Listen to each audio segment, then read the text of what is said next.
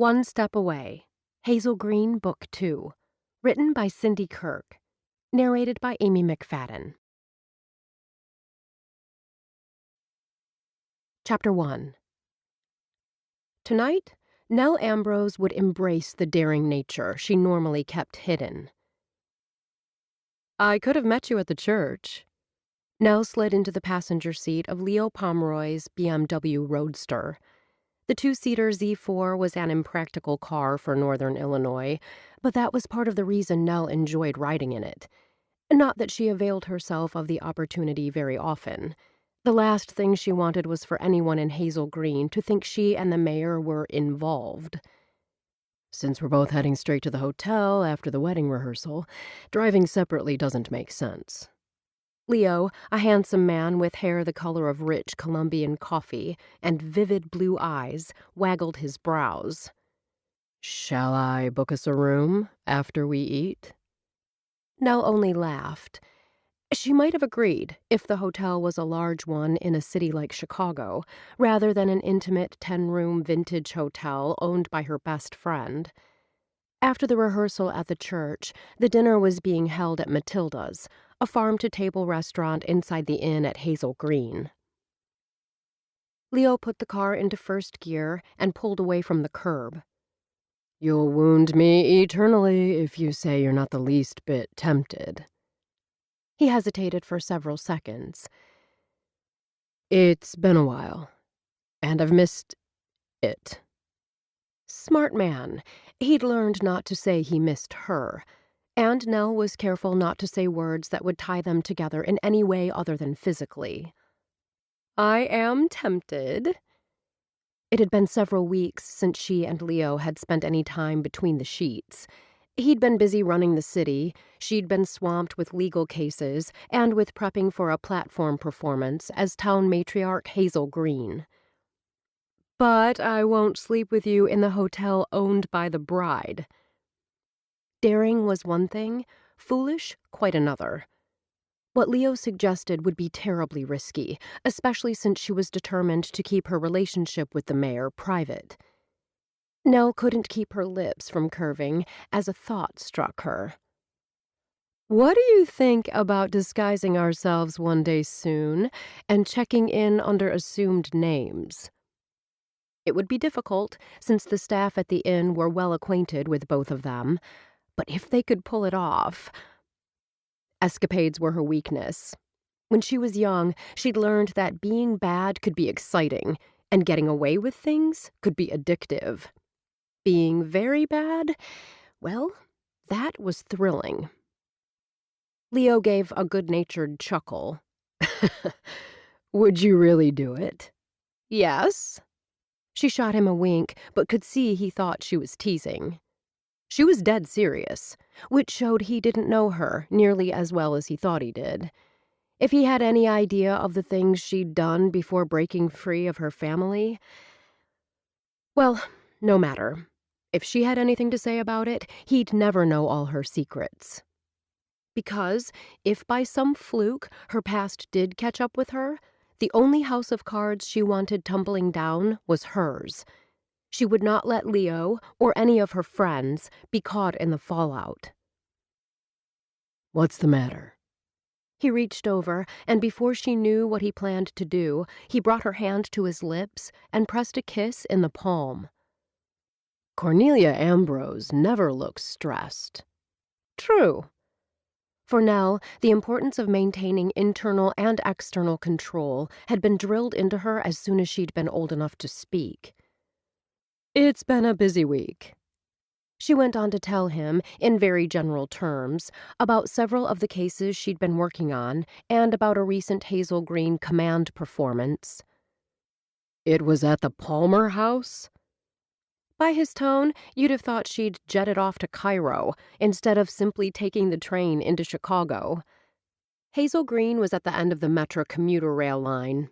It had taken less than an hour for her to arrive at the front door of the turn-of-the-century elegant hotel off Michigan Avenue. "It was a luncheon meeting of the Gold Coast Historical Society." Nell's brows pulled together when he turned into the church parking lot. How had they gotten here so quickly? She enjoyed this alone time with Leo and wasn't ready for it to end. They never went out together.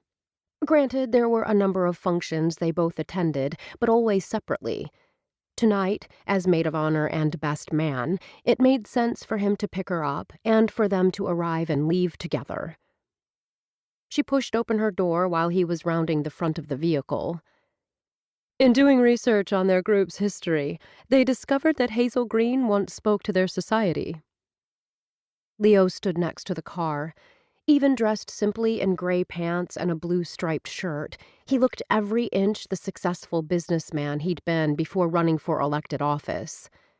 Like her, the young mayor appeared in no hurry to rush inside. Nell shut her eyes and lifted her face to the sun. When she opened her eyes, she found Leo staring. I was remembering the meal. We had turtle timbals, kingfish, and bonbons. The flash of surprise that skittered across his face told Nell she wasn't the only one who found it an odd combination. Lucinda Covert, the group's president, announced quite proudly that these same 3 items had been on the menu when Hazel Green originally spoke to the group. Leo chuckled, seeming to find amusement in the comment. I assume you gave the same speech to complete the déjà vu moment? His sharp mind was only one of the many things Nell liked about him. Hazel did a performance as Susan B. Anthony that day, so I spoke as her. Then I switched back to my Hazel Green persona and spoke about the importance of the arts. 2 personas in one day. Leo appeared both awed and amused. It's a wonder you can recall who you really are. Nell wondered what he'd think if she told him she'd had a lot of practice playing different roles. Wondered what he'd think if he knew Cornelia Ambrose wasn't even her real name. Though Nell knew she should hold back, tonight she didn't stop herself. After a quick glance to make sure they were alone, she gave in to temptation and brushed his lips with hers. His lips were warm, and the citrus scent of his cologne teased her nostrils. Everything inside her yearned for the honest closeness she could never allow. I'm enjoying being me this evening. Being me with you. That's how I like it. His voice held a curious intensity. The look in his vivid blue eyes had Nell shifting focus. She lifted a hand to his cheek and brushed her knuckles against the scruff. Leo's tactile nature made him an amazing lover. The simple touch had the desired effect. Heat flared in his eyes. Are you growing a beard, Mr. Mayor? Nell cocked her head and spoke in a teasing tone. Or did you forget to shave this week? That's 2 days' growth. His eyes never left her face. I was thinking about letting it grow a little longer. What do you think? Will it be scratchy? If it is, I'll shave it off. The coquettish smile she shot him was worthy of Hazel Green. I don't mind it rough. Nell. Leo surprised her by taking her hand, tightening his fingers around hers. Let me come home to you after the dinner tonight. I can't. Genuine regret filled her voice. We're doing a girls' night at the hotel. I could rent a room. His tone turned persuasive. You could sneak away and join. The sound of an approaching car had Nell jerking her hand free. A second later, a red sedan driven by a pretty blonde with a mass of curly hair rounded the corner and swung into the lot. Looks like Jonah's sister is early, too. Think about my offer. Leo's devilish smile could tempt a nun to doff her habit. Though she and Leo loved to banter, they were both conscious of their positions in the community. Or rather, she was conscious of Leo's position. Not only as mayor, but his position as part of what she thought of as the Pomeroy dynasty. The Pomeroy family was one of Hazel Green's founding families. Jasper Pomeroy had been Richard Green's closest friend. When Nell socialized with Leo in character as former town matriarch Hazel Green, it was as if she was part of the inner circle. Her lips curved at the thought. "I can see you're tempted." Leo's low voice was a pleasant rumble. She met his gaze, and her heart lurched. Truth was, she was always tempted by Leo. Nell had learned from the best just how fun it could be to take what you wanted. But like the toys of her childhood, she'd done her best to leave that life behind her. However, sometimes that past came calling, even when not welcomed. She narrowed her gaze at the black Land Rover pulling in beside Jackie's sedan. What the heck was Dixon doing here? Dixon Carlyle cut an imposing figure as he stepped from the ebony vehicle. From his stylishly cut hair, dark as a raven's wing, to the tips of his Italian loafers, everything about the man screamed wealth and privilege. Thankfully, Nell had learned from an early age that appearances could be deceiving. In Dixon's case, she knew for a fact his persona as a successful wealth management advisor was a false front. She knew his past. Worse, he knew hers. Nell still hadn't discovered the real reason Dixon had come to Hazel Green. He'd arrived out of the blue last fall and never left. Supposedly, he had an office in Chicago on Michigan Avenue, but that could be simply another lie he'd spun. Ever since last month, when he'd taken an apartment in Hazel Green, Nell had done her best to keep her distance. She'd insisted he keep his, but he'd never been good at following orders. "What's he doing here?" Annoyance laced Leo's words. "I have no idea." Nell kept the irritation from her voice. Any sign of displeasure would indicate Dixon's presence mattered. That was definitely not the impression she wanted to convey. When he walked over to Jackie and flashed his charismatic smile, Nell knew the groom's twin sister didn't stand a chance. Jackie Rollins had arrived last week, surprising everyone by announcing she was moving to Hazel Green. The blonde emitted a full-throated laugh. No doubt Dixon was dazzling her with his charm. Something he possessed in abundance, and knew how to use to his advantage. She felt, rather than saw, Leo staring at her, while her gaze was riveted on Dixon and Jackie. Nell surprised Leo, and herself, by looping her hand through his arm. "We should say hello. Jackie doesn't know many people in town yet." "Appears she's getting acquainted." Leo slanted a glance at her. "Tell me again how you know him." "College friends." Nell kept her tone offhand. "Eons ago. Or at least it feels that way. Do you remember a lot from those days?" "I remember some. But like you, it seems so long ago." An easy smile lifted Leo's lips. "Were you and Dixon ever romantically involved?" "No." Nell nearly shuddered at the thought. "He never appealed to me in that way. Now you? Well, let's just say you captured my attention from day one." "Good to know."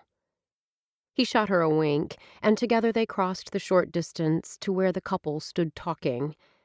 Deep in conversation, Jackie and Dixon didn't turn immediately. When Dixon did look up, he glanced at the hand she rested on Leo's arm. One of his dark eyebrows rose imperceptibly. Nell caught the gesture only because she knew him so well. Her chin inched up just enough to tell him she didn't care what he thought. Irritation surged as amusement danced in Dixon's slate-gray eyes. "Jackie!" Nell greeted Jonah's sister, then made a great show of widening her eyes when they landed on Dixon. "And Dixon! This is a surprise. What are you doing here?" "Frank Partridge came down with the stomach flu." Dixon pasted a sympathetic expression on his face. "I'd been consulting with Pastor Schmidt on several church financial matters. He knows I'm a pianist, and when Frank canceled, he asked me to step in." Jackie smiled warmly at Dixon. "That was sweet of you." "Frank Partridge?" Nell paused. The mailman? Postal carrier? Dixon's lips quirked. That question tells me you don't attend services at Hazel Green Community. Frank is at the piano every Sunday. Leo studied the man through curious eyes. I didn't realize you played. Dixon shrugged. I'm not a classical pianist, but I'm accomplished. It was kind of you to step in and help. The grudging quality to Leo's compliment had Nell hiding a smile. What can I say? Dixon winked at Jackie. I'm a nice guy. It took every ounce of control Nell had not to roll her eyes when Jackie giggled. Instead, she gestured carelessly with one hand toward the church doors. We should go inside. I'm sure Abby and Jonah are wondering where we are. Just before they reached the entrance, Henry Beaumont roared up on his Harley. Henry, known as Beau, groomsman and son of the editor of the Hazel Green Chronicle, would walk down the aisle with Jackie. Nell knew the attorney-turned-trial consultant superficially and had no intention of becoming better acquainted. From a young age, lawyers and police officials had been on her list of those to avoid. Thankfully, because her practice specialized in child advocacy cases, her interaction with law enforcement was minimal. Her contact with other lawyers, well, that was often unavoidable. Like now.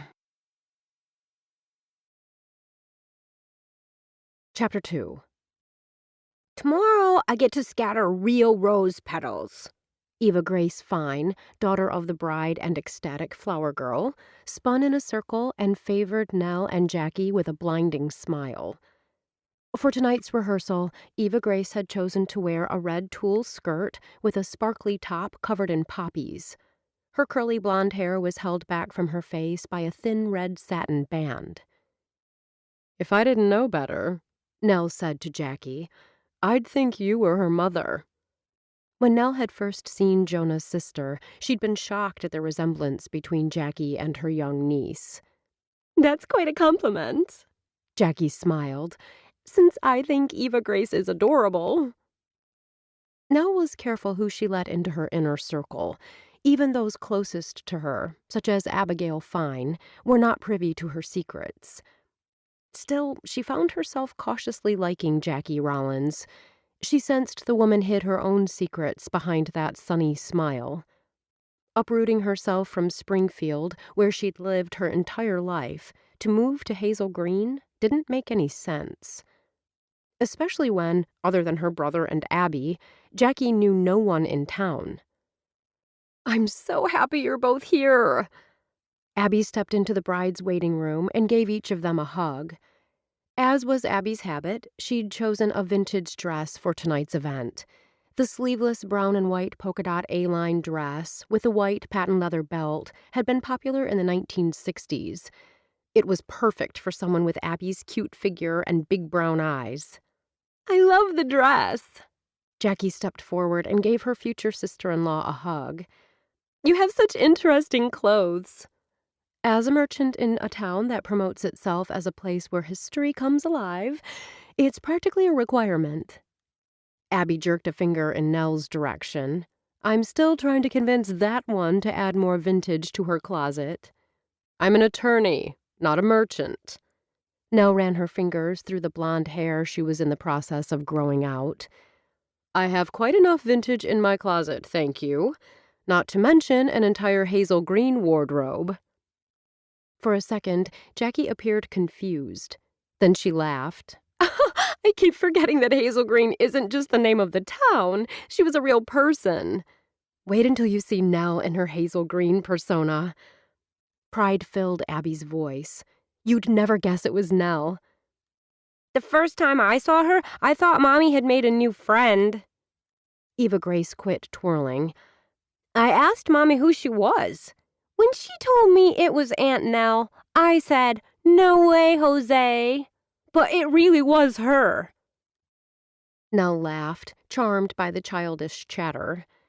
No matter what persona she took on, it was a source of pride that she never broke character. Her mother had once dubbed her a chameleon, able to blend in no matter the surroundings. "When do I get to walk down the aisle?" The 6-year-old's pretty face pulled into a frown as she fixed her gaze on her mother. "Daddy told me if he knew I wouldn't have real flowers to toss, he'd have brought some for me." Daddy was Eva Grace's biological father, Jonah Rollins. Abby had been a surrogate for Jonah and his then-wife, Veronica. When doctors warned the baby would likely be born with severe birth defects, Veronica pushed for an abortion. Abby stood firm and continued the pregnancy, breaking the surrogacy agreement. Eva Grace had challenges, especially during those early years, but none as severe as the doctors anticipated. Abby had spent the first 5 years of Eva Grace's life as a single parent before Jonah was back in the picture. Tossing real petals tonight would be a problem. Instead of leaving right after we finish rehearsing, Abby placed a hand on her daughter's shoulder, we'd have to stay and pick each one up. Eva Grace wrinkled her nose. "Oh." "You're good at pretend." Abby smiled. "We'll see those petals, even though they aren't there." Nell knew the truth behind the statement. Most people saw what they wanted to see, not what was right in front of them. Perception, she'd learned from an early age, was everything. Eva Grace appeared uncertain, but at that moment, Liz Canfield rushed into the room. "I'm so sorry. The train was late and, well..." Liz paused. "Anyway, I'm here now." Liz, who'd once been a reporter for one of Chicago's largest newspapers, was part of Nell and Abby's circle of friends. Nell liked the divorced mother of one, admired the strength she'd shown when her once happy life had unraveled. Shortly after Liz's marriage had collapsed, her mother had been diagnosed with cancer, and the newspaper had eliminated her position. The pretty brunette had appeared to take it all in stride. Cool confidence was the face Liz presented to the world. "Jonah's parents are here. They walked through the door with me," Liz informed Abby in a low tone. "They stopped to speak with Jonah and Leo. I told them we'd be out momentarily." Abby nodded and kept her voice equally soft. "I don't want Eva Grace too wound up before the practice." Nell understood. This was exciting stuff for the 6-year-old. Liz nodded her approval. "It's important we all remain calm and focused." The former reporter had taken on the task of wedding coordinator, a job she appeared to take seriously if the directions she began barking out were any indication. 20 minutes later, Nell had to admit the woman had a talent for keeping everyone on task, though it was only natural that Jonah's parents needed to be properly welcomed back to Hazel Green, even though they'd just been in town last week for a wedding shower. Liz cut the reunion short, announcing everyone could catch up at the rehearsal dinner. This was Nell's first time as anyone's maid of honor. Unlike many young women her age, she'd never even been a bridesmaid. For most of her life, Nell had avoided close friendships. Practically from the moment Abby had arrived in Hazel Green, she'd refused to let Nell keep her at arm's length. For that matter, neither had Liz. Or Rachel. Instead of no friends, Nell had a gaggle. She was truly mystified by how that had happened. "Nell, listen up." Blinking, Nell refocused on Liz, paying careful attention to the instructions on where to stand once she reached the front of the church. Huffing out a breath, Liz positioned her and Jackie at a slight angle. "You are to remain evenly spaced. Never stand with your full back to the guests." Liz put her hands on Jackie's shoulders and made another slight adjustment in the bridesmaid's stance. "Bouquets are to be held in both hands, in front of your body." Liz scrutinized them with the intensity normally reserved for drill sergeants. Nell found herself holding her breath. "Good." Liz gave a nod of approval. "We need to practice walking out. Remember, keep 20 feet between you and Abby." Though Nell would be exiting the front with Leo, Liz insisted that she and Jackie get their parts perfect while the men watched from a nearby pew. Leo smirked at her as she walked past. She couldn't help sticking her tongue out at him. "Eyes forward now," Liz called out. Once the recessional was done to the drill sergeant's, to Liz's satisfaction, they moved on to the processional. Abby and Jonah had chosen to follow the Midwest format, where couples entered the ceremony in pairs. That suited Nell just fine. After Jonah's mother had taken her seat at the front of the church, Jackie and Beau made their way down the aisle. Liz nodded her approval at the pace. Leo, standing at Nell's side, held out an arm to her. "Ready to do this?" As Nell gazed into those clear blue eyes, she had the odd sensation that she was about to step off solid ground onto shifting sand, which, she told herself, was absolutely ridiculous. She and Leo were practicing walking down a church aisle, nothing more. To the piano accompaniment of Pachelbel's Canon in D major, she started down the aisle. Leo slanted a sideways glance at Nell. Per Liz's instructions, he was careful to keep the requisite 20 feet between them and Jackie and Beau. The truth was, he didn't feel the slightest urge to hurry. In fact, he'd like to prolong the moment. It wasn't often he had a reason to be at Nell's side. "You look amazing," he murmured, keeping his gaze focused ahead. Out of the corner of his eye, he saw her red lips curve. She always took his compliments in stride, but he could tell he'd pleased her. While he'd loved her hair when it had been spiky and platinum blonde, the golden strands brushing her shoulders gave her a softer, more approachable look. The short silk dress with the geometric print she'd chosen to wear to the rehearsal flattered her figure and her endlessly long legs. The scent of amber perfume had his body on alert. It might have been Nell's beauty that had originally caught his eye, but it was the intriguing woman inside who kept him coming back for more. She was smart and funny, with a dry wit that often came from left field. And while she'd deny it to her dying breath, she was kind to her friends, to children like Eva Grace, to him. All too soon, they reached the front of the sanctuary and were forced to separate. He moved to the right, she to the left. Once in place, Leo turned and angled his body. He clasped his hands behind his back. Jonah and Beau stood on either side of him, holding the same pose as they watched Eva Grace stroll down the aisle, tossing pretend petals on the pretend aisle runner. What would it be like to have a child? Leo wondered. In his 20s, a wife and child had been so far off his radar they didn't even register. Now, in his 30s, he could see himself as a dad. Leo slanted another glance at Nell. As if she sensed his eyes on her, she shifted her gaze ever so slightly. Their eyes met and held. When the music changed, Leo heard Jonah suck in a breath. Though Abby was wearing a dress with polka dots and not a wedding gown, her soon-to-be husband couldn't take his eyes off her. Leo felt a stirring of something that felt an awful lot like envy. Though Jonah and Abby had gone through some tough times, it was obvious to Leo, and to anyone who knew them, how much they loved each other.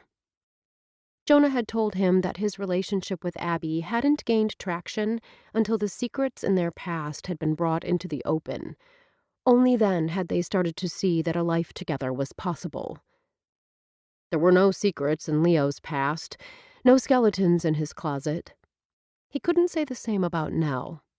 He didn't know what went on in her head. Heck, she didn't even want to publicly date him.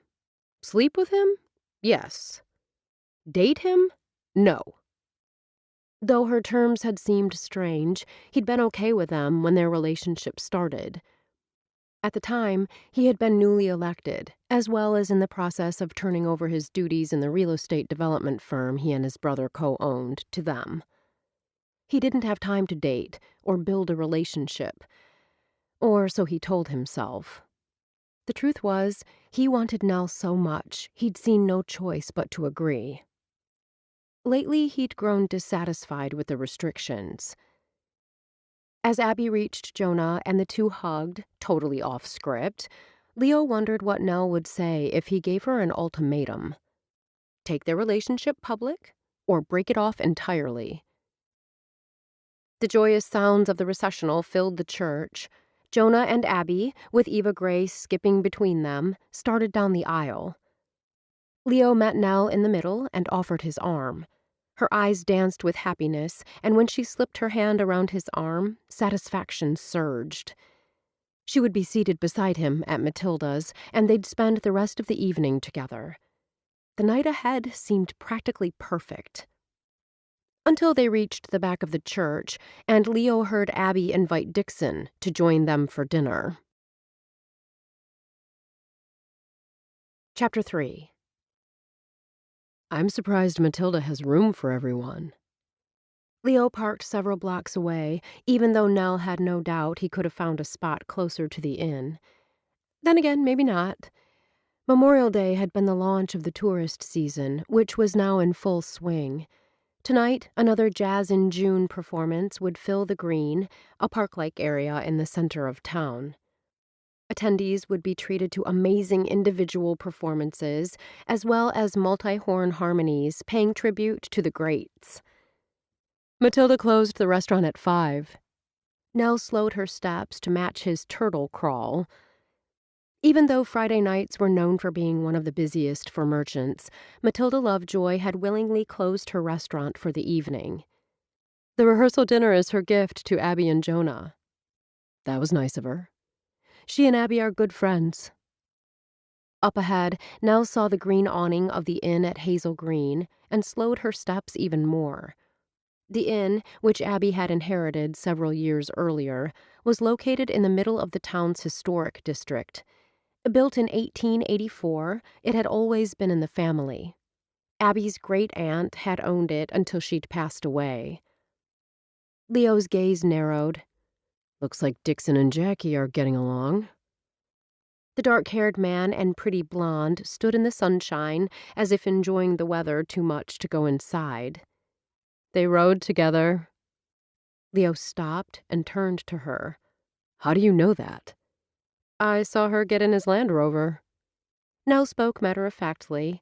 Like many other lessons she'd learned in childhood, being observant had been near the top of the list. Puzzlement furrowed Leo's brow. You were watching him? Not watching her, not watching them, watching him. This subtle difference didn't escape her. She supposed another woman might have twisted the knife, fanned the flames of any jealousy. God knew her mother had embraced such drama. But Nell genuinely liked Leo and had no desire for games. I'm simply observant. Okay, so maybe that wasn't quite accurate, but she certainly didn't have romantic feelings for Dixon. Leo, whose arms had remained at his sides, surprised her by snaking one arm around her shoulders and giving her a squeeze. Though a smile lifted her lips, she gazed pointedly at his hand, now toying with her hair. Exhaling an audible breath, Leo released her. By the way you act, you'd think one of us was married. His expression suddenly stilled, and he paled. Tell me you aren't married. If she had been, after nearly 6 months of intimacy, this was a strange time to ask. Nell chuckled and shook her head. No, I'm not married. Like a quarterback seeing an opening in the line, Leo pressed forward. Have you ever been married? Though this was the type of conversation she made every effort to avoid, the rehearsal had caused her to feel especially close to Leo. No. Ever come close? They were standing 3 shops down from the inn, the mellow tones of a saxophone blended with a trumpet and a trombone, as the scent of late-blooming lilacs teased her nostrils. At one time, Nell had loved the sweet fragrance. Stanley's house had a lilac bush by the back terrace. It had been in bloom the night. A chill traveled up her spine. Have you ever come close? Leo repeated the question. No. Nell spoke more curtly than she'd intended. Her memories prior to coming to Hazel Green were not pleasant ones. They definitely weren't ones she wanted to revisit. Leo studied her for a moment, then smiled. How was it that a simple smile from him had the ability to ease the tension from her shoulders? Impulsively, she reached over and touched his hand. His fingers wrapped around hers for barely a second. I wonder what's on the menu. Nell pulled her hand casually away as Beau joined them. She hadn't jerked her hand or made any grand movement, but Beau had seen the gesture. Though his expression remained implacable, he was sharp-eyed. Word in town was his father was pressuring him to take over the running of the newspaper, a move he was resisting. Though, supposedly, Beau had shown great promise as an investigative reporter during his high school and college years, he hadn't pursued that career. Instead, he'd obtained a JD, then a PhD in clinical psychology. He now worked as a trial consultant for a large Chicago law firm. Being around the guy gave Nell an itch between her shoulder blades. She didn't let it show. Her mother had used trial consultants in the past, and Nell knew the importance of every gesture. Still, what did it matter if he thought there was something going on between her and Leo? Attraction, even sexual relations, between two single, consenting adults wasn't a crime. Knowing Beau would likely find it suspicious if she ignored him, Nell flashed him a smile. I haven't seen you around much. Not since you moved to Lincoln Park. A look of puzzlement filled his gray eyes. How do you know I live in Lincoln Park? Her stomach clenched. Nell made a great show of rolling her eyes. There are no secrets in Hazel Green. Beau chuckled. He was tall and broad-shouldered, with muscular arms, and a mop of hair that held shades of both blonde and brown. Nell supposed he was handsome, if you liked guys who looked like Thor. That type held no appeal for her. Actually, she added when they neared the door to the inn, Liz told me. Your father mentioned it to her. I'm surprised Dad didn't put it in the Chronicle as a news article. Beau reached the door ahead of Leo and held it open. Last Saturday's edition. Nell strolled past him. Bottom of page 2. Seriously? Just kidding. With Leo's palm resting against the small of her back, Nell slipped into the comforting ambiance of the inn. While Nell had lived in numerous high-end residences over the years, nothing but the best for her mother, none of those houses had given her the warm feeling that wrapped around her each time she stepped through the door of the inn. Nell likened it to the feel of a favorite sweater against your skin. As always, the place worked its magic, and she began to relax. Not completely. She wasn't a fool. But the hyper-alertness that had been her constant companion since she'd been a child eased slightly. The gleaming hardwood floor and the exposed brick in the entry radiated warmth and welcome. The hand-tooled maple banister leading to the second floor gleamed as if it had been freshly polished. Iris Endicott, a young teacher and widow, manned the hotel desk this evening. Nell had heard that Iris and the doctor she'd been dating were no longer together. Nell lifted a hand in greeting, but didn't interrupt since Iris was checking in a guest. Leo leaned close. His warm breath fanned her face as they paused at the colonnade separating the lobby of the hotel from Matilda's. Have you heard what's on tonight's menu? Pizza, salad, and breadsticks, Nell informed him without missing a beat. Leo's eyes immediately lit up, then just as quickly turned suspicious. Are you making that up? Of course she is. Beau's voice sounded from behind them. You can tell because there was a change in her voice. Everything inside Nell went cold, but she kept her composure, then turned to Beau with a smile. I bet you were a real hit in high school when playing Truth or Dare. Actually, I never played that party game. Beau's voice remained even. I was too busy with all my clubs. A geek, Nell thought.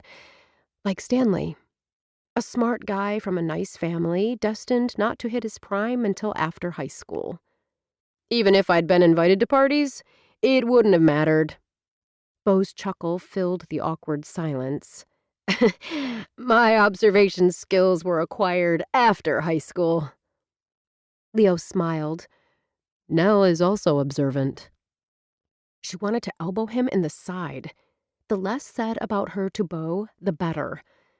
Thankfully, Eva Grace burst into the hotel lobby like confetti tossed into the wind, her parents right behind. Nell turned to greet her friend.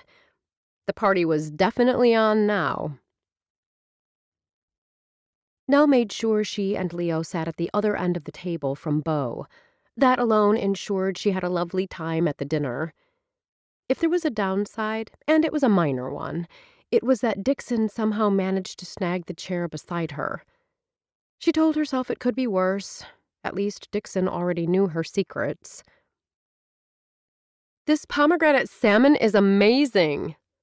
Abby raised her voice as her gaze sought out Matilda, who sat beside Bo at the far end of the table. It's always been one of your favorites. Matilda Lovejoy's skill with food and pastry had transformed the restaurant inside the small hotel into one that drew people from all over the region. Several years ago, when the popularity of organic and farm-to-table restaurants had soared, Matilda had made significant changes to her menu. Now, most of the ingredients in her dishes came from suppliers within a 50-mile radius of Hazel Green. It's a favorite of mine now, as well. Jonah stabbed the last bite on his plate with his fork. Matilda appeared startled when Bo took her hand and looked into her eyes. Marry me, Matilda. Matilda let out a hearty laugh. She was a handsome woman with auburn hair and green eyes. Though Nell didn't know for certain, she'd place the woman's age somewhere in her mid to late 30s. Like her, Matilda rarely spoke of her past. Excellent food and fabulous conversation. Dixon lifted his glass of wine and gave a little salute in her direction, or rather, in the direction of the bride and groom. This has been a most enjoyable evening. Dixon's comment appeared innocent and friendly, but Nell knew it held another message. This was the first time in years they'd sat at the same table and shared a meal. It was a wonderful dinner. Nell kept her tone light, but when her eyes met his, she knew he understood. Dixon always understood. But she couldn't forget he'd come to Hazel Green despite her express request that he keep his distance. Being in the same town together only increased the danger for both of them. Nell still didn't know why he was here. They'd gone their separate ways years ago. Why show up now? She'd asked, but so far, Dixon had refused to give her a straight answer. Expelling a breath, Nell schooled her expression, conscious of Leo's attention on her. It's been a long day, she said in answer to his unspoken question. Abby and Jonah pushed back their chairs at the same time. Jonah took Abby's hand in his and brought her fingers to his lips for a kiss. The diamond on her left hand winked in the light. We want to thank you for all you've done to make the planning of our wedding a pleasure rather than a pain. Jonah smiled as laughter rippled around the table. Having good friends to share this special time means a lot to Abby and me. Me too, Eva Grace piped up, her mouth filled with a bite of mini lime cupcake. It means a lot to our daughter, too. Jonah offered the little girl an indulgent smile. From the bottom of our hearts, thank you. Along with everyone else at the table, Nell clapped. Does she feel hot to you? Nell jerked her head in Abby's direction. The back of her friend's hand was against her daughter's forehead. While Nell watched, Jonah placed his hand on Eva Grace's flushed cheek. He nodded, and worry filled his eyes. How do you feel, sweetie? To Nell's inexperienced eyes, the child looked fine. But then, what she knew about kids could fit on the head of a pin. I feel good. Eva Grace smiled at Matilda. My tummy is very happy. Matilda smiled, but worry furrowed her brow. Jonah's parents exchanged glances. Abby shifted her gaze to Nell and Jackie. I know we planned to get together this evening, but... No worries. Nell waved her silent. You need to be with your daughter. Jackie shot Abby a reassuring smile. I bet after a good night's rest, she'll be ready to toss those petals like a pro. Thank you for understanding. Abby expelled a shaky breath. I love you both. Let's get our girl home. Jonah placed a hand against Abby's back. I don't want to go home yet. Eva Grace's lower lip trembled. Her voice stopped just short of a whine. Jonah ruffled the girl's blonde curls. Once you're in your PJs, we'll play a game of sneaky, snacky squirrel. Then we'll read not one, not two, but 3 stories. Eva Grace's eyes widened. Can I pick the books? Of course. Abby smiled. It's a special night. Once the threesome left, Jonah's parents headed upstairs to their suite. Anyone up for checking out the action at Goose Island Grog? Bo might have posed the question to the group, but his gaze was on Jackie. They have karaoke on Friday nights. Jackie tossed her head, sending her curls cascading down her back. Sounds like fun. Count me in. Dixon finished off his glass of wine. Matilda? I'd love to join you, but my staff and I are handling the food for the reception. Even as she spoke, Matilda gestured to one of the servers to begin clearing the table. I need to stay here and go over last-minute details. Beside Nell, Leo remained silent, as if waiting to see what she had in mind. Though part of Nell wanted nothing more than to beg off, then meet him somewhere private, that would be wasting this opportunity. If they went to Goose Island as part of a wedding party group, no one would think twice about them being together. Once they decided to call it a night, Leo could still come home with her. Come on, Nell, it'll be fun. Dixon's urging had her reconsidering. It's been a long day. Her gaze shifted to Leo. Would you mind terribly dropping me off at my place? The smile Leo flashed was bright, hot, and filled with promise. Chapter 4. On their way to the car, Leo and Nell maneuvered through sidewalks filled with tourists. Many of the locals out for a fun Friday night were people Leo knew, or who knew him, or knew Nell. Leo caught several guys giving her a second glance. He didn't blame them. Nell was a beautiful woman. Leo resisted the urge to grab her hand. It wasn't just that he wanted to proclaim to the world that they were together. Okay, that was part of it. But it wasn't the entirety. He liked physical contact. He liked her. Heck, he could easily love her, which was crazy when you considered he didn't know that much about her. Leo told himself he knew enough. He'd witnessed her kindness and compassion, as well as her steely determination to right the wrongs done to children. She had a good heart. But being friends with benefits was no longer enough. Nell's hand brushed against his as they walked, as if she also found it difficult to keep from touching. Leo recognized one of the 2 men coming toward them. Deep in conversation, oblivious to their surroundings, neither appeared to notice his and Nell's approach. Leo punching Wells in the shoulder, perhaps a little harder than was necessary, had his eldest brother's head jerking up. Wells's tight-set jaw released when he saw Leo. His gaze shifted momentarily to Nell before returning to his brother. The older Wells got, the more he reminded Leo of their father. Wells had their dad's sandy brown hair, hazel eyes, and solid build. Leo and his middle brother, Mathis, had inherited their mother's blue eyes, dark hair, and leaner frame. Jerome, this is my brother, Leo, Wells said. And this is Cornelia Ambrose, a local attorney. You're Hazel Green! Jerome's eyes lit up. My wife and I are huge fans. Thank you. Nell's smile was as gracious as her words. It's a privilege to portray such an amazing woman. Jerome is considering investing in the warehouse over on Chandler Road, Wells told Leo. If it was the one Leo was thinking of, the warehouse had been sitting empty for years. That property has a lot of potential. I agree. Jerome nodded, then slanted a glance at Wells. The price? Well, that will need to be negotiated. Wells only smiled and shifted his attention to Leo. I thought you two were tied up at a wedding event tonight. We just got through with a rehearsal dinner at Matilda's. Leo kept his tone easy. Eva Grace wasn't feeling well, so Abby and Jonah cut the evening short. Jonah. Jerome rubbed his chin. That wouldn't by any chance be Jonah Rollins, the police chief. That's him, Leo acknowledged. Abby Fine, his fiancée, owns the inn at Hazel Green. Jerome's watch buzzed. His lips lifted in an apologetic smile.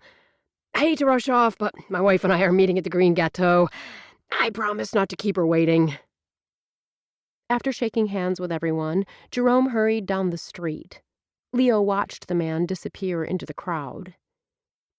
I ran into Jerome on my way to Goose Island. Wells's gaze shifted briefly to Nell before returning to his brother.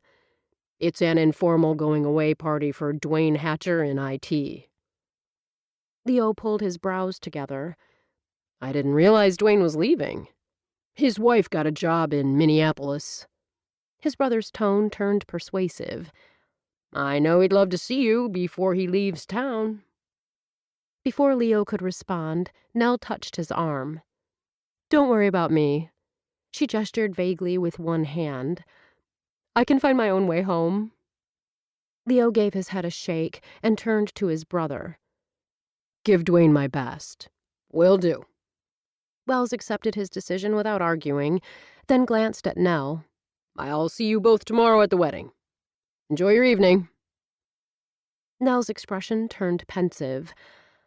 I was surprised when Wells said he was headed to a party. Why? You just don't see him much at social events. Or at least I don't run across him much, Nell amended. He's different since the helicopter crash. Leo expelled a heavy breath as he recalled the tragedy. In one day, he lost his wife and our sister. I can't imagine how hard that must have been for him. And for you. Leo gave only a jerky nod and changed the subject. If Wells ends up unloading that old warehouse, we'll all party at Goose Island. It didn't take them long to reach Greenbrier Place. 2 months ago, Nell had entered into a short-term lease with the option to buy one of the spacious apartments. Only a couple years old, units in the brick and stone building were highly sought after. The flats had 10-foot ceilings, a rooftop garden, and sold for astronomically high prices. When Leo had asked Nell how she could even consider buying, she'd alluded to some particularly lucrative stock purchases. One night, she'd shown him her portfolio. The woman might not be able to keep a plant alive, but she definitely knew how to invest. Greenbrier Place, known for being one of the most secure buildings in Hazel Green, had a lobby concierge who doubled as a watchdog. Though discreet was the name of the game in this high-end building, until tonight, Nell had preferred rendezvousing at Leo's house. Before they reached the entrance, Leo took her hand and pulled her to sit with him on a bench under a large leafy tree. What are you doing? Leo felt like a racehorse at the starting gate. His heart hammered against his chest. He told himself, if you didn't enter the race, you never won. We need to talk. Nell's gaze turned watchful, but when she spoke, her tone was light and the smile remained on her lips. Here I thought that's what we'd been doing all evening. He angled his body toward her. I want us to go public with our relationship. Her eyes widened. Whatever she'd expected him to say, it wasn't this. I don't... Hear me out. Leo lifted a hand. I think you and I could have a real future together. I'm ready for more now. I'm asking you to give us a shot." Instead of dismissing the suggestion, as she had the other times he'd pressed, Nell appeared to be considering the possibility. "Sneaking around does get old." Leo waited for her to say more, but when the silence stretched and extended, he was the one to finally break it. "Your silence tells me you have reservations about what I'm proposing." His gaze searched hers. "Tell me what they are." When Leo had decided to pursue this discussion, he'd thought about what he'd do if she refused. As hard as losing her would be, if she truly didn't care enough to try to build a lasting relationship, he'd concluded it'd be best to walk away now. "I care about you, Leo." Nell's fingers tightened around his hand. "I'd like more, too. What's between us is more than sex. Although, don't get me wrong, sex with you is exceptional." He laughed. "But I'm not prepared for the scrutiny that comes with being the mayor's girlfriend." Two lines furrowed Nell's brow. "I'm uncomfortable with all the public attention that would bring." Of all the arguments he'd thought she might present, this one made the least sense. He'd never seen anyone more at ease in the public eye than Nell. "Remember, I'm a small-town mayor, Nell, not a U.S. senator like my father. Although, to be perfectly honest, I may run for higher office down the road." Leo offered her what he hoped was an encouraging smile. "I'm not discounting your worries, but I believe we can make this work. The thing is, I'm not sure how much longer I can go on with things the way they are now." A startled look crossed her face. She jerked her hand from his. "What are you saying?" Before Leo could respond, his phone buzzed. Pulling it out, he read the message and swore under his breath. Nell lifted a brow. "Family issue." He shot her an apologetic look. "I need to go. I hope everything is okay." She placed her palm against his chest, her blue eyes filled with concern. Leo blew out a breath. The urgency of the text was disturbing. "Yeah, me too." Leo sat in the overstuffed chair in Wells's study. His brother Mathis, known as Matt to those close to him, had commandeered a nearby chair. Wells stood, one hand on the fireplace mantel, a glass of whiskey in the other. "Dad and Steve have been friends for as far back as I can remember." Matt shook his head. "He's a good guy. Why would he do something like this?" "I'm sure we'll get more details once we meet with Dad in person. I don't think he wanted to get into all the specifics on the phone." Wells's expression was grim. "I don't need to be a politician to realize the fallout could be the death knell for Dad's career. This whole situation pisses me off." Leo surged to his feet. "Dad trusted Steve, and this is how he repays him? I couldn't believe it myself." Wells took another sip of whiskey. "Just from the little I know, it appears Steve has been lying to Dad for over a year." Leo pressed his lips together and fought to bring the anger bubbling inside him under control. Matt frowned. "He and Dad were best friends." "Some best friend." Leo spat the title. "The man was lying to Dad every day of the last year when he pretended to be someone he wasn't." Wells nodded. "With Dad up for re-election in November, this scandal couldn't have come at a worse time." "You're acting like Dad did something wrong," Matt protested. "It was Steve who took the bribes." "Steve was Dad's legislative director." Wells patiently pointed out something that should have been obvious. "In that position, it was Steve's job to advise Dad on key legislative decisions, including how to vote on issues. Which is why the bribery charge spills over onto Dad." Leo clenched his jaw so tight the muscles jumped. Not only does it look like our father didn't know what was going on in his own office, it makes all his votes suspect. Dad did the right thing in recusing himself from the vote on the trade deal. Wells's eyes remained as dark as his expression. He couldn't vote for it, knowing Steve had taken money to secure a positive vote. The funny thing is, he would have voted for it anyway. Leo's lips turned up in a humorless smile. Sympathy filled Matt's eyes. Steve is in a whole shitload of trouble. I don't feel sorry for him.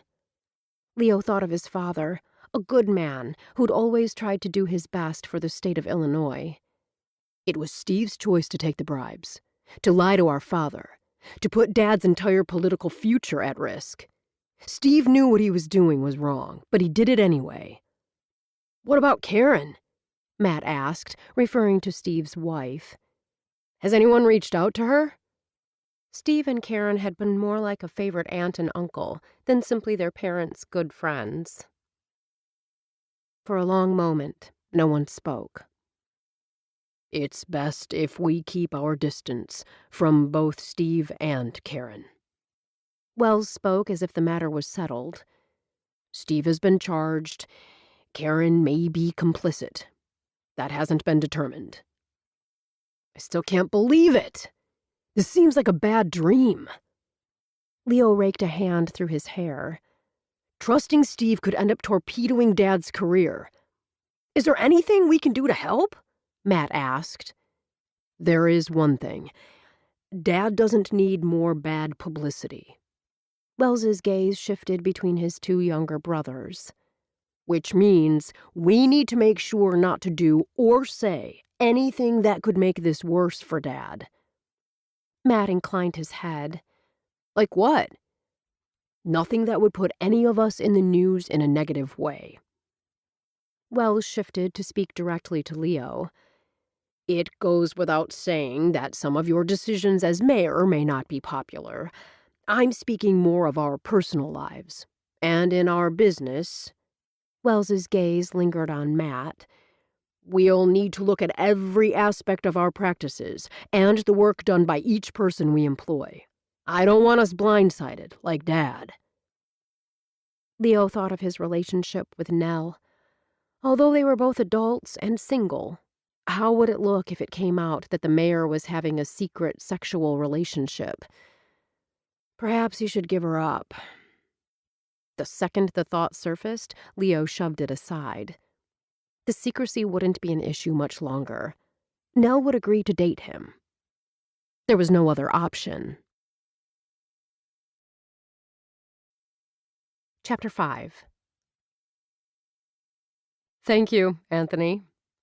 Nell offered a smile to the man who held the elevator door open for her. I hope you had a pleasant evening. At 6 feet, Anthony Pugliese had the lean, muscular build of a street brawler and the face of an Italian film star. The snake tat traveling up his right forearm added an element of danger to his polished appearance.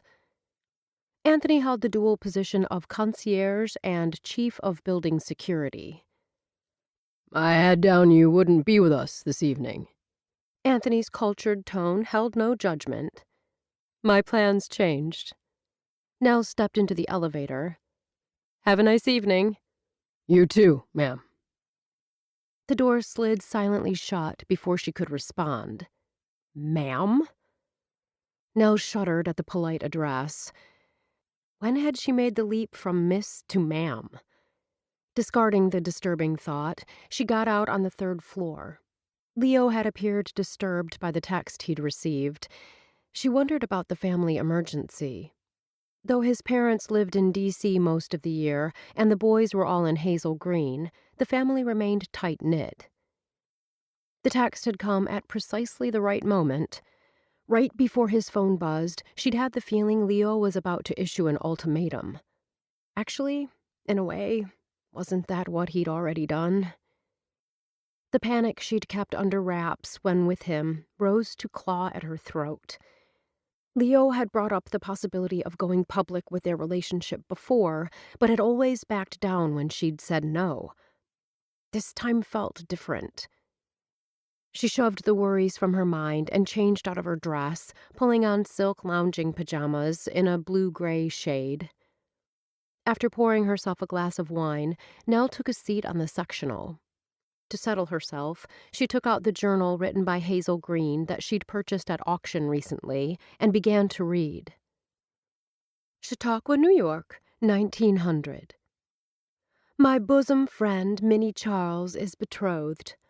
I am happy for her, truly I am, but sad, because once she is married, she will move with her husband to Philadelphia. Although we will correspond, she will be busy with her new life, and I am certainly busy with mine. Still, the ache in my heart over losing her friendship tells me it is best not to form close attachments. I have decided that I will be an independent woman, like Miss Susan B. Anthony. I will go where I want and do as I please. I will fight for causes I believe in and inspire other women. I do not have to have a husband to be happy. I am content with my life. H. The ding of her cell phone had Nell's heart leaping as she put down the book. Perhaps Leo's family emergency had been a false alarm. As she read the text, that hope died. She frowned. How had Dixon gotten her phone number? The minute the thought surfaced, she realized getting her phone number would be child's play to someone with his skills. Reconsider joining us? For one brief moment, Nell considered not replying. But Dixon would only text again. He knew the repeated text would irritate her, and tenacity was part of his nature. Leo had a family thing. I'm staying home with a bottle of Merlot. For a second, Nell almost added, thanks for thinking of me. But she wasn't glad he'd thought of her. Hadn't she made it clear she wanted him to leave her alone? After hitting send, she tossed the phone on the end table and picked up her wine glass. Less than 15 minutes later, she jumped at the sound of a knock on her door. Anthony hadn't alerted her she had a visitor, and the only way to the upper floors was through him. Heart thudding, Nell crossed the room to peer through the peephole. Flipping the deadbolt, she jerked the door open. What are you doing here? Dixon lifted a bottle of wine and smiled. You deserve better than Merlot. The ding of the elevator at the end of the hall had her hustling him inside. I thought you might be in the mood for company. I was enjoying the solitude. She wondered if he heard her, as he was already moving deeper into the room. He rocked back on his heels, his head turning as he assessed the luxurious yet comfortable interior. You always had a talent for making a place feel like home. His eyes went dark with memories. He laughed softly. Except for the house in Vegas. Even I couldn't save that place from ostentatious ugliness. Nell's lips curved despite her efforts. Especially when our mother embraced the over-the-top decadence. For a second, his eyes locked with hers. This was the first time she'd mentioned their familial connection. Dixon inclined his head. I don't understand why you're so determined to keep a wall between us. Guilt? The word rose unbidden and was immediately shoved aside. Nell realized two things. One, her brother wasn't going anywhere anytime soon, and two, he was right. It was time they talked.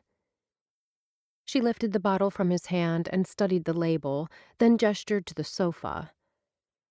Thanks for this, but I have a bottle of Merlot already open.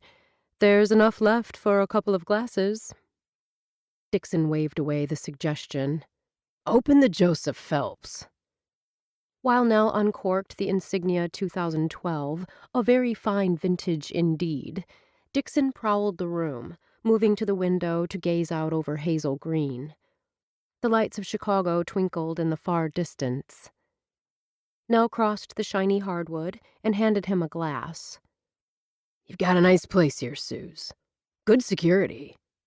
Nell, she reminded him. I haven't been Susanna Lamphere for nearly 15 years. It doesn't even feel like my name anymore." She took a sip of the very excellent Bordeaux blend and felt some of her tension ease. It was just her and him. There was no harm and plenty of benefit to clearing the air. But first she had to ask. "Speaking of security, how did you get past Anthony? Not to mention the alarms."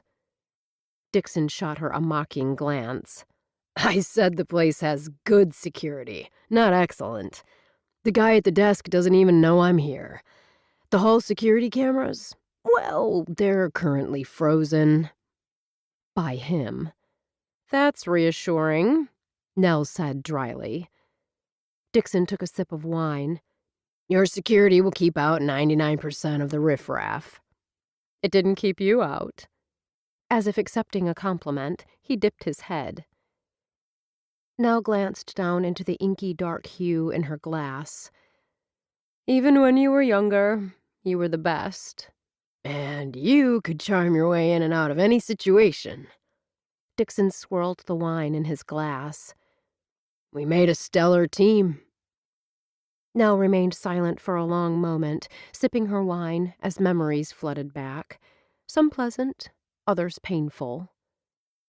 "What brought you to Hazel Green, Kai?"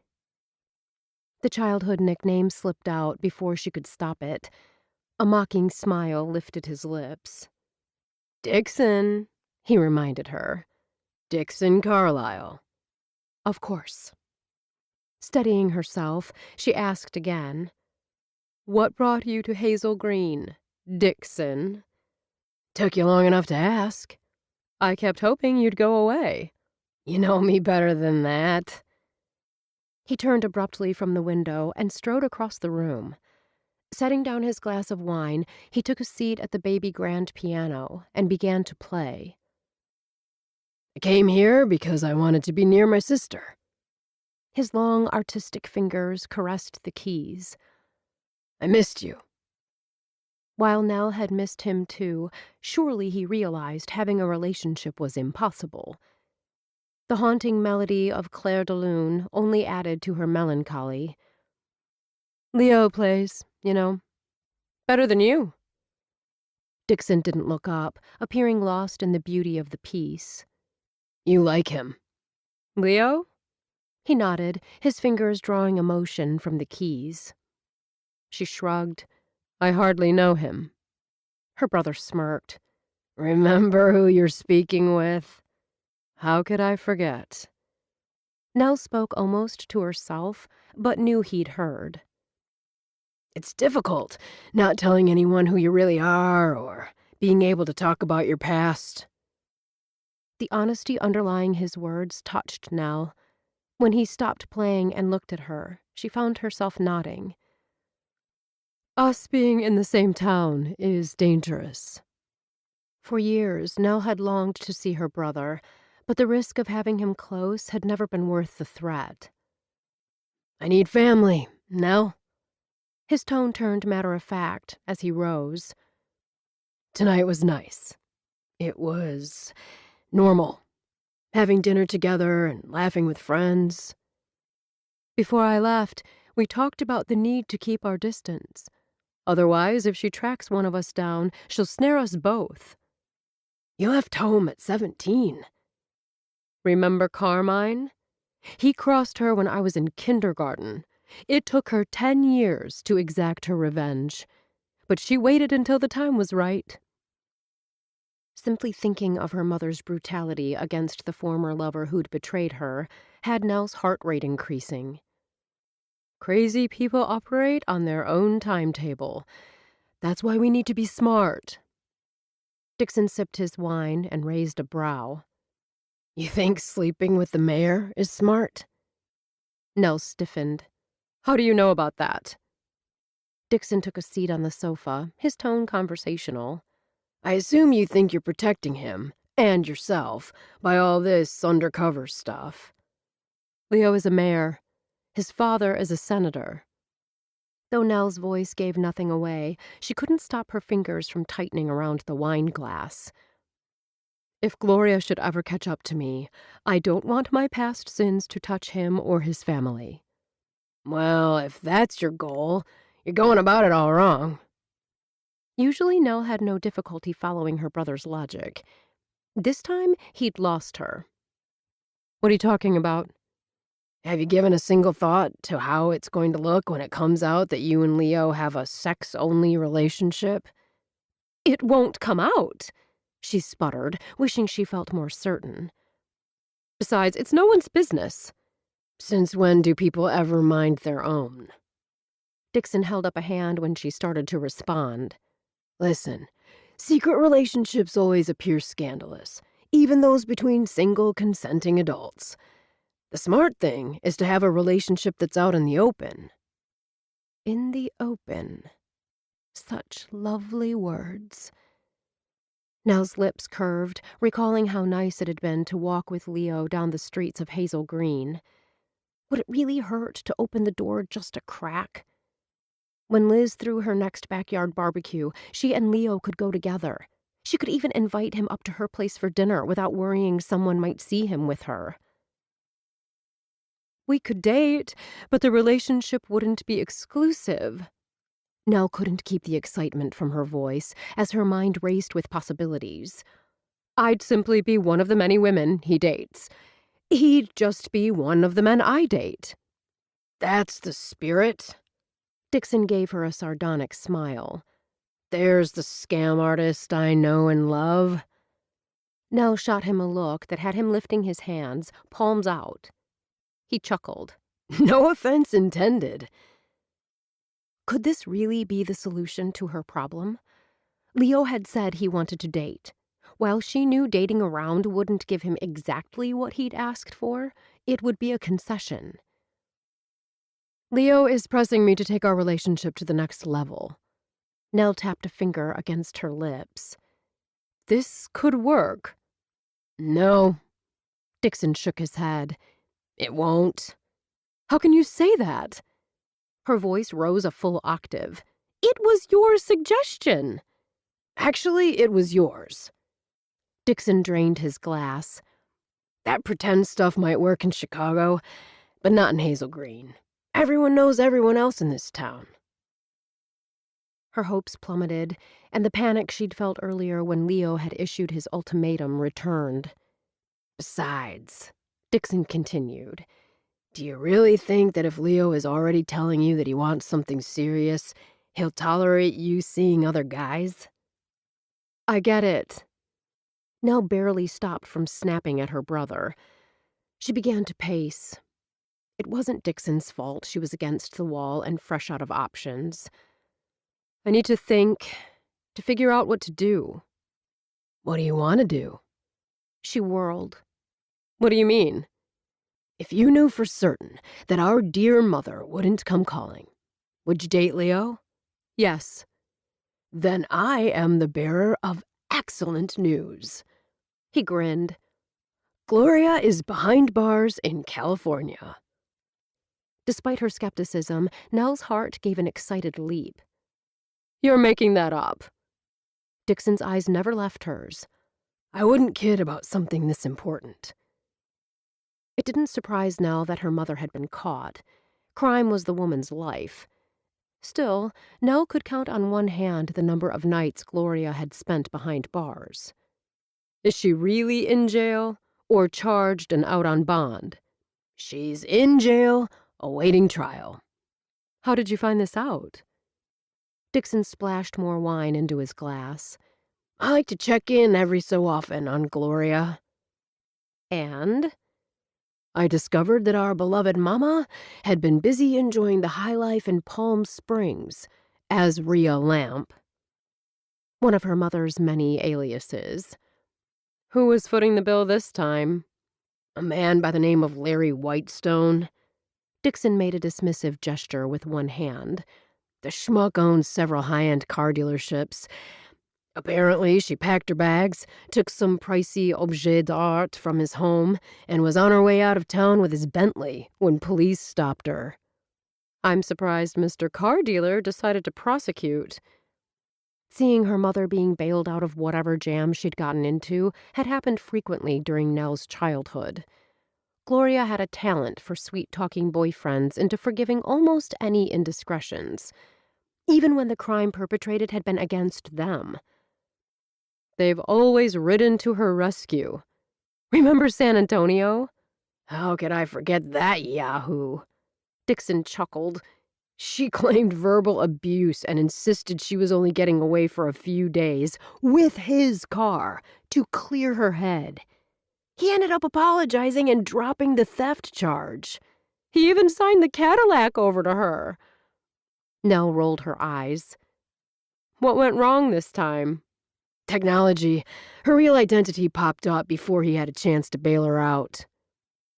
Something in Dixon's eyes had Nell going on high alert. The authorities saw she was wanted on an incident in Bakersfield. Bakersfield, California? He nodded. Who did she swindle there? It was a couple of years before I left for good. Dixon abruptly pushed to his feet. She'd cozied up to a city manager whose responsibilities included overseeing city funds. What did she do? She embezzled money from one of the accounts he oversaw and framed him for it. Dixon moved to the window and stared out into the darkness. I told her not to go for the frame, but she was pissed at the guy. It was a sloppy frame-up and didn't stick. When the police finally realized she was the culprit, we'd already left town. There is no statute of limitations in California on embezzlement of public funds. Nell briefly closed her eyes. What had Gloria been thinking? She focused on her brother. What part did you play? He arched a brow. Who said I played a part? Nell didn't press. The less she knew about his role, the better. Gloria was growing increasingly reckless. She was determined to prove we didn't need you. Dixon turned and rested his back against the sill. She's canny and has a way of finding and exploiting weaknesses, but she relied on your insight more than I realized. Nell only shook her head. Thinking about the cons she'd helped Gloria pull off made her sick inside. The detectives in Palm Springs are taking a hard look at previous crimes where she was a suspect. Standard procedure. Nell forced a reassuring tone. Even if Gloria has gotten careless, she's still smart enough not to admit to anything. Which leaves you in the clear in terms of the authorities. Dixon's lips twisted in a humorless smile. I'm still in the hot seat. If they get too close to proving a case against her, she'll find a way to shift the blame onto me. Nell knew that was exactly what would happen. The only loyalty their mother had was to herself. First, they'd have to find you, Nell pointed out. That won't happen. Your skills are exceptional. True, Dixon agreed, without a hint of modesty. Which means, with Gloria now behind bars, we can finally live our lives without looking over our shoulders. And you can date Leo. Nell couldn't sit, not with her thoughts and emotions in such a tangled mess. She pushed to her feet. Maybe. I don't know. She'd always thought her mother would one day track her down and make her life, and the lives of anyone who mattered to her, a living hell. After all, that's what her mother had promised if she ever left. But her mother was in jail, and likely to stay there until the trial. Gloria's entire focus would be on her mounting legal troubles. There's nothing stopping you now. Her brother moved to her, and his tone turned persuasive. You can finally have a normal life, the kind we dreamed about when we were kids. After everything you've been through, you deserve to be happy. Do I? Of course you do. I did some bad things. Nell met his gaze. And I wasn't there for you. I left you alone to deal with her when you were just a child. You had to go. We agreed. I should never have left you. A lump formed in Nell's throat, and she cleared it, conscious of his penetrating gaze on her. Or I should have taken you with me. He studied her for a long moment, then his eyes softened. She'd have caught up to us in a week. and there would have been hell to pay. I left you with a monster. You had to get out." His tone was matter-of-fact. "Gloria was furious with you over the botched Britain job. She's the one who screwed up." Nell surged to her feet, and her voice rose. "She didn't need to torch the house. It was just lucky no one but Daisy was inside." The entire Britton family had adored the sweet Maltese. Nell had loved the white fluff ball, too. Each time Nell was at their house, Daisy would prance into the room and drop her red mini tennis ball at Nell's feet. Nell didn't need to close her eyes to see the images of the firefighters doing CPR and giving oxygen to the Maltese. "The dog survived," Dixon reminded her. "There was absolutely no reason for Gloria to set that fire." Nell whirled. The safe was fireproof. Even with the house reduced to ashes, the investigators still knew money and jewels were missing. "Gloria didn't set the fire." Dixon's tone turned mocking. "Remember?" Nell took a swig of wine. Her mother never admitted to herself or anyone else that she was in any way involved with any of the crimes she'd perpetrated. Somehow, Gloria was always the victim. "You had no choice but to leave. If you'd stayed, she'd have made you pay for not knowing the jewels in the safe were paste. Then, after punishing you, she'd have pulled you in so deep you'd never have gotten away." "But you—" "Hey, I think I've done pretty well for myself." Dixon held out his glass. "Enough about Gloria. Pour me some more wine, and tell me what you've been up to all these years." Chapter 6. Nell paused in the doorway leading into the Civic Center ballroom, amazed by the transformation. Though Abby had initially said she'd be happy getting married at the courthouse, her future mother-in-law had seen past her weak protests. Over the past 6 months, she and Jonah's sister had helped Abby plan the wedding of her dreams. The ceremony had gone off without a hitch. Nell wouldn't have been surprised to see cherubs singing overhead when Abby, looking amazingly beautiful in an A-line lace and tulle dress, first spotted Jonah in his dark tux at the front of the church. The love in her eyes, and his, had brought tears to Nell's eyes. Walking down the aisle with Leo had seemed surreal. Nell hadn't been able to quit thinking about her brother's comments the previous night. "It's almost time to go in." Abby's voice shook as she clutched her daughter's hand and exchanged an excited glance with her new husband. Eva Grace, fully recovered from last night's fever, stood between her parents. Abby wanted her daughter to be involved in every part of today's festivities. Jonah and Abby would spend tonight at the hotel before leaving on their honeymoon tomorrow. They had already arranged for his parents to stay with Eva Grace while they were gone. From where she stood, Nell could see the ballroom had been transformed. Large urns of flowers were everywhere, and the candles on the linen-clad tables added a golden glow to the room. In deference to Eva Grace and all the children in attendance, there was a designated kid zone. Instead of being topped with linen, tables in this area held sheets of paper with designs to color. The flowers and candles that centered the other tables had been replaced with containers holding a multitude of crayons. Children were already hard at work. Romantic piano music filled the air. When Nell turned her head, she discovered Dixon was at the grand piano. Nell frowned. Surely he won't be expected to play all night. Leo's eyes followed the direction of her gaze. "If I had to guess, I'd say through dinner. Once Jonah and Abby hit the dance floor, the band will take over. Once we can get away for a few minutes, we need to talk." Nell kept her voice low and the words vague, just in case anyone overheard. "Is this about—" There was no chance for him to say more, because suddenly they were being introduced and entering the ballroom to the cheers of the guests. It would be okay, Nell reassured herself. Leo would understand the parameters she would set. Or he wouldn't. Leo didn't have a chance to speak privately with Nell for several hours. At the head table, they were only inches away from the others. Even on the dance floor, there were so many people nearby that a private conversation couldn't be guaranteed. Perhaps, before the conversation in his brother's study, Leo would have taken the chance and urged Nell to tell him what had put that worried look in her eyes.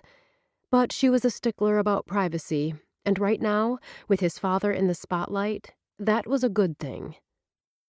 Setting aside his concerns, Leo let himself enjoy having her in his arms. "You're more beautiful than the bride."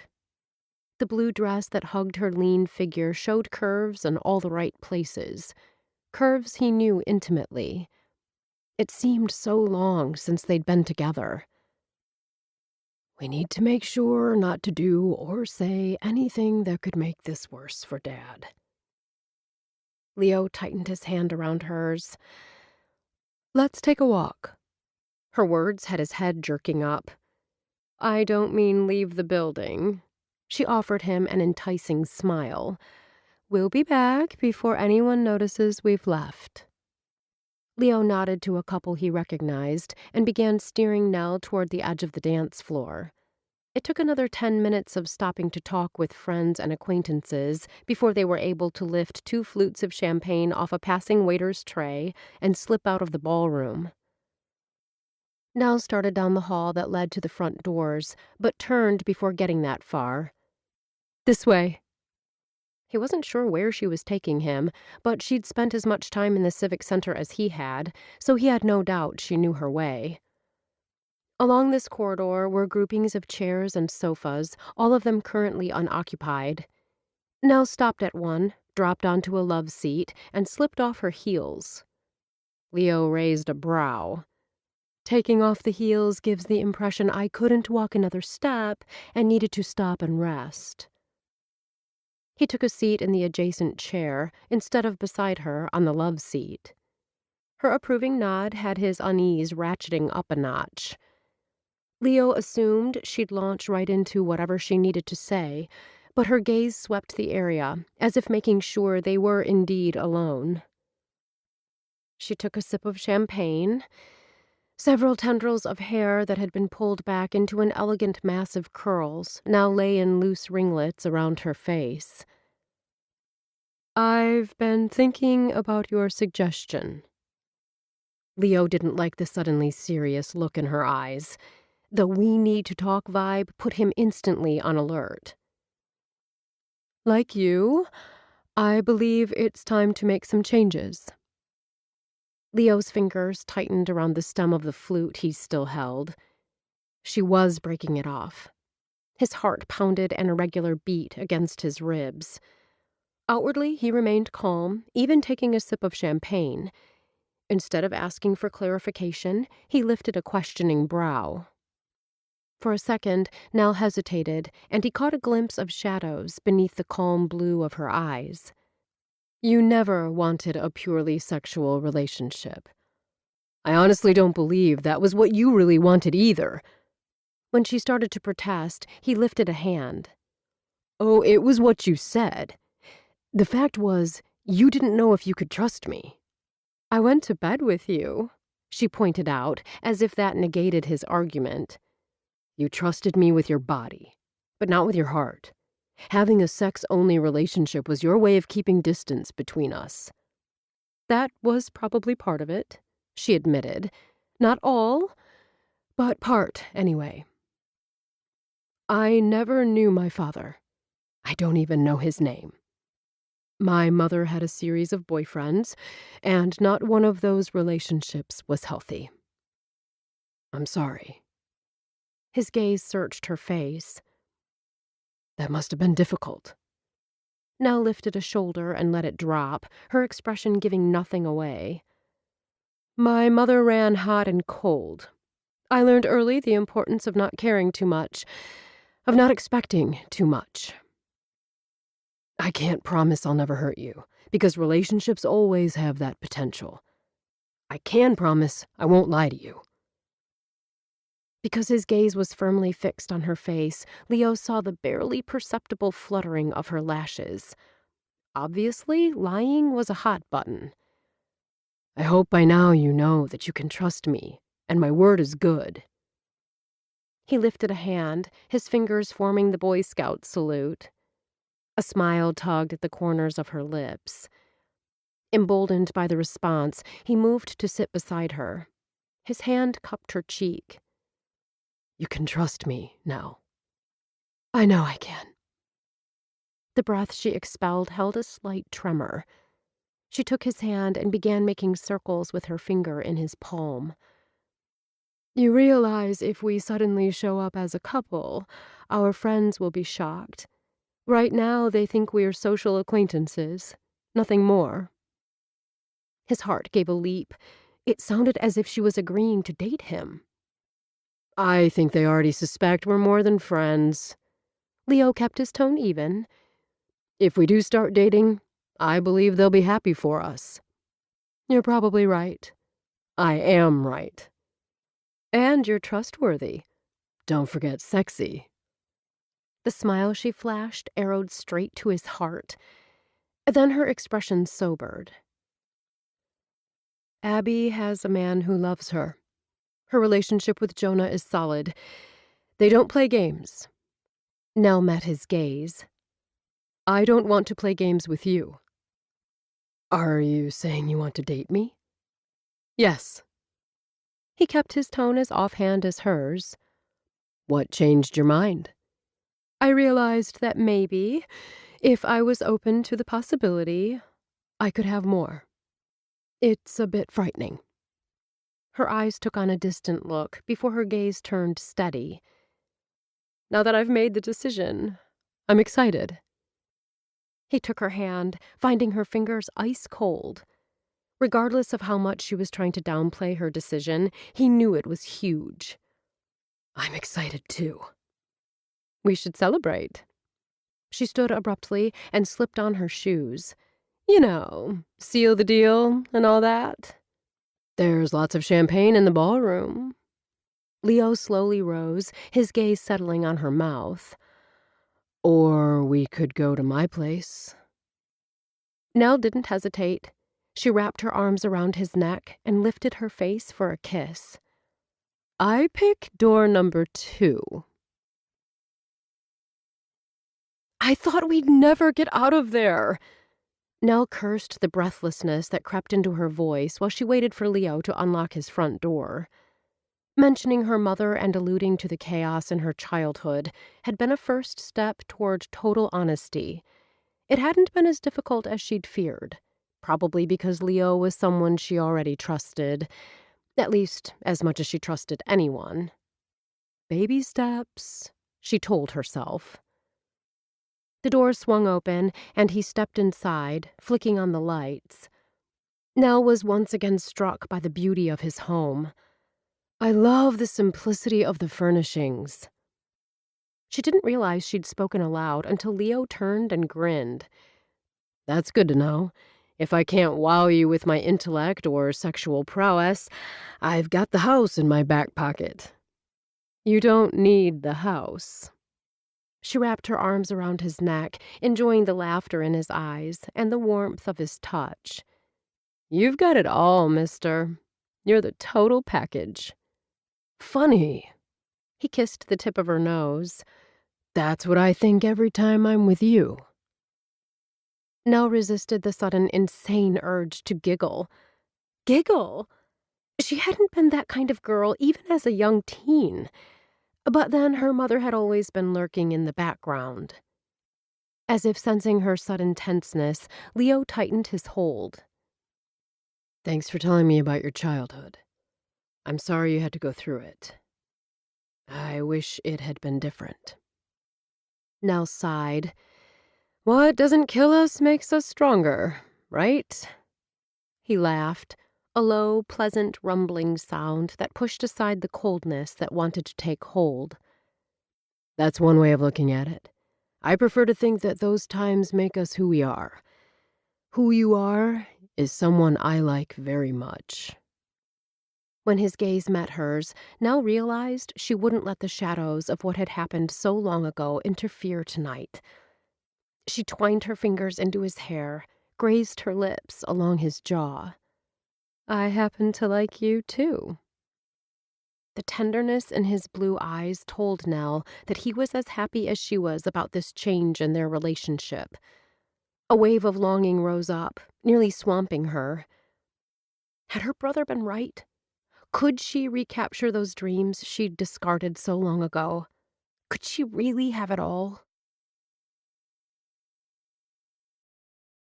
Chapter 7.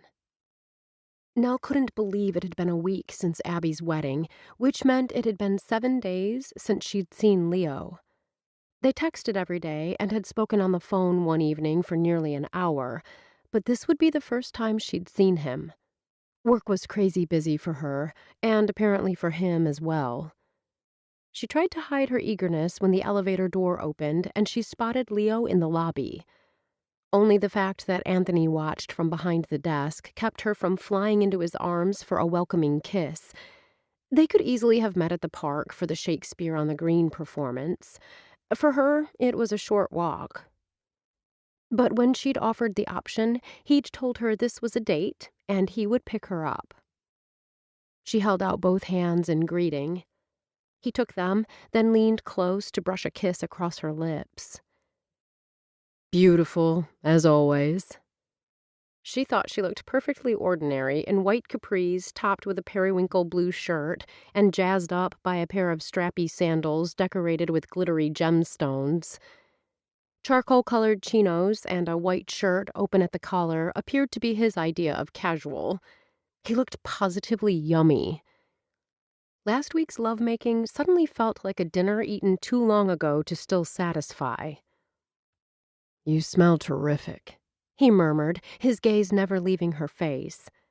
"Thank you." She patted the bag slung over her shoulder. "I have a blanket in here, so we won't have to sit on the grass." "Let me carry that." Before she could protest, he lifted the satchel from her shoulder. Anthony was on his feet and at the door, holding it open by the time they reached it. "Enjoy the beautiful day." "You too." Nell looped her arm through Leo's as they stepped out into the sunshine. "I like the red lipstick." He took her hand as they started down the sidewalk. She smiled and let him swing their hands between them. How long had it been since she'd allowed herself the simple pleasure of walking down the sidewalk holding a man's hand? "You had a busy week." Nell thought about everything that had gone on and nodded. "Anything you can talk about?" She was used to keeping everything to herself, but weren't relationships about give and take? Nell decided there was no harm in discussing a couple of her cases, as long as she kept the details general. "2 pro bono cases took most of my time. One is a child seeking emancipation." "How old is this child?" 17. Nell decided she was glad they were walking slowly, because when they came to a series of rose bushes beside the path, she took a moment to bend close and inhale the sweet scent. "Some of the varieties you get from floral shops look pretty, but have little to no scent." "I take it you prefer the scented variety." "Absolutely." "I learned something new about you today." She returned his smile and resumed walking. "Anyway, this child, who I'll refer to as Avery, which is not his or her real name," Leo supplied. "Exactly. Well, Avery lives in a functional but dysfunctional household." "There's an oxymoron, if ever I heard one." Normally his light, teasing tone would have made Nell smile, but Avery's situation hit too close to home. "Both parents are in the home. The dad is willing to go along with the minor's request, but the mother is blocking it." Nell pressed her lips together. "Where does that leave Avery?" "Among other factors, emancipation being granted rests on both parents giving their approval." Nell thought of her mother. Not only would Gloria never have agreed, she'd have made Nell's life miserable because she'd made the attempt. "What do you think about this spot?" Nell blinked and realized they were at the green, or nearly there. The area Leo pointed to was far enough off the path to be private. Most of those who'd come for the performance were seated closer to the stage. The sound checks could be heard clearly, which meant they shouldn't have difficulty hearing the actors. Best of all, they were high enough to have an unobstructed view of the temporary stage. "I say we've got a winner." Nell followed Leo across the grass and waited until he'd spread the blanket on the ground. Though her thoughts remained on Avery, she put aside her anger with the injustices in the child welfare system. By shifting the focus to where they would sit, Leo had told her he was done with the discussion. Which was odd. Nell couldn't recall the last time he'd cut short a conversation. After lifting a hand in greeting to a woman Nell recognized as being on the school board, Leo returned his attention to her. "Is there anything you can do to help Avery?" Well, Nell thought, apparently he was still interested. "I'm not sure. I don't give up easily, even when the fight is uphill with 20-pound weights strapped to each ankle." "That's one of the things I like about you, Nell." He grinned. "You don't cut your losses and run. You're a scrapper." She pulled a snack bag of green grapes from her purse and held it out to him. "Sometimes running is the only option." Leo took a stem holding 3 or 4 grapes, broke off one, and put it into his mouth. "Think Avery will run away?" Nell thought for a moment, then shook her head. "I don't think so, although it's impossible to say for certain." Leo munched on the grape. "Is what's going on at home something a counselor at school could help with? I know several of the counselors personally. I could speak—" "No." Nell raised a hand and shook her head. "Thank you for offering, but what's going on is of a sensitive nature. I'm not sure the student will want it shared with anyone." Leo's expression turned grave, his eyes searching hers. "Abuse?" "Not physical or sexual, if that's what you're asking. That would need to be reported." Nell blew out a breath. "It's psychological." Some people, Nell thought, should never be parents. She wondered if she fell into that category. She certainly hadn't had good role models. "Situations like this make me realize how lucky I am to have the parents I do." Leo popped another grape into his mouth. It was a perfect segue. Nell was still considering the best way to help Avery.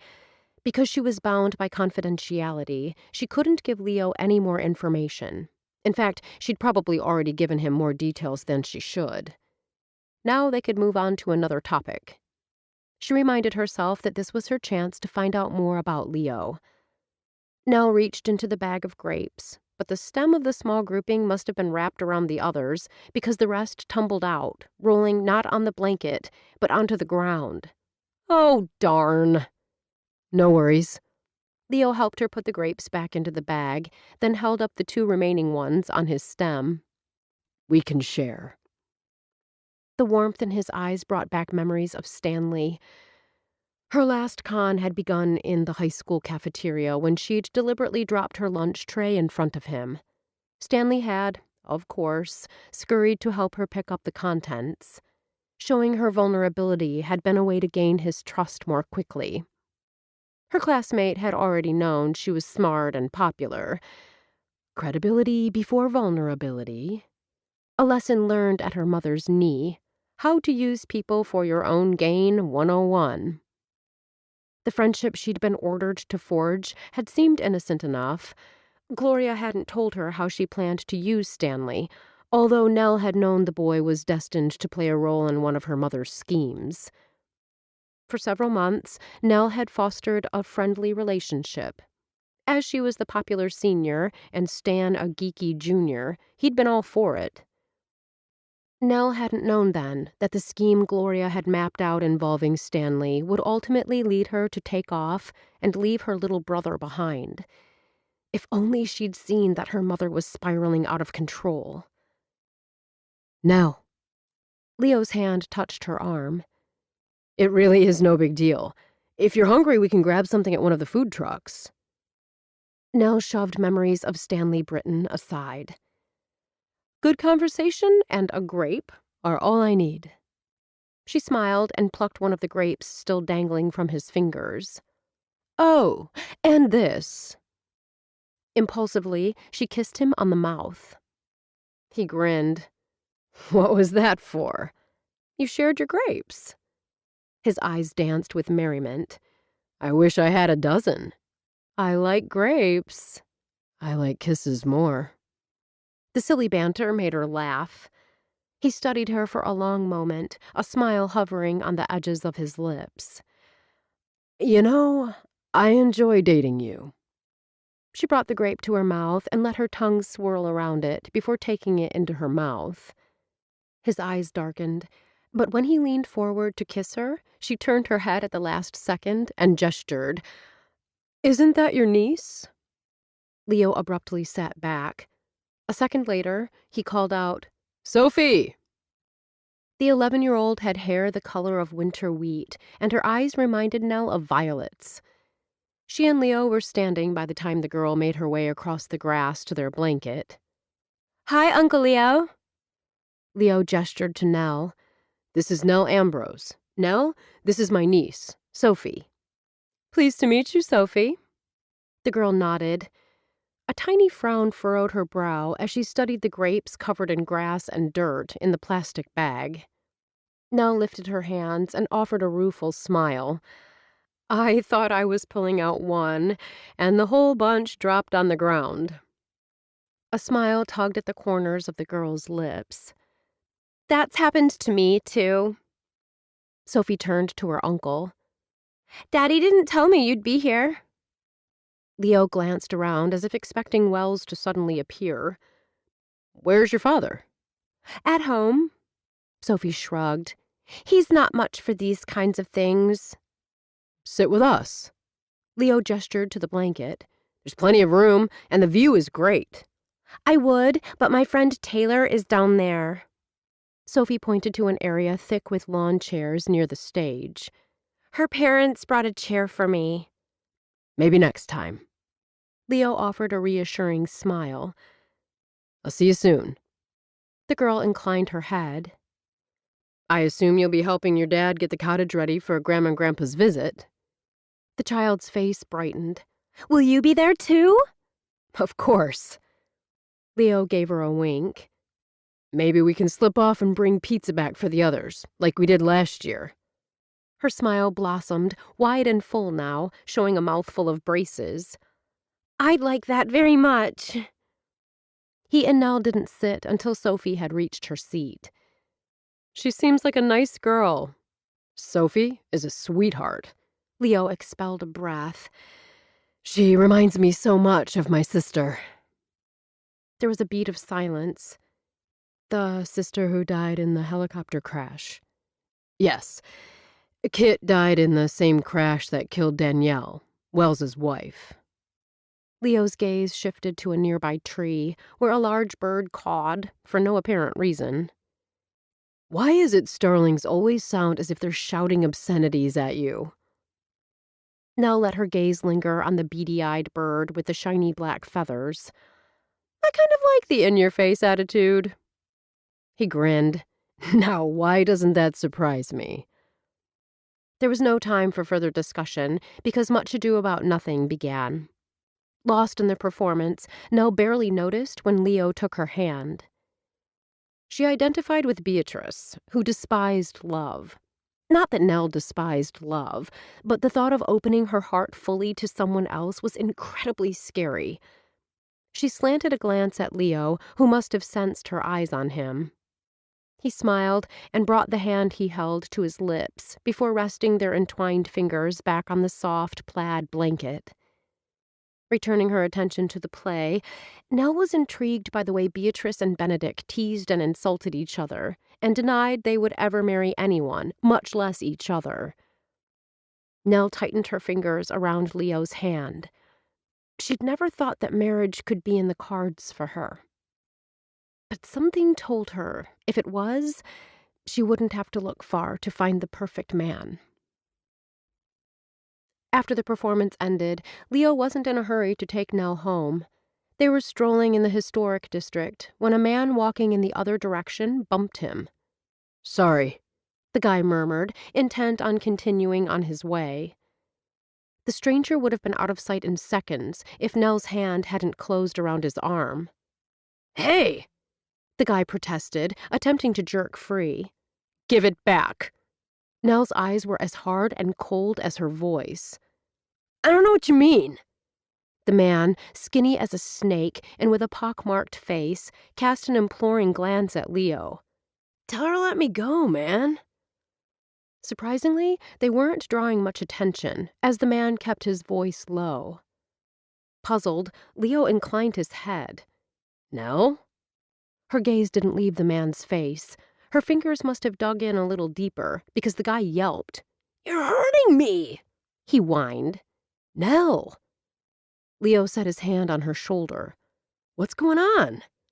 "Give him back his wallet," Nell ordered, "or I'll have someone get the police and—" Okay. With his free hand, the man did a few gyrations, then pulled Leo's wallet from inside the camo jacket he wore and shoved it into his hand. "I found it on the ground. You slipped it out of his pocket when you bumped him." Nell released her hold. "I'm going to give your description to the police. Just make sure that you don't happen to find any other wallets." Before she'd finished speaking, the man had disappeared into the crowd. "I didn't even feel him take it." Leo gazed down at his wallet, then at Nell. "How did you know?" She shrugged. "I guess my attention was on him at just the right time." "Definitely the right time for me." He slipped the wallet back into his pocket. "Thank you." "My actions were a bit self-serving." "How so?" "Now you have money to buy me an ice cream at Lilybell's." Minutes later, Leo held the door open to an ice cream shop that appeared to have been plucked out of the past and dropped into the 21st century. Red upholstered swivel bar stools lined the counter. There was an onyx soda fountain from the 1893 World's Fair and a tin ceiling of richly patterned tiles with an eye-catching cornice. But this store also embraced modern sensibilities.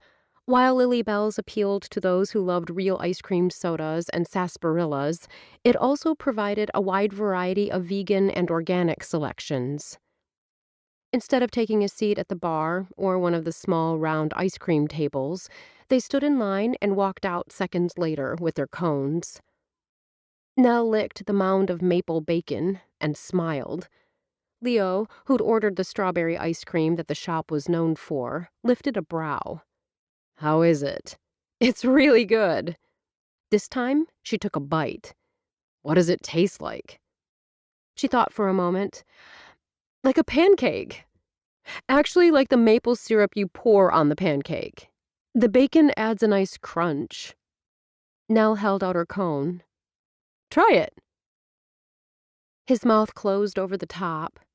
"You're right. It's good." "It's the salty surprise." Her tongue swirled around the top of her cone, and his mouth went dry. Her eyes twinkled as if she realized exactly where his mind had gone. Leo could have cheered when they made it to the edge of the historic district and the crowds thinned. Being jostled and unable to speak with Nell were two negatives about the popularity of this area. Still, Leo felt pretty good about the direction the date was taking when he spotted Dixon and Liz coming toward them. He slanted a sideways glance at Nell and found her studying the couple with a curious intentness. "Liz. Dixon?" Leo's tone gave no indication of his feelings. Dixon's gaze shifted between him and Nell. What Leo thought of as a politician's smile lifted the man's lips as he held out a hand. "Leo, good to see you." When Dixon turned to Nell, she was already speaking to Liz and telling her about the ice cream flavor. "Where are you two headed?" Dixon asked. "Just taking a walk." Leo kept his tone equally offhand. "We went to see Shakespeare on the Green. If you have a chance to see a performance, I'd recommend it." Before Dixon could speak, Leo continued. "I didn't realize you and Liz were dating." "We're not." Dixon shot a fond smile in the woman's direction. "Liz wanted to pick my brain about some investments." That's right. Investments are your business. While Leo, or either of his brothers, could have given Liz advice, he had the feeling Liz's interest in Dixon was more personal than professional. Liz shifted her attention from Nell to him and Dixon. Please don't say he's been telling you one of those perfectly awful financial planner jokes. Before Leo could reply, Nell piped up. I want to hear one. Oh, Nell. Liz put her hand on Nell's shoulder. You are so going to regret saying that. Let's hear it. Leo resisted the urge to add, and make it quick. With a confident smile, Dixon began. What's another name for a long-term investment? No idea, Nell said. Dixon smiled. A failed short-term investment. Nell's groan brought a smile to Dixon's lips. They're all bad, Liz confided. She might have said more, but her watch dinged. Oops! I hate to rush, but I need to get home. That's all it took.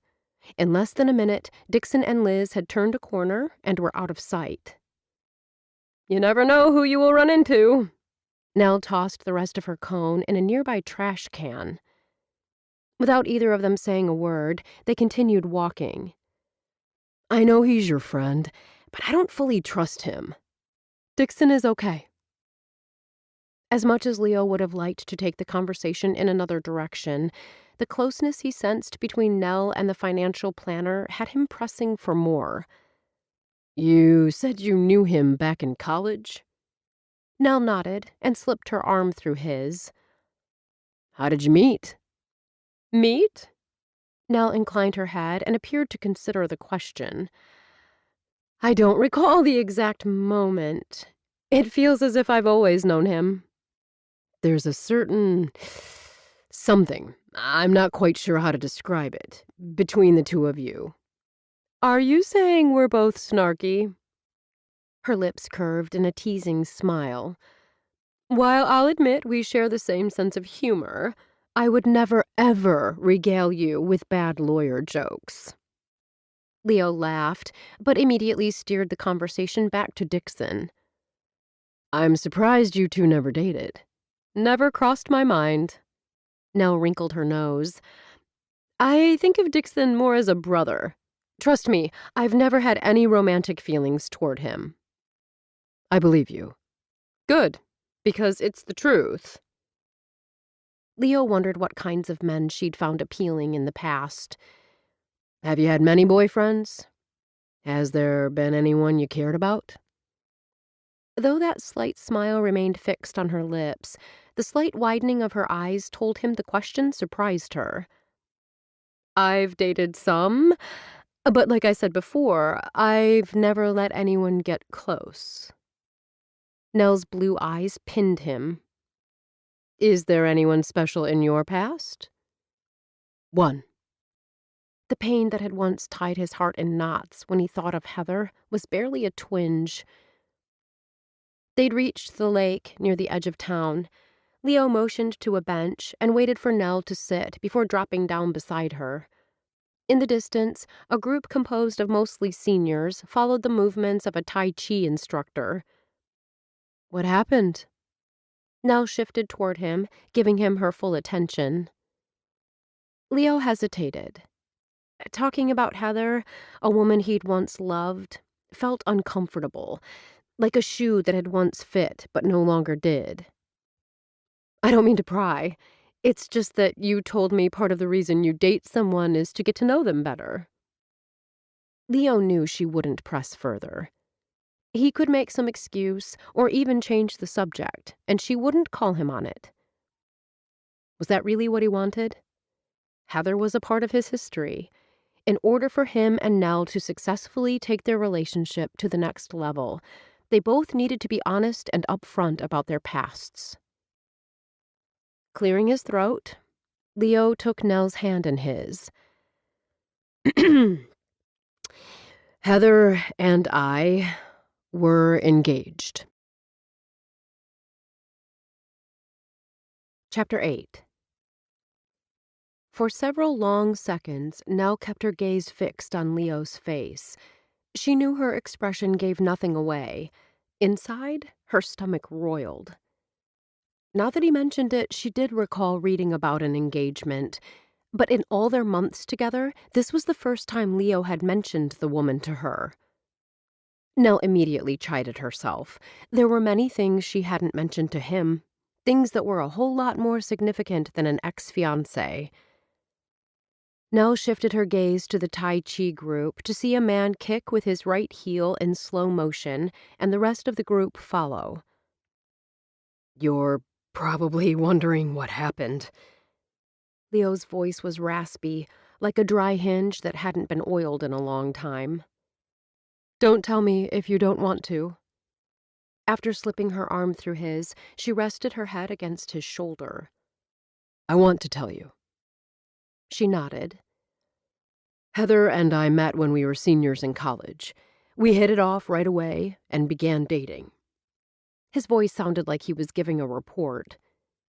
"We became engaged.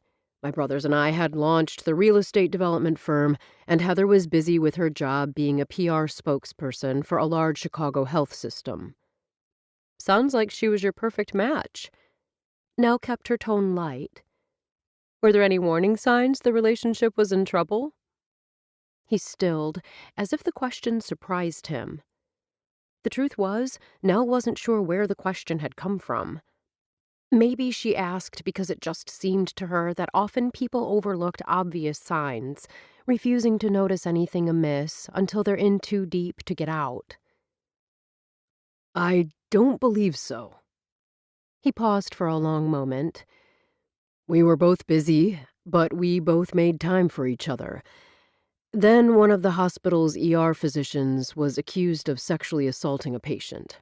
That incident occurred during the time the hospital was still reeling from a nurse posting a picture on her social media of a prominent patient recovering from a car accident."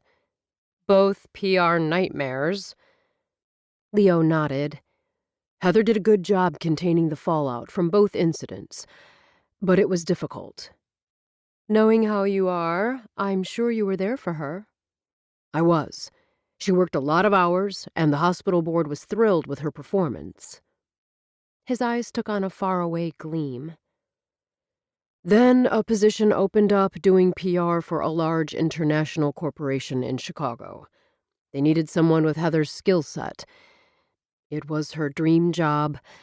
She was over the moon when they called and offered her the position." There was a wistful quality to his voice. "The next day, I received word there'd been a helicopter crash in the Grand Canyon caused by wind gusts. The pilot, along with my sister, Kit, and sister-in-law Danielle, died in the crash. Wells had only minor injuries." Nell straightened. "I'm so sorry," she said, her voice thick with sympathy. "Thank you." She squeezed his hand. "How did it happen?" His eyes now held a sheen. "My sister had moved to Tucson to work for the university's athletic office. Even more than any of us boys, Kit ate and breathed sports." "What about Danielle?" Nell didn't want to press, but she sensed Leo needed to talk. "The complete opposite. Danny was quiet and not very athletic, but she was nice and one of those people who'd do anything for you." Leo raised his free hand and wiped it across his face. "Sophie was 4. Danny and Wells had been trying for a second child, and Danny had finally gotten pregnant. Then she miscarried. I think Wells hoped the trip would cheer her up. They left Sophie with my parents. It was the first time they'd gone anywhere without her. Thank God they didn't take her with them." Leo expelled a breath. "Wells told me Danny hadn't wanted to go on the helicopter ride. She was scared. She was always saying she didn't have an adventurous bone in her body. Wells and Kit convinced her it would be fun." Nell felt his fingers tighten around hers. "We were all devastated." Nell wondered if "we" included Heather. As if he'd heard the unspoken question, Leo continued. "Heather hadn't spent much time around Kit, and she and Danny were at far different places in their lives. A picture formed, Leo grieving two women he'd loved, and Heather attempting to be solicitous, but failing to comprehend the magnitude of his grief. It was difficult for her to understand what you were going through. She tried, Leo said, as if trying to convince Nell. But it was such a happy time in Heather's life. In the same way she wasn't there for me, I wasn't there for her. You're referring to the parties, the galas, the events where she wanted her handsome fiancé on her arm? For a time, Gloria had been into art, or rather, stealing art. Nell knew her way around galleries and the events they hosted. I tried. Leo's gaze shifted to the group of seniors doing Tai Chi. His lips lifted slightly. Lillian is there. See? She's the one on the end. Nell obligingly looked and spotted the elegant Lillian de Berg, dressed in black stretchy pants and a blue cotton shirt. She watched as the woman did a left heel kick, then Nell turned back to Leo. Heather told me she understood what it was like to go through something horrible, but sometimes you just have to shake off the grief and move on.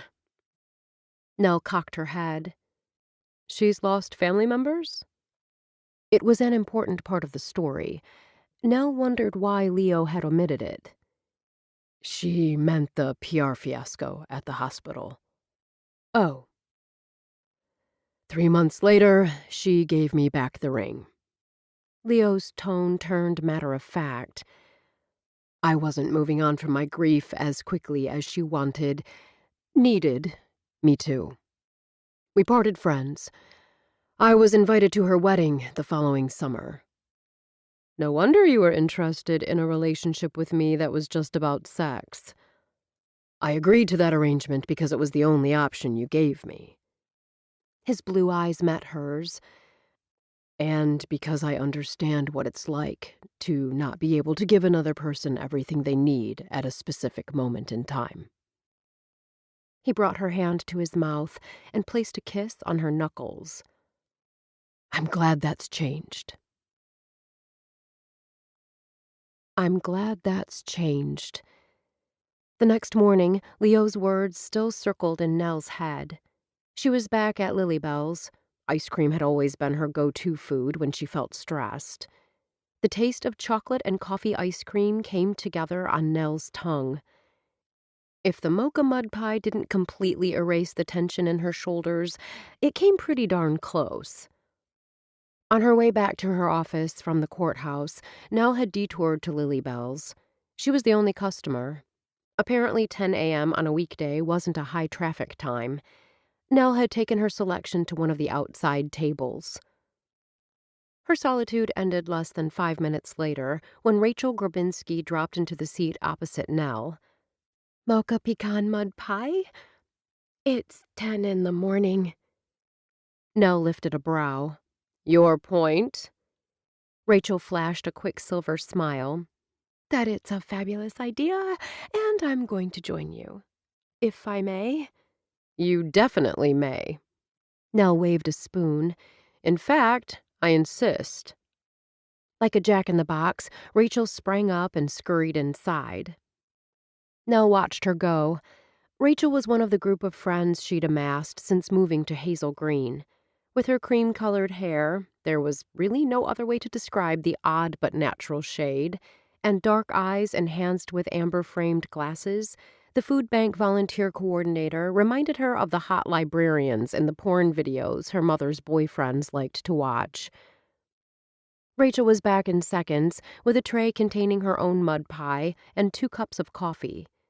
She placed one of the cups in front of Nell before settling into her seat. They'd just brewed a fresh pot of Ethiopian blend. I seem to recall that's a favorite of yours. Thanks, Rachel. Nell found herself touched by the kindness, but not surprised. Rachel was one of those people who thought of everyone else first, probably because raising her younger siblings after their parents died had forced her to be a mother figure at an early age. It suddenly struck Nell that Rachel's unexpected appearance had been fortuitous. I suppose you're wondering why I'm not at the food bank. Actually, Nell hadn't given it a thought, but now that the woman mentioned it, it was strange. Okay, I'll bite. Nell took a sip of the steaming brew and smiled. Why are you not at work? Today's my birthday. Rachel's cheeks pinked. I took the day off so I could do whatever I like. Your birthday is the 18th. Nell had it on her calendar. I have your gift wrapped and ready to give to you tomorrow. Rachel laughed. Nell, honey, today is the 18th. Nell pulled out her phone, glanced at the date, and groaned. You're right, and I'm a bad friend. Happy birthday, Rachel. Thank you, Nell. Rachel had brought out both a fork and a spoon. She studied them thoughtfully. I'll drop your gift by your house tonight. No worries. Rachel waved an airy hand, then picked up the fork. I'm glad we can celebrate by enjoying mud pie and coffee together, Nell said. I can't imagine anything better than spending time with a friend. Rachel dug the fork into the pie and took a big bite. Spending time with a friend. Nell's heart swelled. Friends hadn't been part of her life before coming to Hazel Green. I didn't roll out of bed until 8 this morning, Rachel confided, dabbing chocolate from the corner of her mouth with a paper napkin. After a leisurely shower, I decided to go for a walk. I'm having lunch with a couple of my sisters at Matilda's. Then Mark and I are going out for dinner this evening. I'm not sure where. It's a surprise. Up until Rachel mentioned her boyfriend, the day had sounded wonderful. Nell didn't like nor trust Mark Koenig, especially with her friend's heart. Sounds like you've got a wonderful day planned. The gratitude in Rachel's eyes made Nell glad she'd held her tongue. Until she had enough information on Mark to bury him, she would continue to keep her mouth shut. Rachel was aware that none of her friends cared for Mark, but the only thing voicing those concerns had accomplished had been to drive the two closer together. You know, Rachel, I have a case that's troubling me. I'm hoping you might be able to help.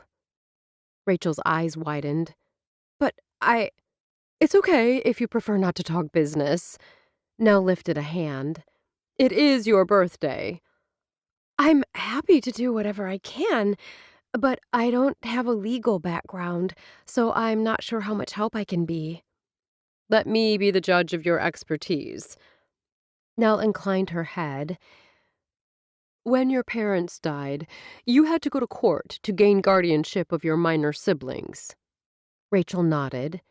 I'm assuming there wasn't a provision in their wills nominating you to be their guardian. Rachel sat back in her chair and expelled a breath. They were young and healthy. I'm sure the thought of dying together never occurred to them. A good estate attorney would have discussed the possibility with them and come up with a plan, but no purpose would come of mentioning that fact now. I also assume the probate court appointed a guardian to care for your siblings and a conservator to oversee the financial details of the guardianship. Aunt Jane, my mother's sister, came to Hazel Green after the car accident. Rachel's eyes grew distant with memories. Initially, she was appointed both temporary guardian and conservator. But as much as she loved us, she was single and devoted to her career. She was willing to help out, but she had no desire to raise her sister's 5 minor children. It struck Nell as odd that she'd heard the story of how, at 18, the girl had taken over the raising of her 5 younger siblings, but had not learned the specifics. Were there any other relatives interested? Nope. Rachel dug into the mud pie with extra gusto. Just me. They probably would have been split up and placed in foster care if you hadn't been willing. I could never let that happen. Rachel sighed and set down her fork. You know how it is with siblings. You might fight, but there's always the love. I guess I've never asked. Do you have brothers or sisters? Actually, Nell recalled, Rachel had asked in the past, several times, in fact, but Nell had always skirted the question. I have one brother. Well, you know how it is then. The connection, the love. You'd do anything to protect them. Nell thought of Dixon. They shared a special bond, her and him against the world.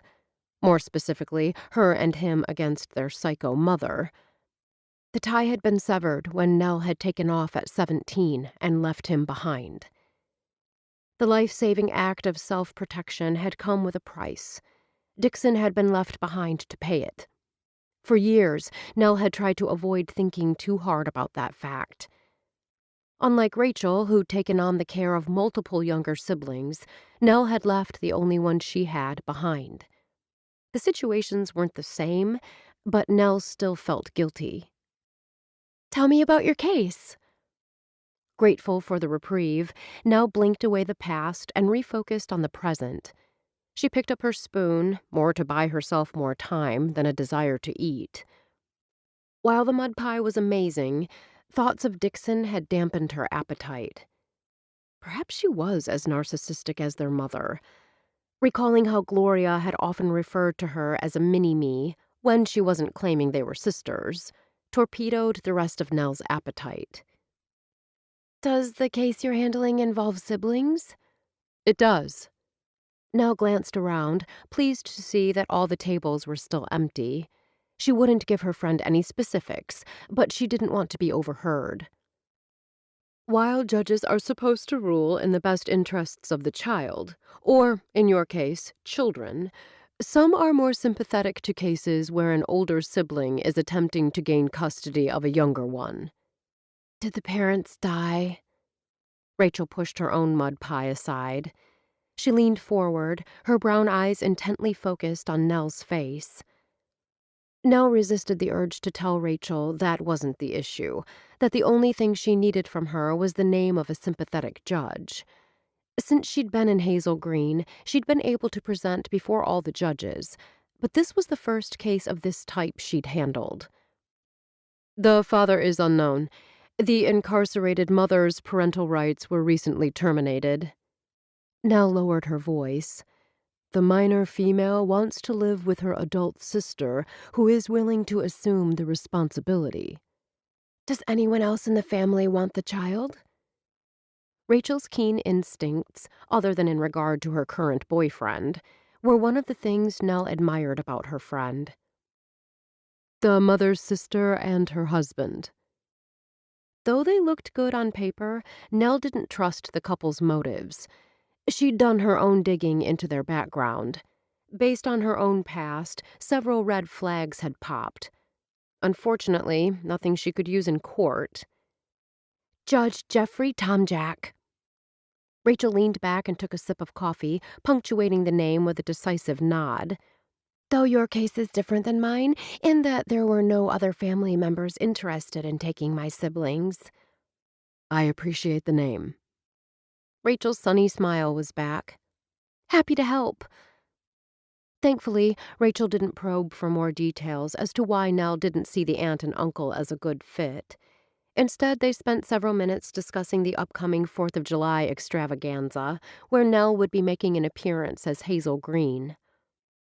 Rachel had just started telling Nell about her spa afternoon when she stopped talking and a smile lit her face. Nell turned in her seat. Her own smile froze. Mark! Rachel called out as he approached. What a nice surprise! Apparently feeling quite dapper in his brown suit and blue tie, Mark sauntered over.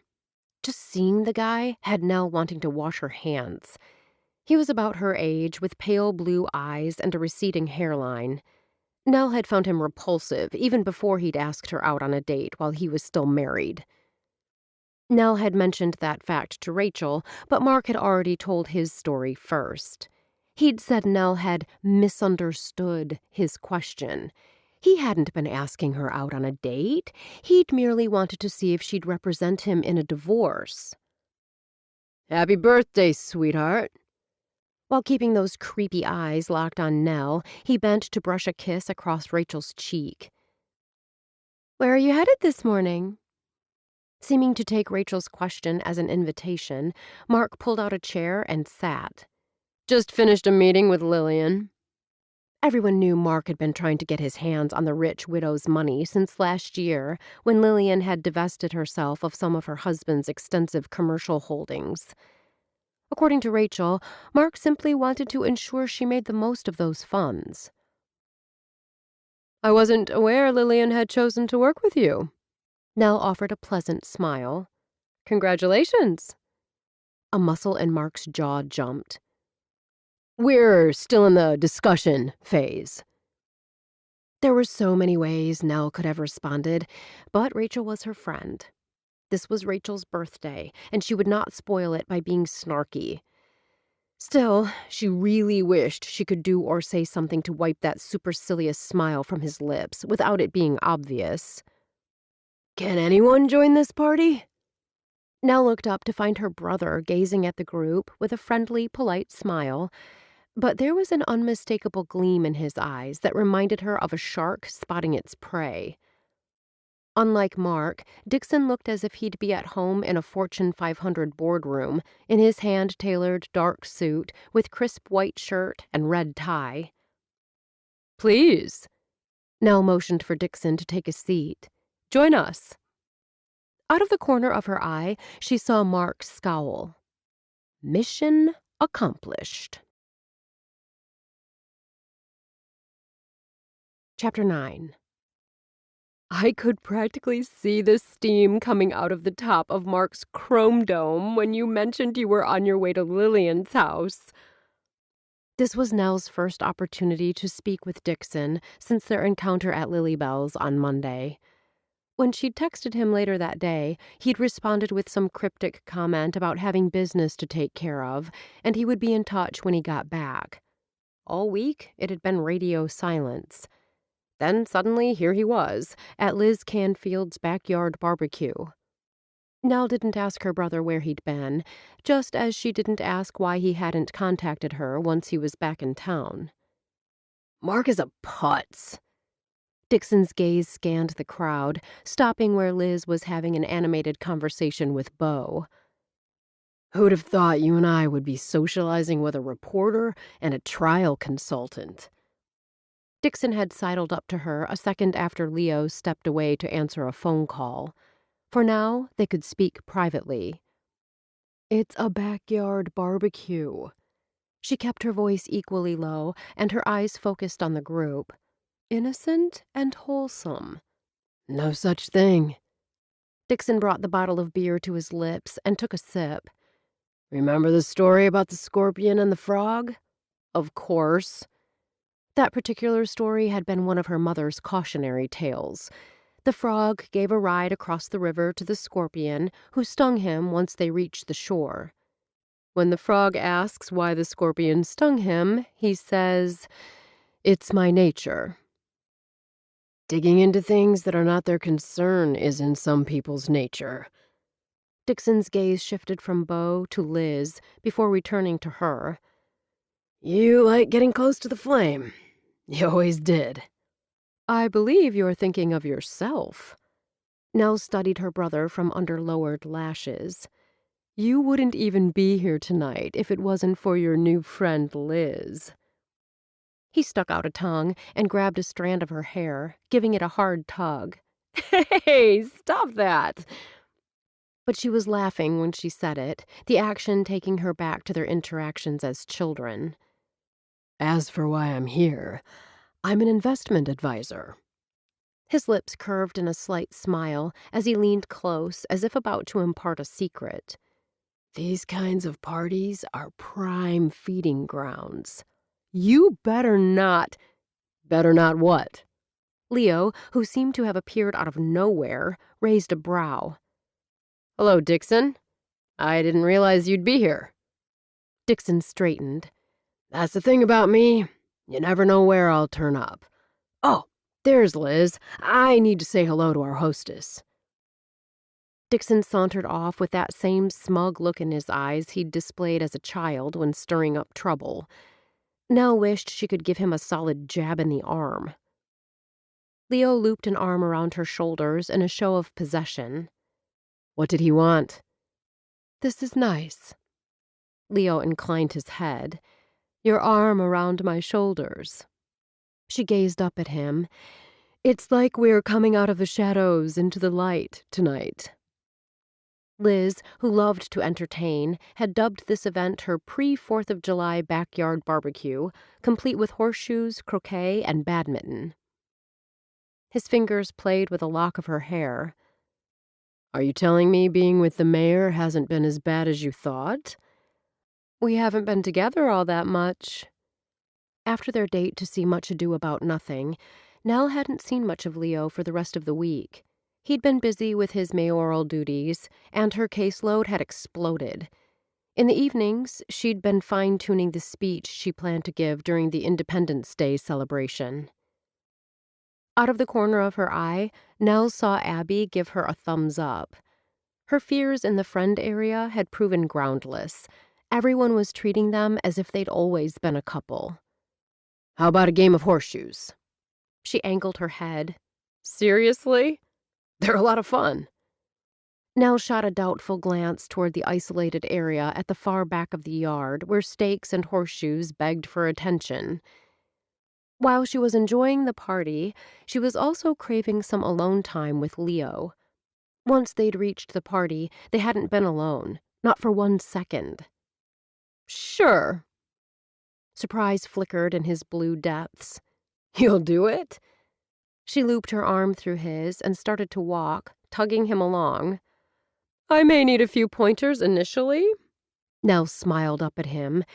But I sense victory on the horizon. The horseshoes sailed through the air and dropped, wrapping around the stake with a clank. Nell let out a whoop. With her face flushed and her blue eyes sparkling, she held up a hand for a high five. Leo couldn't keep from smiling, even as he shot her a suspicious look. Are you certain you've never played before? She grinned at his teasing tone, her hair damp and curling around her cheeks in the hot afternoon sun. I'm athletically inclined.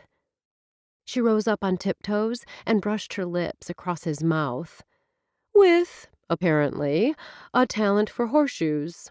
Who knew? Who knew indeed. Leo found her good humor infectious. After he'd explained the rules of the game, they'd taken a few practice throws. Nell had a keen eye and an ability to focus on the target. He caught her eyeing the foul line several times. Though she came close, and he could tell she was tempted, she never stepped over it. Want to play again? She asked. All this pitching has made me hungry. Let's grab something to eat. Once we've got some food in us, we can come back and play another game. When he turned to go, she grabbed his hand. What's your rush? Curious, he turned. He thought she'd be eager to get back to the party, to her friends.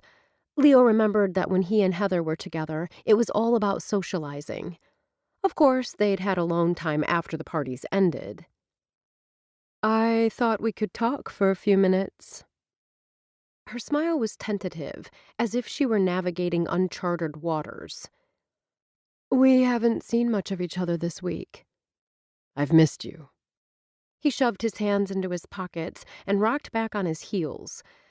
The words had simply popped out, but now, with those assessing eyes on him, he felt as awkward and gauche as he'd felt at 16. I've missed you too. Warmth rushed through Leo's body. He couldn't recall her ever saying those words to him. Tonight is Jazz in June. He gestured to the crowd. If Liz wouldn't have thrown this party, I'd have asked you to go with me. There's always so much to do in Hazel Green. Nell's expression grew pensive. I sometimes feel guilty about not taking advantage of all the town has to offer. How do you prefer to spend your Saturday nights? This is going to sound so lame. He waited. She lifted a hand. Don't get me wrong. I really love activities and events. But, he prompted, sometimes I like to stay in, get a pizza, and watch a movie. She gave a little laugh. Told you it sounded lame. With popcorn? Of course. Leo found her throaty chuckle incredibly sexy. I don't have to be entertained every weekend. Nell briefly brought a finger to her lips, the action drawing his attention to her perfectly sculpted mouth. Being with you is enough. Her comment arrowed straight to his heart. Leo cleared his throat. Next Saturday, pizza and beer at my place. Or yours. I'd like that very much. Her lips lifted in a sexy smile. Pizza, beer, dessert. The trifecta. Leo stepped to her. What kind of dessert? Nell lifted a brow, an impish twinkle in the liquid blue depths. Is there more than one kind? Well, there's the cake and pie version. He trailed a finger down her bare arm and smiled at her quick intake of breath. Then there's the version where Someone told me I'd find you back here. Leo slowly lowered his hand and turned. He tried to tell himself he had no cause to feel annoyed by the interruption. This was a barbecue. People mingled at these types of events. They didn't come here to think about getting their girlfriends naked. Girlfriend. He liked thinking of Nell like that. The term fit. As he faced Wells, Leo found himself smiling. Liz didn't mention you were coming. Since Danny's death, his eldest brother had shied away from social situations that didn't have a business component. Even then, he usually found a reason to leave early. Leo was happy to see his brother venturing out. Wells glanced at the horseshoe pit, then at Nell, before returning his gaze to Leo. I didn't realize you liked horseshoes. They're fun. Leo put a hand on Nell's shoulder in a deliberate gesture. Nell is a horseshoe ace. Wells's smile appeared forced. Is that right? Nell reached up and brushed back a strand of hair, effectively dislodging Leo's hand. His irritation surged, but fell away when she reached over and gave that same hand a brief squeeze. Rachel is waving to me. I'm going to go say hi. Before Nell left, she shifted her attention to Wells. It was nice seeing you. Hopefully we'll have a chance to talk later. Leo watched her go. She was headed toward a large group milling around the monster grill. Rachel might have been part of that crowd, though he couldn't pick her out from this distance. Reluctantly, Leo refocused on his brother. He gestured toward the horseshoes. Want to give them a try? Wells shook his head. It isn't a game that interests me. Leo chuckled. I wasn't sure it interested me either, but surprisingly I enjoyed playing. Wells studied him for a long moment. Are you sure it wasn't the woman you were competing against that made it fun? Leo grinned. A beautiful woman with a horseshoe in her hand? Well, you have to admit it's a sexy sight. Nell is beautiful, and obviously intelligent. Wells agreed. His brow furrowed. But what? Wells scrubbed a hand across his face. I saw her earlier cozied up to Dixon.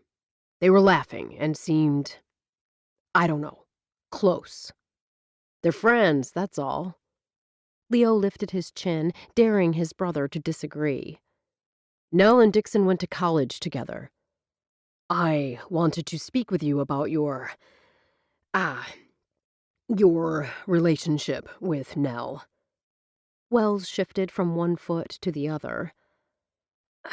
Look, I'm just going to come out and say it.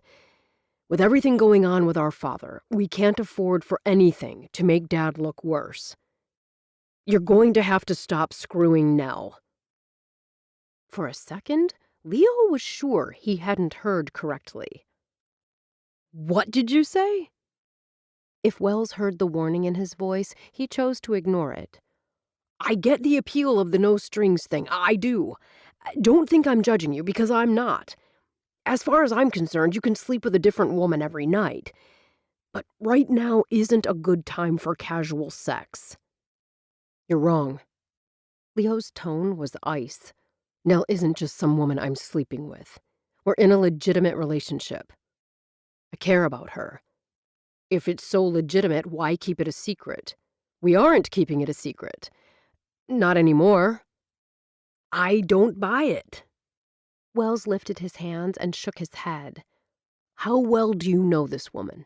What if she wants to keep it private because she's hiding a husband or something? Leo stared at his brother, then shook his head. You've been alone too long, if those are the kinds of stories you're concocting in your head. I just don't want to see your, or our father's, reputation sullied. You don't have to worry about that. Making an effort to rein in his irritation, Leo forced a reasonable tone. Why does the idea of my dating Nell bother you so much? Wells blew out a breath. Forget I said anything. For the first time, Leo noticed the lines of worry bracketing Wells's eyes. He grabbed his brother's arm. What's wrong? Tell me. I heard from Dad. Though Wells kept his voice low, he glanced around as if making sure no one stood nearby. Leo did the same, feeling like a hunting dog suddenly on high alert. FBI agents raided Steve's home and found $100,000 in cash in his freezer. The serial numbers matched the ones on the bills given by the FBI to their informant. Steve really is guilty. Leo pressed his lips together as a sick feeling filled the pit of his stomach. This was the man who'd taught him how to throw a slider. The guy with the infectious laugh that came all the way from his belly was a liar and a thief.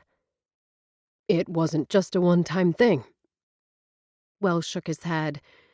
This has been going on for a while. Leo had all sorts of questions, but wasn't sure he wanted to hear the answers. There was one he had to ask. Dad is in the clear? Our father would not take a bribe. Wells shifted into a fighting stance, his hands clenched into fists at his sides. If you think I don't think, Leo snapped, his nerves now as tightly wound as his older brother's. Oh. Wells expelled a ragged breath. Sorry. Hearing that agents executed a search warrant in Dad's Senate office. A search warrant? Leo's voice started to rise, but he pulled it down. When? Why? They didn't find anything implicating Dad. Of course not, he's clean. Even as Leo said the words, he knew it wasn't that simple. Good men were often sucked into the messes that others had made. Wells nodded, suddenly looking much older than his 36 years. The FBI claims it uncovered 6 schemes where Steve sought money for favors. Leo thought of Steve's wife, Karen, and their children. Had his wife suspected something was wrong? Or maybe she was involved. It's all over the media. Wells gave a little laugh. Whoever said there is no such thing as bad publicity was obviously never embroiled in this kind of scandal. What happens now? Out of the corner of his eye, Leo saw Mark headed their way, a phony-ass smile on his face. The media circus is only beginning. Wells' eyes flashed a warning as he turned. Mark, how's it going? Probably better for me than for you. Mark's expression of faux sympathy missed the mark by a mile. I heard about your father. I was shocked. Wells should have been a politician, Leo thought. His placid expression gave nothing away. I believe you're referring to the situation involving Steve Olson, a staff member in my father's office. At this point, I don't know enough to comment on the situation. Everything I've read indicates he and your father are close.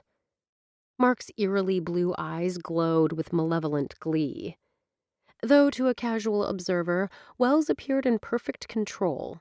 Leo could tell his normally mild-mannered brother wanted to punch the guy. Leo understood. He wanted to wipe the smirk off Mark's face, too. But getting the guy to walk away seemed a more prudent option.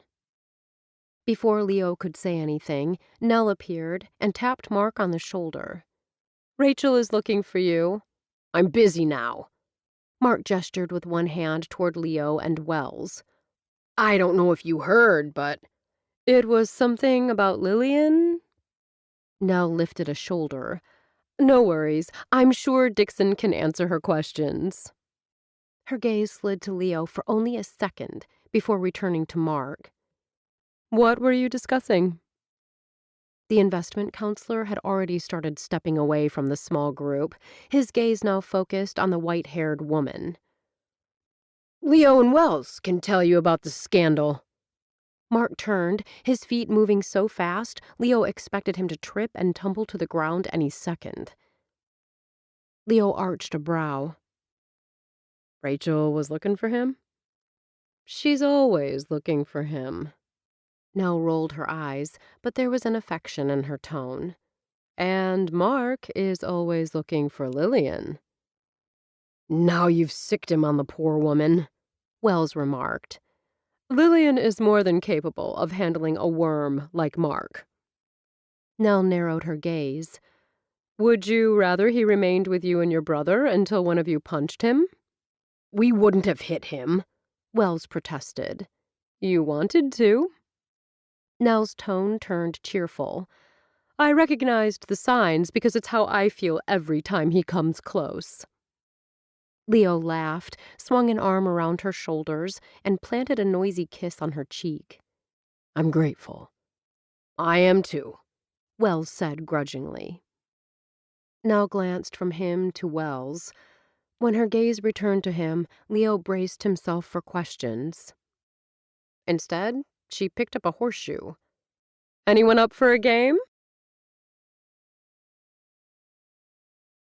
Chapter 10. Leo played another game of horseshoes, but Nell could see his heart wasn't in it. "What's wrong?" She didn't bother to ask if he wanted another game. It hadn't been just Leo who looked grim when she'd walked up.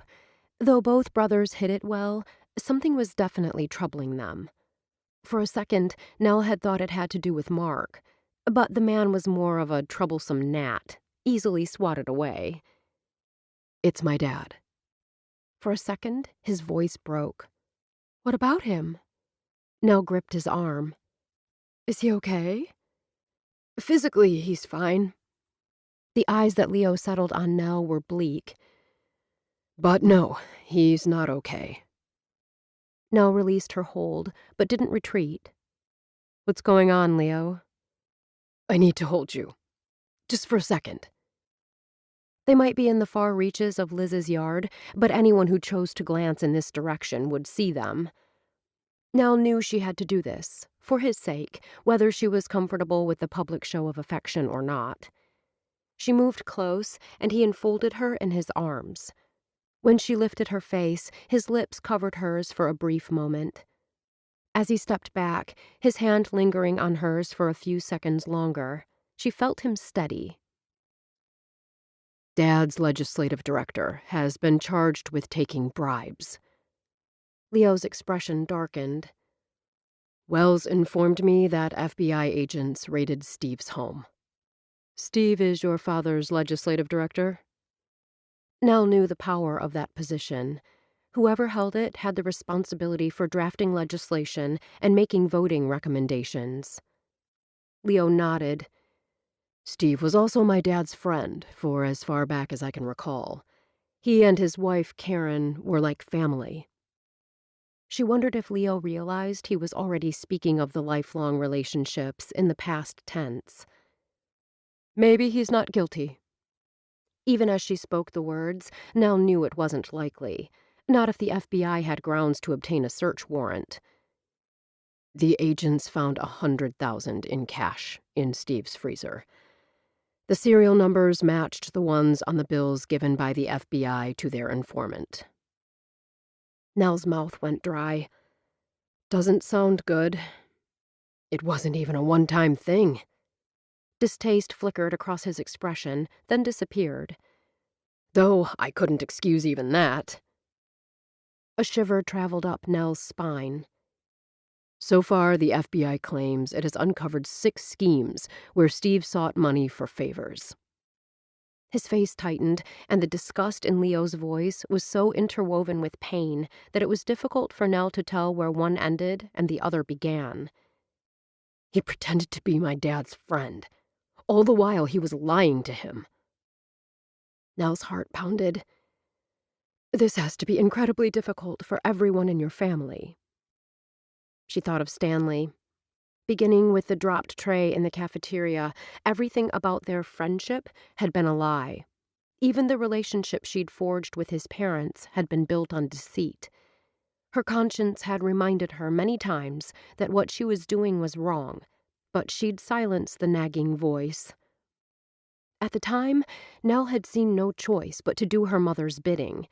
But seeing no way out didn't excuse her actions and the hurt and pain she'd caused. Perhaps Steve has a good reason for doing what he did. The incredulous look Leo shot her had Nell rushing her next words. I mean, you don't have all the details. There could be some reason to explain his actions, even if you can't understand it. Steve and my dad were like brothers. He and Karen were family. Leo's hands clenched and unclenched at his sides. I don't care why he did it. There's never a good reason for betraying someone you love.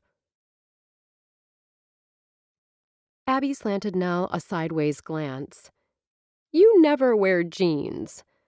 I knew painting was on the agenda today. Nell held the paint roller in one hand. That's why I wore my oldest shirt. Rachel gestured to her sleeveless tee that was already splattered with paint. This is one of Cohen's, Liz remarked, referring to her ex-husband, a pro baseball player turned sportscaster. I like getting it messy. It's small of me, but there it is. The 4 friends were all members of the Green Machine. The organization had purchased, and was in the process of renovating, a cottage in the town's gingerbread village, a collection of small houses built between 1890 and 1910. The colorful cottages had been the brainstorm of Hazel Green, who'd once seen something similar in the Martha's Vineyard area. Most of the homes in Gingerbread Village were privately owned and had been used during summers by the same families for generations. The majority were in remarkably good repair, but this small cottage, neglected for years, had become an eyesore. After the city purchased the house, the outside had been tackled first. Shingles were stripped and new ones put on. The porch had been shored up, and the broken gingerbread on the eaves replaced. Other volunteers had scraped and painted the exterior, while those knowledgeable in landscaping had added sod and a nice assortment of bushes and flowering plants. Floors were on tap to be sanded and refinished as soon as the interior painting was completed. Plumbers had been working in the kitchen and bathroom when Nell and her friends had arrived, but they had already left for the day. Once the living room was done, another set of volunteers would descend on the house and continue their work. If we didn't have to cut around all this white trim, we'd have been done at noon. Abby straightened and put a hand to the small of her back. It will be worth it in the end. Nell stared in satisfaction at the wall she'd just finished. This shade of blue pops against the white trim. I love spending time with you guys. Rachel carefully cut around a piece of trim with her brush. I still can't believe you got time off from the food bank, Nell commented. Rachel shrugged. I think it's because this is a Green Machine project. My boss is a huge supporter. Speaking of Leo, Abby began. Nell frowned. We weren't speaking of Leo. We weren't? Abby's innocent expression didn't fool anyone in the room, least of all Nell. Oh, well, we are now. Liz pointed a paint rag in Nell's direction. After that kiss in my backyard, you had to know this was coming. I did, Nell admitted. I just wonder what took you so long to bring it up. You and the mayor. Rachel expelled a breath, a dreamy look on her face. Even if he hadn't kissed you in front of everyone? We were hardly in front of everyone, Nell protested. Please! Abby waved a dismissive hand. We all saw it. When did all this start? Liz asked, the reporter in her evident. There's been this attraction between us for a while now. I think he's in love with you, Rachel said. You can tell by the way he looks at you. He gets this dreamy look in his eyes. Mark doesn't look at me that way. An uncomfortable silence descended over the room. Abby cocked her head. Would you like being a politician's wife? Wife? Nell laughed, a short, nervous burst of air. Leo and I just started dating. You'd be an asset to him in his rise up the political ladder. Liz's gaze narrowed on Nell. You're smart and accomplished and beautiful. Jonah told me Leo has his sights set on higher office. Done painting for the day, Abby dipped her brush in the pail of soapy water. While keeping her gaze on Nell, she began to work the paint free of the bristles with her fingers. Everyone knows being mayor of Hazel Green is just a first step for him. Though Nell kept her expression impassive, her heart stopped, then began again. Why hadn't she taken into account Leo's political aspirations before agreeing to date him? I think he'll go far. Liz's gaze grew thoughtful. He's got this squeaky clean image, and so far, he's done everything right. This thing with his father could really mess things up for him, Rachel announced in a matter-of-fact tone.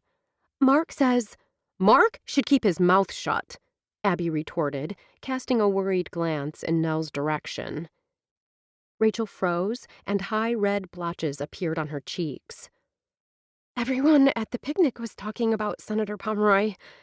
Mark didn't make it up. It's been on the news. It's okay, Rachel. Nell kept her tone easy in an attempt to soothe her friend's obvious agitation. What we need to remember is that no one, including the FBI, is alleging that Tim Pomeroy did anything wrong. It's his legislative director who's being investigated. Mark says he and the guy were friends, and that will hurt him. To her credit, Rachel appeared distressed at the thought. Mark, Nell spoke the name through gritted teeth, has a right to his opinion. I just don't happen to share it. I sincerely hope this whole matter doesn't affect the senator's re-election chances. Liz sounded as if she had her doubts. He's done a lot of good for Illinois. I'm sure the senator will be doing everything he can to distance himself from the scandal. Abby's positive comment went straight to Nell's heart. Was this what would happen if news of her past came out? Would those closest to her be forever tainted by their association with her? And Leo, she couldn't imagine being responsible for destroying his political future. Nell glanced at the faces of her friends, so familiar and so dear. They were her rocks. Would they abandon her if the news of her past misdeeds came out? Breathing suddenly became difficult. Tears stung the backs of her eyes. Suddenly, Abby was at her side. Nell, are you okay? Nell blinked and gazed into Abby's brown eyes. The look in her friend's gaze was as steady as the clasp of a hand. You're as white as a ghost. Brushing a stray piece of hair out of her face with the back of her hand, Nell managed a smile. It's hot in here. Don't let... Abby began. Wow, this looks amazing. Leo's deep voice filled the room. Nell turned, and there he was, looking more handsome than a man had a right to look in cargo pants and a t-shirt. As if a light had been switched on, her world suddenly became a whole lot brighter. Until she remembered what she should have never forgotten. Her past had the power to rock his entire world. I like the blue. Though Leo spoke to everyone, his gaze remained focused on Nell. "Original color." Nell kept her voice easy and pleasant. "We're trying to stay as true to the original cottage as possible." "Hence the pink and white exterior." Leo's grin had her heart rate quickening. "Yes, hence the pink and white exterior." Nell heaved a sigh. "I realize some people may not like all the bright colors. Wait until you see the purple bathroom cabinet. But I find it cheery and uplifting." "This one," Liz pointed her paintbrush at Nell, "is not only a world-class horseshoe thrower, she's one hard worker." "And so pretty." Abby waggled her eyebrows. Nell groaned. "Stop it, all of you." "I happen to agree." Leo surprised Nell by crossing the room and pressing his mouth against hers. "She's also a great kisser." Nell caught Rachel's not-so-subtle "I told you so" look. "Are you here to work?" Nell asked Leo when she finally found her voice. "He isn't on the schedule." In addition to her work as volunteer coordinator for the town's food bank, Rachel had taken on the Herculean task of coordinating the volunteers on the Pfister cottage. "I saw Nell's car outside and thought I'd say hello." Leo gestured toward the doorway. "Our cottage is down the block." Something else she didn't know about this man she was dating. "Your family has a cottage?" "You should stop by and see it when you're done," Leo urged. "I'm headed over there now. My parents are arriving on Saturday. Wells is hoping they'll stay with him, but they may prefer the privacy of the cottage." Though everything inside her told Nell to keep her distance, she smiled. "If you're still there when I get through here, I'd love a tour." After giving her the address, Leo didn't stick around. It was another 30 minutes before they finished the cleanup. Nell stood back, hands on hips, and surveyed the room. Okay, so maybe the blue was a little bright, but it wasn't gaudy. Certainly nowhere near her mother's decorating attempts. For someone who always looked picture perfect, Gloria had atrocious taste in home decor. "I'm picturing a gray sectional with blue and white pillows. Perhaps a blue and white plaid sofa?" Nell tapped her lips with a finger. "Once the rugs and furniture are in and the artwork hung, this is going to be one cozy room." Abby stretched, then pulled her hair from the band and let the dark strands tumble loose. "It will be nice, but right now, I'm all done." Rachel scooped her bag up from the floor and slung it over her shoulder. "I need to scoot. Mark is taking me out to dinner." "Where are you going?" Liz asked. "I was hoping for Thai, but Mark wants a burger." Rachel lifted a shoulder.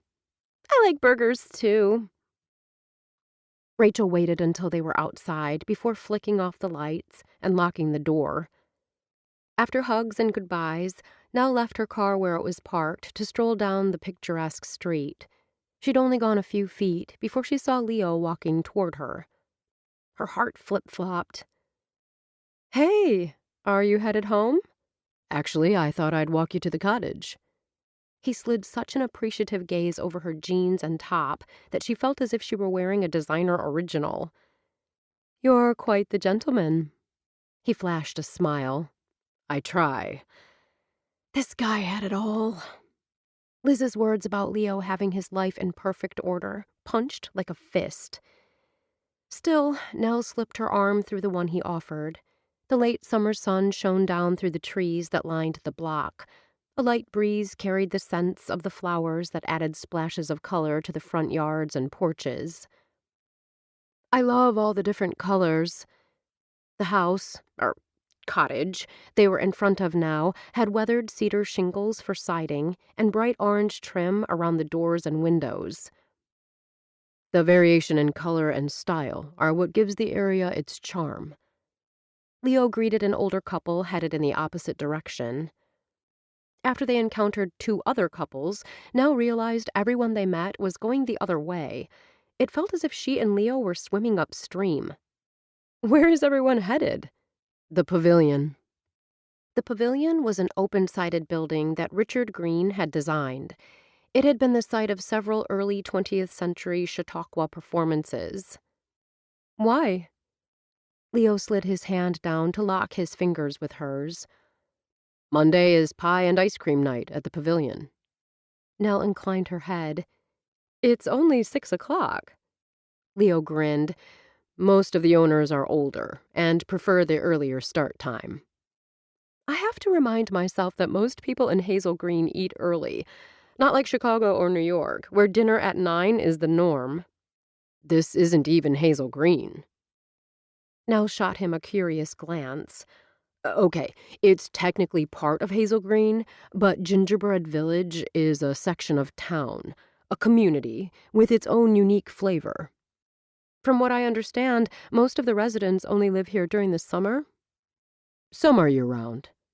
Leo gestured to a pretty cottage, much larger than the one they were renovating. This one belongs to Jocelyn Valentine, the owner of the Hat Box. The Milner's home had a blue roof, a wraparound porch, and 3 main paint colors: fuchsia, blue, and cream. It was bright, bold, and eye-popping, and Nell felt as if she was looking at the cover of a storybook. Leo's family cottage next door was equally colorful.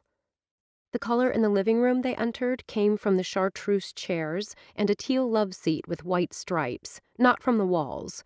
The walls and ceiling in this large open room had been painted a pristine white. Grouped for conversation near a large stone fireplace, the furniture invited her to have a seat and kick off her shoes. Colorful Chinese lanterns hung from one of the white beams in front of the window. This is lovely. Nell glanced around. Leo smiled. Let me give you the 5-minute tour. Not because I want to rush you, but that's all the time it will take. None of these cottages are particularly large. He showed her the modern kitchen, large enough to hold a table for 8, and a bathroom with a clawfoot tub. Nell pictured herself soaking in the deep tub, up to her chin in bubbles. The downstairs bedrooms might be small, but each retained its own flavor, with the master having French doors with stained glass borders, and the guest bedroom being a pale lavender with white filmy curtains. At the top of the stairs was another bedroom under the eaves, this one decorated in a nautical theme. This is so cute! Nell glanced around.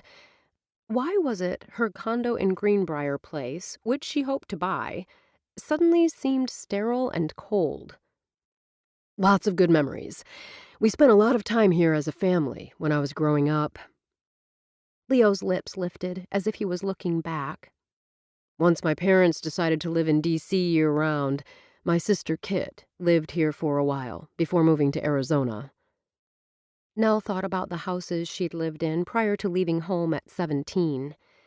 None of them had felt like a home or held pleasant memories. Thank you for showing this to me.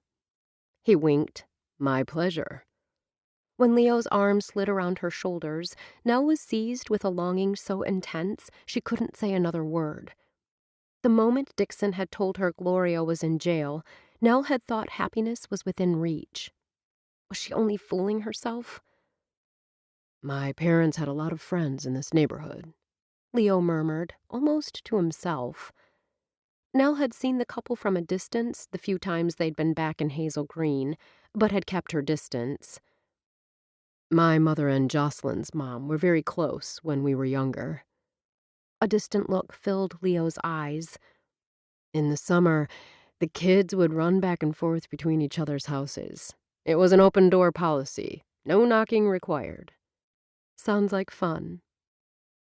Though Gloria had a couple of women she called friends, they weren't really her friends, merely weaker women she could manipulate and use for her own gain. Even if their constantly moving lifestyle would have allowed it, Nell and Dixon had been encouraged to keep their distance from other kids. Unless, of course, Gloria saw some purpose in a relationship. I hope their friends will stand by my dad. Leo looked away, but not before she saw the worry in his eyes. Everything might be different now. I'm sure it will be fine, Nell said, with more certainty than she felt. After all, it wasn't your father who broke the law. A muscle in Leo's jaw jumped. No, it wasn't. It was someone he trusted. Nell placed a hand on his arm. How about we check out the pavilion? Speaking of the pavilion, my parents get into town on the 30th. My father has been asked to speak. It's a political thing, but mostly a way for them to greet old friends and meet new. I'd like you to come with me. Nell mentally checked her calendar. Is the 30th this Saturday? Leo nodded. I was already planning to attend. I've been invited to say a few words as Hazel Green. Can you do that? Leo arched a brow. I thought Hazel Green was apolitical. Hazel spoke a lot about honor and integrity. I'll be giving one of those speeches. Great, we can go together. Leo reached out and took her hand. You can meet my parents. Nell told herself to pull her hand back, to put some distance between them. The problem was, Leo was hurting. Steve's duplicity had hit him hard. Nell knew what it was like to need a friend. Normally, Hazel never attends a function with a date. Nell reached up and kissed his cheek. She'll make an exception for you. Chapter 11. You and Leo came together. Abby kept her voice low. She appeared to be making a concerted effort not to smile. You never come to events like these with a date. Nell, or really, she needed to think of herself as Hazel this evening, resisted the urge to squirm. Leo asked, and I didn't see what it would hurt. Has he introduced you to his parents yet? Abby picked up a flute of champagne off the silver tray held out by a passing waiter. Nell lifted her gloved hand and waved the waiter off with an elegant gesture. I'm here as Hazel. You're here with their son. Abby's determined expression told Nell she was unlikely to back off. Still, Nell had to try. What do you think of my new dress? For tonight's event, Nell wore a silk dress with chemise detailing. The ivory silk and embroidered fringe shawl provided a nice contrast to the dark blue of the dress. A large hat with ostrich feathers rested on her dark wig. It's gorgeous. Abby's jaw set in a firm tilt. You and Leo are exclusive. It was more statement than question. Nell nodded. She saw no need to mention she had no desire not to be. She could barely juggle one man, let alone more. You only want to date him, nothing more. Nell smiled at a passing couple, hoping they'd stop to chat and distract Abby. But after a wave of acknowledgement, they continued on. I know what it's like to want someone you're not sure you should want. Abby's dark eyes met Nell's. It does no good to run from the issue. There is no issue. Is it because his father is? It doesn't have a thing to do with his father's current situation. Nell spoke firmly. Then why don't you want to get serious? It's obvious, at least to me, how much you like Leo. Nell resisted the urge to sigh. Being evasive with her friends was the part of the new life she'd built that she hated the most. Can't you tell me, Nell? Abby's soft voice and pleading expression wrapped around Nell's heart. Maybe it was time, Nell thought, to not only be honest with Leo, but with her close friends as well. My childhood was a mess, Abby, filled with turmoil and chaos. There were things I did in my adolescence that I very much regret. Even as her heart twisted, Nell kept her expression serene. She knew anyone looking at her would likely think they were discussing fashion or the weather or something else equally inane. You don't think you're good enough for him. I'm not. Though it hurt Nell to admit she was lacking, it felt good to be honest. Abby inclined her head. Have you told Leo about your teenage escapades? Not yet. Nell swallowed against the sudden dryness in her throat, desperately wishing she'd taken the glass of champagne. What she'd done back then went far beyond escapades. Before you cut him loose. Abby met her gaze. Don't give me that look. I know that's exactly what you've been considering. Before you just walk away, tell Leo all your secrets, then decide. Nell hesitated for a moment, then nodded. Abby put a hand on her gloved forearm. Promise me. Say the words. I promise. Nell lifted her arm, and Abby released her grip. I need to get ready for my speech. We'll talk later. As Nell hurried away, she let the Hazel Green persona settle over her. Apparently, people found her more approachable when she was alone. Every few steps, someone stopped her, either to discuss something related to town history or to take a photo with her. Nell didn't mind these pictures making their way onto the internet. The expert use of stage makeup had added nearly a decade to her face. Specialty putty changed the shape of her nose, and a mouthpiece transformed her lower jaw. Emerald green contacts completed the transformation. Nell was confident she wouldn't set off any facial recognition alarms. Was this why? She wondered. She felt more comfortable in Hazel's skin than she did in her own?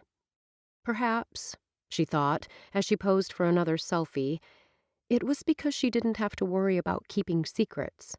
Hazel's life was an open book. Nell thought of Hazel's diary. If she was home, she'd be reading it now. Later, she promised herself. Once she gave her speech, she could leave. When an older man and his granddaughter stopped her, Nell realized she was as much an attraction as the senator and his wife. Leo's parents stood across the large pavilion, where they'd been greeting friends and constituents for the past hour. Wells was beside his parents, along with Sophie. Leo was there, too. She didn't seem mad. Up until now, Nell had done her best to steer clear of the area. Eventually, Leo would introduce her, but tonight it would be as Hazel Green, not Nell Ambrose. Several minutes later, she was signaled to move closer to the stage. Senator Pomeroy would say a few words, then Nell, or rather Hazel, would take the platform. Once on stage, Hazel would speak on her efforts to help women secure the right to vote in the early 20th century and mention the connection between the Chautauqua movement and the feminist movement. The speech she planned to give was one Nell had composed herself, taking bits and pieces from several speeches Hazel had given prior to Congress ratifying the 19th Amendment in 1920. She was immensely proud of the women of that time, women who had fought for what was right and just. Women who had been everything her mother was not. Nell, who'd once been headed down that same path, wondered if she'd have stayed, if not for the Britain incident. Ms. Ambrose. There was authority in the deep voice. It was a voice that commanded rather than requested. Nell slowly turned and found herself face to face with Leo's father. Timothy Pomeroy was a fit, striking man in his late 50s with thick, sandy brown hair peppered with gray. He reminded her of an older version of Wells. Tim's warm smile, well, that reminded Nell so much of Leo that she found herself offering a genuine smile back. She extended her hand. Hazel Green, it's a pleasure to meet you, Senator. Surprise flickered momentarily in his eyes before the senator took her hand in a firm grip. When Nell attends an event as Hazel Green, it's total immersion. Admiration ran through Leo's words. Mr. Mayor. Please. Before she realized what he meant to do, Leo had taken her gloved hand and brought it to his lips. I think we know each other well enough for you to call me Leo. The senator's gaze grew sharp and assessing. It was a good thing, Nell thought. She'd never been a woman who blushed. If she were, her cheeks would be bright pink. Mayor Pomeroy. Nell added a hint of chiding to the cadence favored by Hazel in several audio recordings she'd studied. You know Richard prefers me to address gentlemen of my acquaintance in more formal terms. Leo burst into laughter, drawing the attention of those nearby. A startled look crossed the senator's face before he brought his expression under control. "I'm confused." "She's speaking of Richard Green." Leo's laughing eyes had her relaxing. God, he was gorgeous. "You're referring to the architect who founded this town." "We're speaking of my husband, the world-renowned architect," Nell clarified, then saw that the senator was being called to the stage. "Again, a pleasure to make your acquaintance, sir." "You as well, Mrs. Green." The senator climbed the steps to the dais with a self-assuredness that was undoubtedly second nature. Leo stepped closer. "You confused him. That doesn't happen often." Nell simply smiled. "He'll remember you." Likely the comment was meant as a compliment, but Nell cringed inside. She hoped if the senator from Illinois remembered her, it would be as Hazel Green. Though the scent of Leo's citrus cologne was distracting, Nell kept her attention on the stage. She liked to study other speakers, especially the experienced ones. The senator waited for the audience to quiet, his gaze sweeping the crowd. He began his speech with an anecdote that had the crowd laughing. As the senator continued, he kept his message clear and simple. He was proud to represent the citizens of Illinois and to do what he could to make their lives better. A thread running through the talk was he'd never forgotten his roots. "In the adventures of Tom Sawyer, Tom tells Huck, 'Everybody does it that way.' What does Huck say?" Tim paused for dramatic effect. "I am not everybody. Like Huck, I am not everybody. If a fellow politician or someone in my office chooses to go down a wrong path, that doesn't mean Tim Pomeroy will follow along." The senator placed his hands on either side of the lectern and leaned slightly forward, his gaze panning the audience. "I am my own man. I follow my own path. I am not everybody. I am myself. You are why I do this job. I will do my best for you. I am not everybody." "There's the sound bite." Nell spoke softly, the words for Leo's ears only. The immediate and enthusiastic applause had the senator waving to the crowd. Beside her, Leo said nothing. She hated the concern in his eyes, but didn't have time to ask if there had been more news on the Steve front before she was called to the stage. Like the senator, she was a pro at giving speeches. Sometimes she wondered how she'd been lucky enough to land the role of Hazel. As herself, she could have never stood in the public eye. Portraying Hazel afforded her the opportunity to speak on a variety of topics that interested her. Once the introduction had been completed, Nell stepped to the microphone. "It's lovely to listen to a fine orator who speaks from the heart." She gestured with one gloved hand toward the senator, and the crowd cheered again. Nell realized she'd nearly given the man an endorsement, something she hadn't done before. But Hazel had supported fellow platform speaker William Jennings Bryan during his various runs for the presidency. There was precedent. Besides, Tim was Leo's father, and she would do what she could to ease Leo's worries. "I'm going to speak from the heart today, too." Though Nell had planned to use an amusing anecdote to kick off her speech, Tim had used that tactic, and also taken some of her time, so she got straight to the point. "As Independence Day approaches, we need to consider that since 1848, women such as Elizabeth Cady Stanton, Lucretia Mott, and Susan B. Anthony have fought for the rights of women to vote." Nell continued, doing as the senator had done, keeping her message simple. She thanked the good people of Illinois, which had been one of the first states to ratify the 19th Amendment. Applause followed, as it always did after she'd spoken. She noticed Liz taking pictures, undoubtedly doing freelance work for the Hazel Green Chronicle. Nell smiled broadly, feeling secure in her disguise. Liz could take as many pictures as she wanted, could interview and quote her.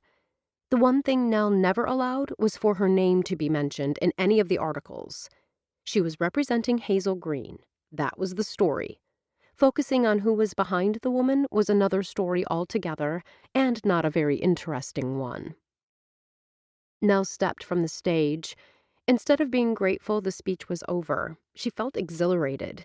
Being in front of an audience was a far more potent upper than any drug. Mrs. Green. Leo was waiting for her at the bottom of the steps. If you have a moment, I'd like to introduce you to my mother. Nell was struck again by how strange it was that until today she'd never met either of Leo's parents. While his father was a handsome man with a commanding presence, Leo's mother could be described in one word: average. Average height, average weight, average looks. Her straight, dark brown hair brushed her shoulders in a stylish bob. Her features were pleasant but nondescript. But her eyes? The blue was quite extraordinary. It wasn't just the color that drew Nell's attention. It was the warmth residing there. The woman radiated kindness and acceptance. "It's a pleasure to meet you, Mrs. Green." Leo's mother's lips quirked upward. "May I call you Hazel?" Nell took the woman's outstretched hand. "I'd like that." "And you may call me Marty." "Well, Marty," Nell said, a genuine smile lifting her lips. "What did you think of the speech?" "Yours?" Marty lifted a brow, good humor dancing in her eyes. "Or my husband's?" "Mine, of course." Out of the corner of her eye, Nell saw Leo's gaze shift between her and his mother, a look of puzzlement on his face. If he didn't expect her to converse with his mother, why introduce them? "Leo," Wells called out. "Do you have a minute?" Leo lifted a hand, acknowledging his brother before turning back to Nell. His easy smile had her relaxing. "I won't be long." "Take all the time you need." Nell gestured to Marty. "I'll keep your mother company." "My son likes you." Marty spoke softly as Leo headed toward his brother. "Leo is a great guy." "Yes, he is." Marty looped her arm through Nell's. "Let's take a little walk, and you can tell me about all the work you've been doing for disadvantaged children." "That's Nell Ambrose's work," Nell insisted, but let herself be drawn through the crowd, with Marty scattering smiles like fairy dust over the crowd. "I imagine it can be difficult to know where Hazel's life ends and your own begins." Marty's tone was conversational, but thankfully the woman didn't appear to expect an answer. While they strolled, Nell realized Marty had done her homework on Cornelia Ambrose. Leo's mother was familiar with most of the child advocacy work Nell had done in the past. As the crowd around them thinned and they entered the streets of Gingerbread Village, the slight tightness around the woman's mouth relaxed. Nell realized suddenly that while Marty presented a good front, she wasn't completely comfortable in the public eye, even after all these years. "How long have you and my son been seeing each other?" "We've known each other since I moved to Hazel Green 5 years ago." Nell smiled, remembering the first time she'd seen Leo. He'd been striding down the sidewalk toward her, and their eyes had met. "Since then, Leo and I have become good friends." "Just good friends?" Marty simply continued to walk, not speaking again for several long moments. "Is that because you don't feel my son is the right man for you?" There were plenty of ways to answer the question, but Nell chose the most direct and the most honest. "Leo has a brilliant political future in front of him. I'm not sure I'm the right woman for him." "I'm sure that doesn't make sense, but—" "On the contrary, I can very much identify with your feelings." Marty gestured to her cottage. "Let's sit on the porch. We can enjoy the quiet and this beautiful day for a few minutes. We'll have to go back. Even as she spoke, Nell took a seat in one of the rockers. Of course, but not for a little while. Marty leaned her head against the back of the rocker and sighed. I've always loved the relaxing pace of Hazel Green. But Tim wanted more. Nell's eyes widened. Had she just seen a firefly light up? Could it be a sign? She shook aside the fanciful thought and refocused on Marty. Some senators maintain homes in 2 locations. We did for a while. But it's difficult when you have a family. Sacrifices must be made. Marty's blue eyes settled on Nell. When Tim and I were dating, I wasn't convinced I was the right woman for him. Even as a young man, well before he dipped his toes into politics, he had high aspirations. I'm a homebody. I never wanted a fast-paced lifestyle. Yet you married a man destined for bigger and better. I loved him too much to let him go. Marty began to slowly rock back and forth, the chair creaking in a soothing rhythm. I spoke to Tim about my fears. He promised he'd only ask me to participate in events when absolutely necessary. He also agreed that we would spend as much time as possible in Hazel Green. Nell fought a pang of envy. Why are you telling me all this? To let you know that sometimes, if love is deep enough, and if both parties are willing to make sacrifices, what appears impossible can work. Marty gave a little laugh. The road isn't always easy. For me, it's been well worth the effort. If only what stood between her and Leo was as simple as compromising on public events or where to live. If only she could count on Dixon's assurances that he'd covered her tracks so thoroughly that her past and her mother would never catch up to her. If only... I wondered where you 2 had disappeared to. Nell's heart flip-flopped as Leo strode up to the porch. He winked at Nell before shifting his gaze to his mother. Dad is looking for you. Something about a photo op. Marty pushed herself up from the chair. I'd best get back. When Nell started to rise, Marty waved a hand. You and Leo enjoy a few moments of quiet. Nell settled back into the chair while Leo walked Marty to the sidewalk. Leo stopped, and Marty gave her son a hug. I like her, his mother told him in a voice that carried easily on the breeze. Nell felt a rush of warmth. Until this moment, she hadn't realized just how much having Marty's approval meant.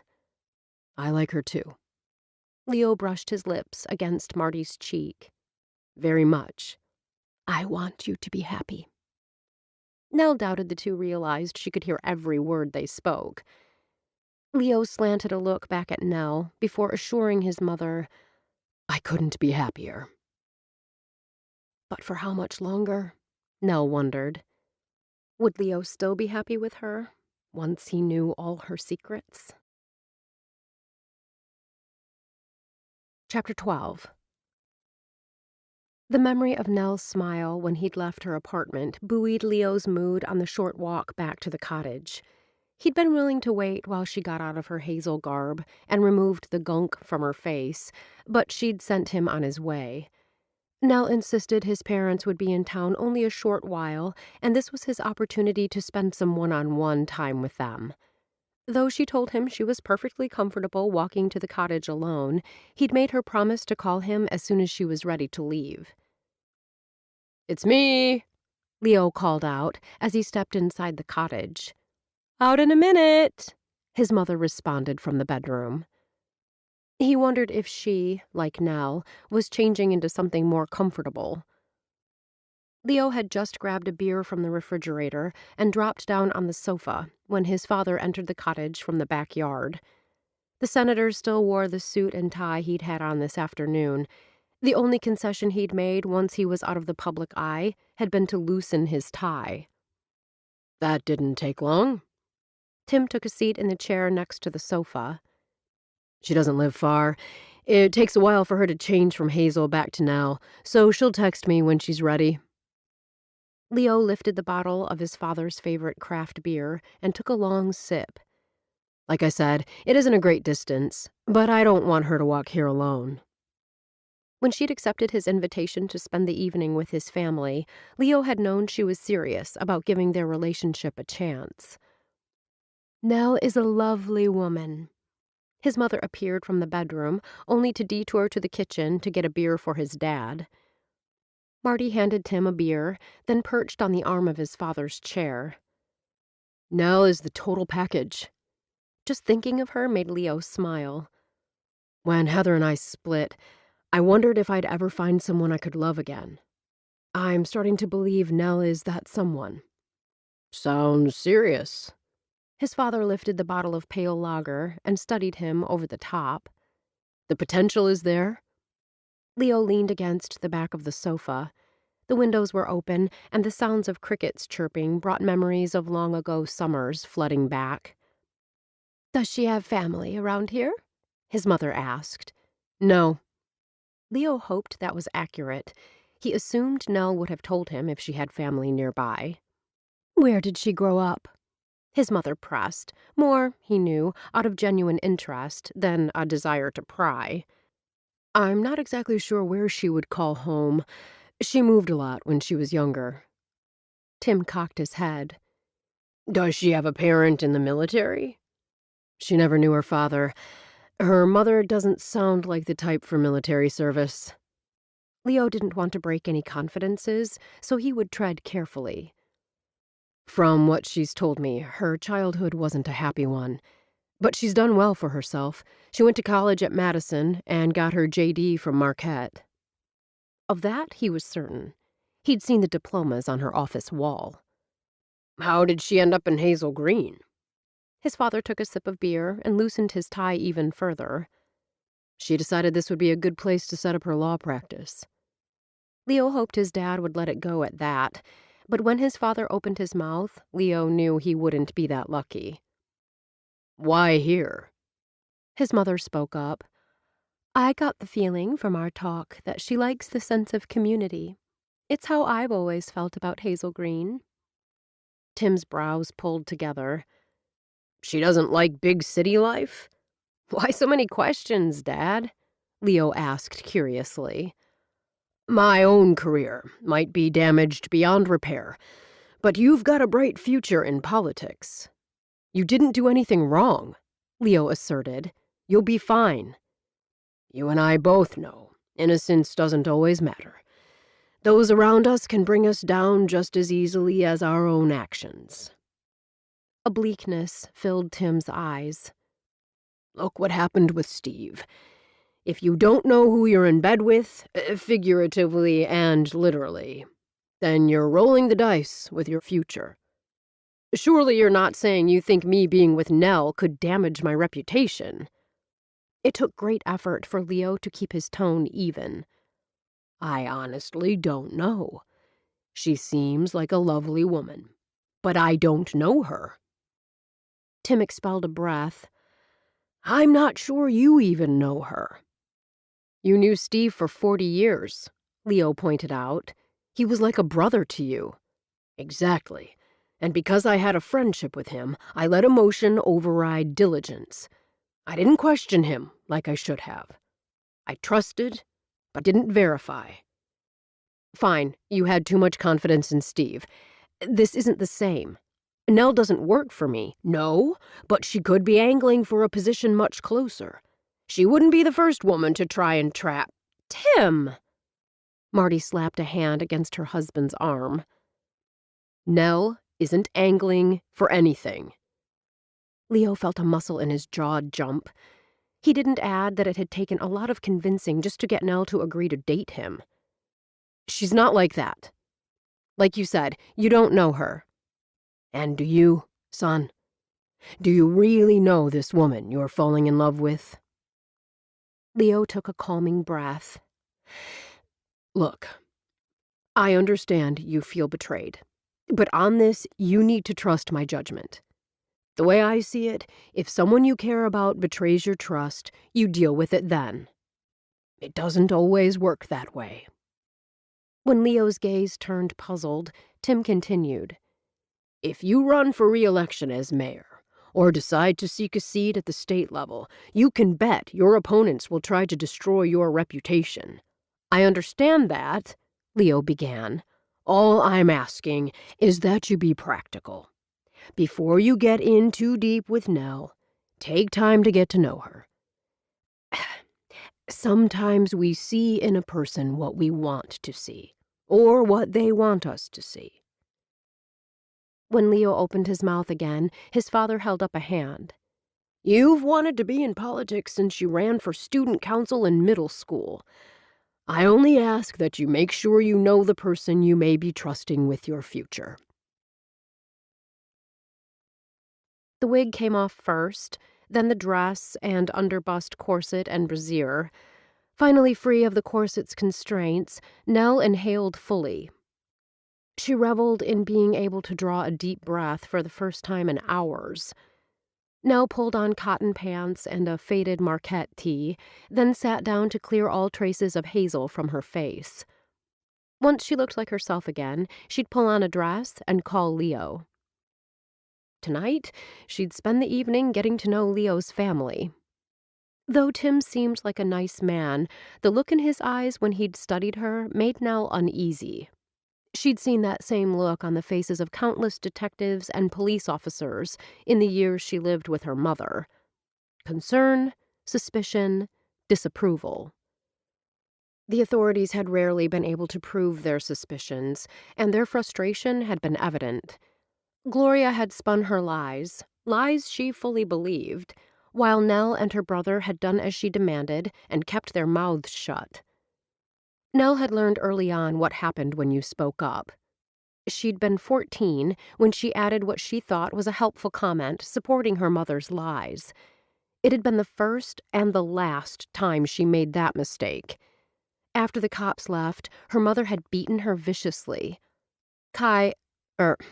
Dixon, had attempted to intervene, but he'd been only 10 and no match for the woman's fury and strength. The next day, Gloria was all solicitous, telling Nell she was her best girl and so smart. Just remembering had Nell's hands shaking as she applied moisturizer to her now clean face. Leo seemed confident his father would weather this latest crisis. Nell wished she could be so certain. Even though up until the scandal, his father had enjoyed a stellar reputation, Nell knew there were people who loved keeping things stirred up. Her mother had ruined many lives and reputations with a few well-placed lies. Sometimes, many times, there had been nothing in it for her. She'd done it simply for the fun of seeing someone she envied or detested squirm. It would be the same for Tim Pomeroy. Some people would fan the fires of the scandal, hoping he'd get scorched simply because he'd been close to the source, or because they had political aspirations he could thwart in some way, or simply because they enjoyed seeing a good man fall. A buzz pulled Nell from her reverie. She set down the mascara brush and saw Anthony's name on the screen. "Ms. Ambrose, Leo Pomeroy is here." "Send him up." Nell patted across the floor and opened her door. Several seconds later, the elevator dinged and Leo strode off. When he reached her, Nell moved to the side and made a sweeping gesture for him to step inside. He looked so yummy in his cargo shorts and graphic t-shirt, Nell felt desire surge as the door to her apartment clicked shut. "I couldn't wait." Leo wasted no time in kissing her soundly. "You smell wonderful." Nell slid her fingers into his hair and savored the taste of him. She felt his mouth curve as Leo continued pressing his lips lightly to hers, teasingly. Finally, with one hand, he pushed Nell's hair back from her face. It was such a tender gesture that her heart lurched. His gaze searched her face. "You look amazing." "Yeah, right." She gave a little laugh. "I was just about to put on some makeup." "Not necessary." Leo touched her cheek, one finger trailing slowly along her skin, leaving heat in its wake. "You're beautiful without it." The words pleased her more than he knew. Her mother had always insisted she had to be perfectly put together to even meet minimum standards. "I think you might be just a bit prejudiced," she teased. "Guilty." With a quiet laugh, she gazed up at him. "I wish we could stay in tonight. My parents are eager to get to know you better, but I promise we won't stay long." The desire shimmering in his eyes wrapped around Nell like a caress. For a second, she imagined the touch of his strong hands on her bare skin, and her pulse jumped. "Screw it," he said abruptly, as if fighting his own desperate ache. Leo pulled the phone from his pocket. "I'll call them and tell them something came up.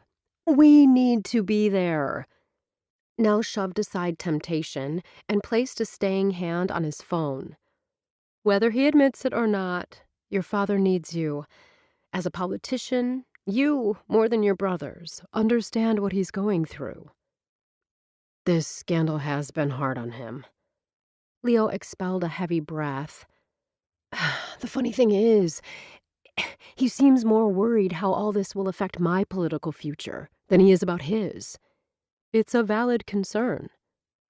As much as she wanted to reassure him, they both knew his father's worries were realistic. "Actually, everyone around him will likely be impacted to some degree once all this goes down. I told him he doesn't have to worry about me. Let them dig into my background, into the decisions I've made since taking office." Pride filled Leo's voice. "I have nothing to hide." He might not, but she did. Though the odds were low of her background coming out, Leo should know. Then he could decide if being with her was worth the risk of her past one day affecting his career. "There's something I need to tell you. When I was a child—" Nell tried to say more, but nothing came out. "Don't do it! Don't do it!" The self-preservation instinct that had been her constant companion since she'd been old enough to talk blocked the words poised on the tip of her tongue. "Nell?" Leo stepped to her.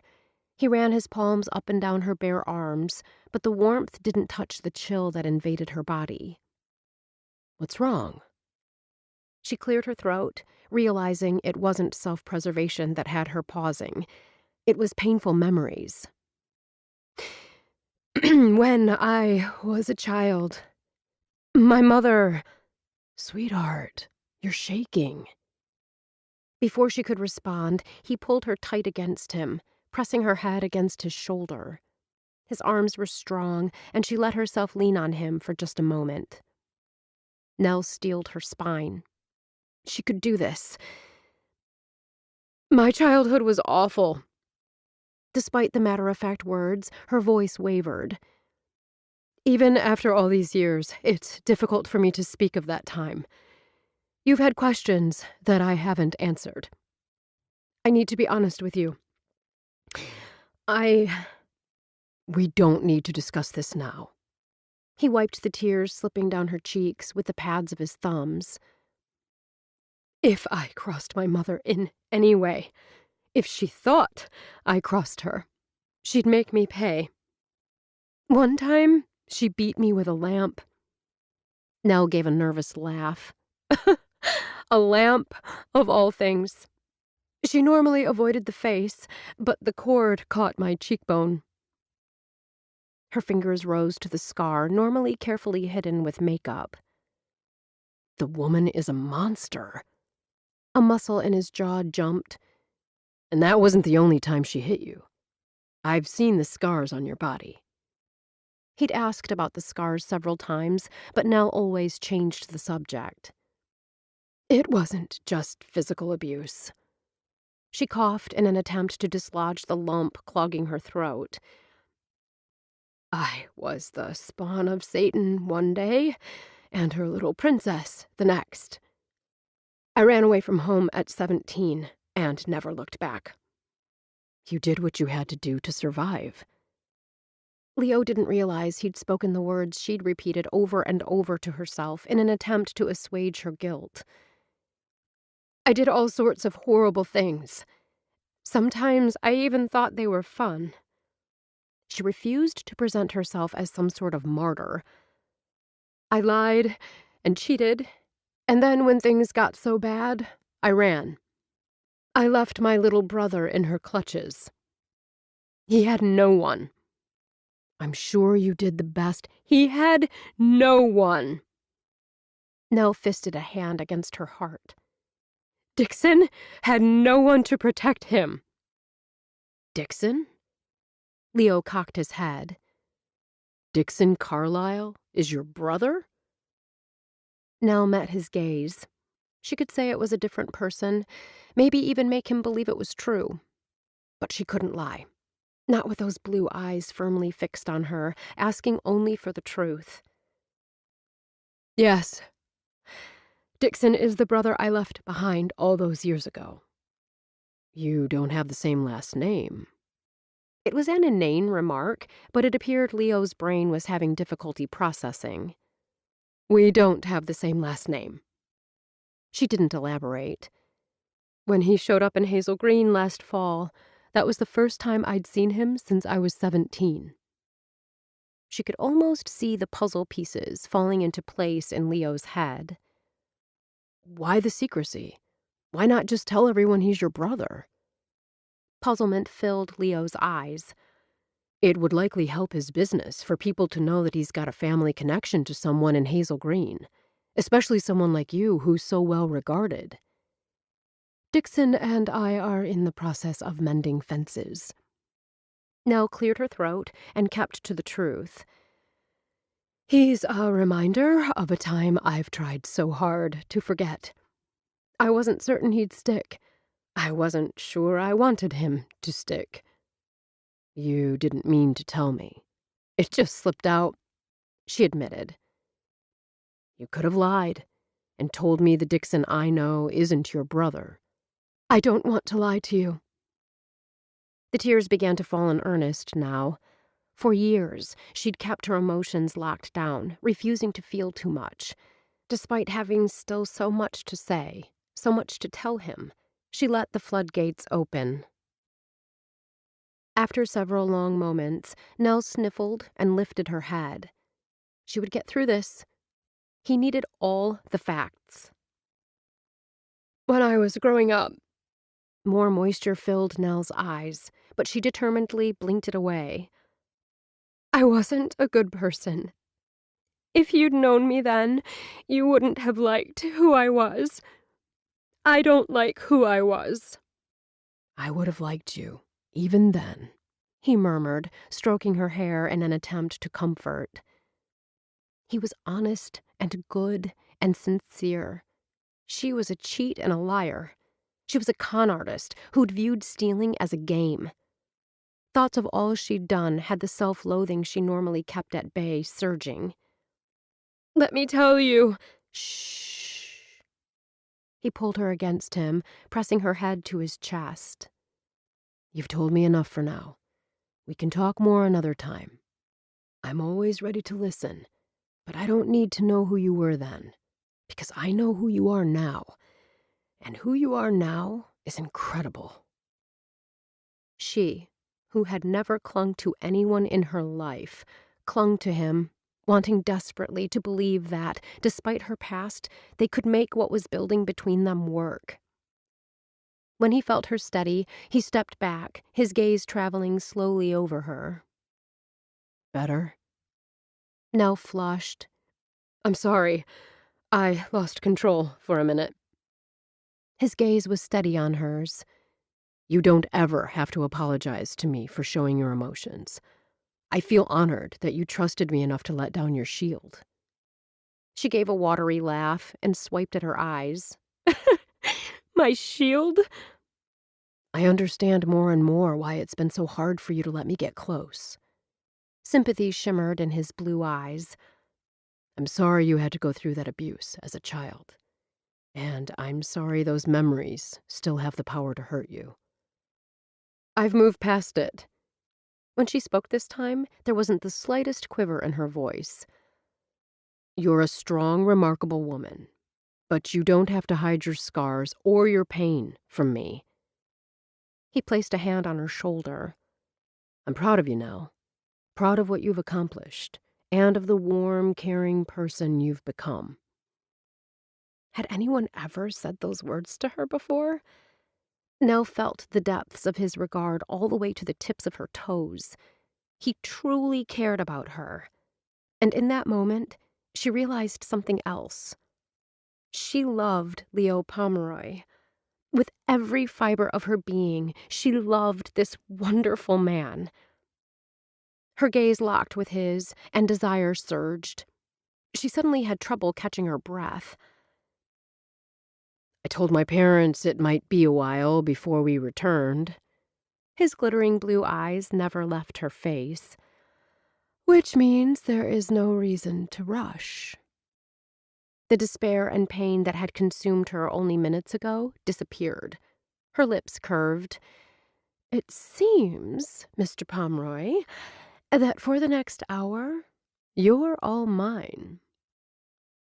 Needing the reassurance that things were okay between them, Nell wound her arms around his neck and lifted her face. His mouth closed over hers. It felt amazingly good to hold him, to taste him, to touch him. She stroked the back of his neck, twining her fingers in his hair. How, she wondered, could such a simple gesture feel so intimate and erotic? "Let me take you to bed." Need had his voice sounding raspy. "Let me make love to you." She nodded, planting a kiss at the hollow of his throat to seal the decision. They walked, hand in hand, to her bedroom. When he turned toward her, Nell stepped into his arms. Despite the raw need she saw in his eyes, Leo appeared determined to take this slow. Tonight, there would be nothing and no one between them. Despite being together for months and making love more times than she could count, this felt like the first time. "I understand there might be things in your past you prefer to keep to yourself." Leo's gaze searched her face. "I want you to know there isn't anything you can't tell me. Nothing you can say will change the way I feel about you." She stroked his hair, her heart a warm, sweet mass. His fingers weren't quite steady as they touched the curve of her cheek, trailed along the line of her jaw. "I'm here for you. I'll always be here for you." Then, as if deciding the time for talking was over, Leo pressed his mouth to hers. Chapter 13. The streetlights flickered on as she and Leo strolled down the sidewalk toward the cottage. The bed had been so comfortable, and he'd been so warm, that when Leo offered to text his parents that they couldn't make it, Nell had been seriously tempted. Her eyes were red and swollen from crying, and she knew it would take all her makeup skills to conceal the ravages of the tears.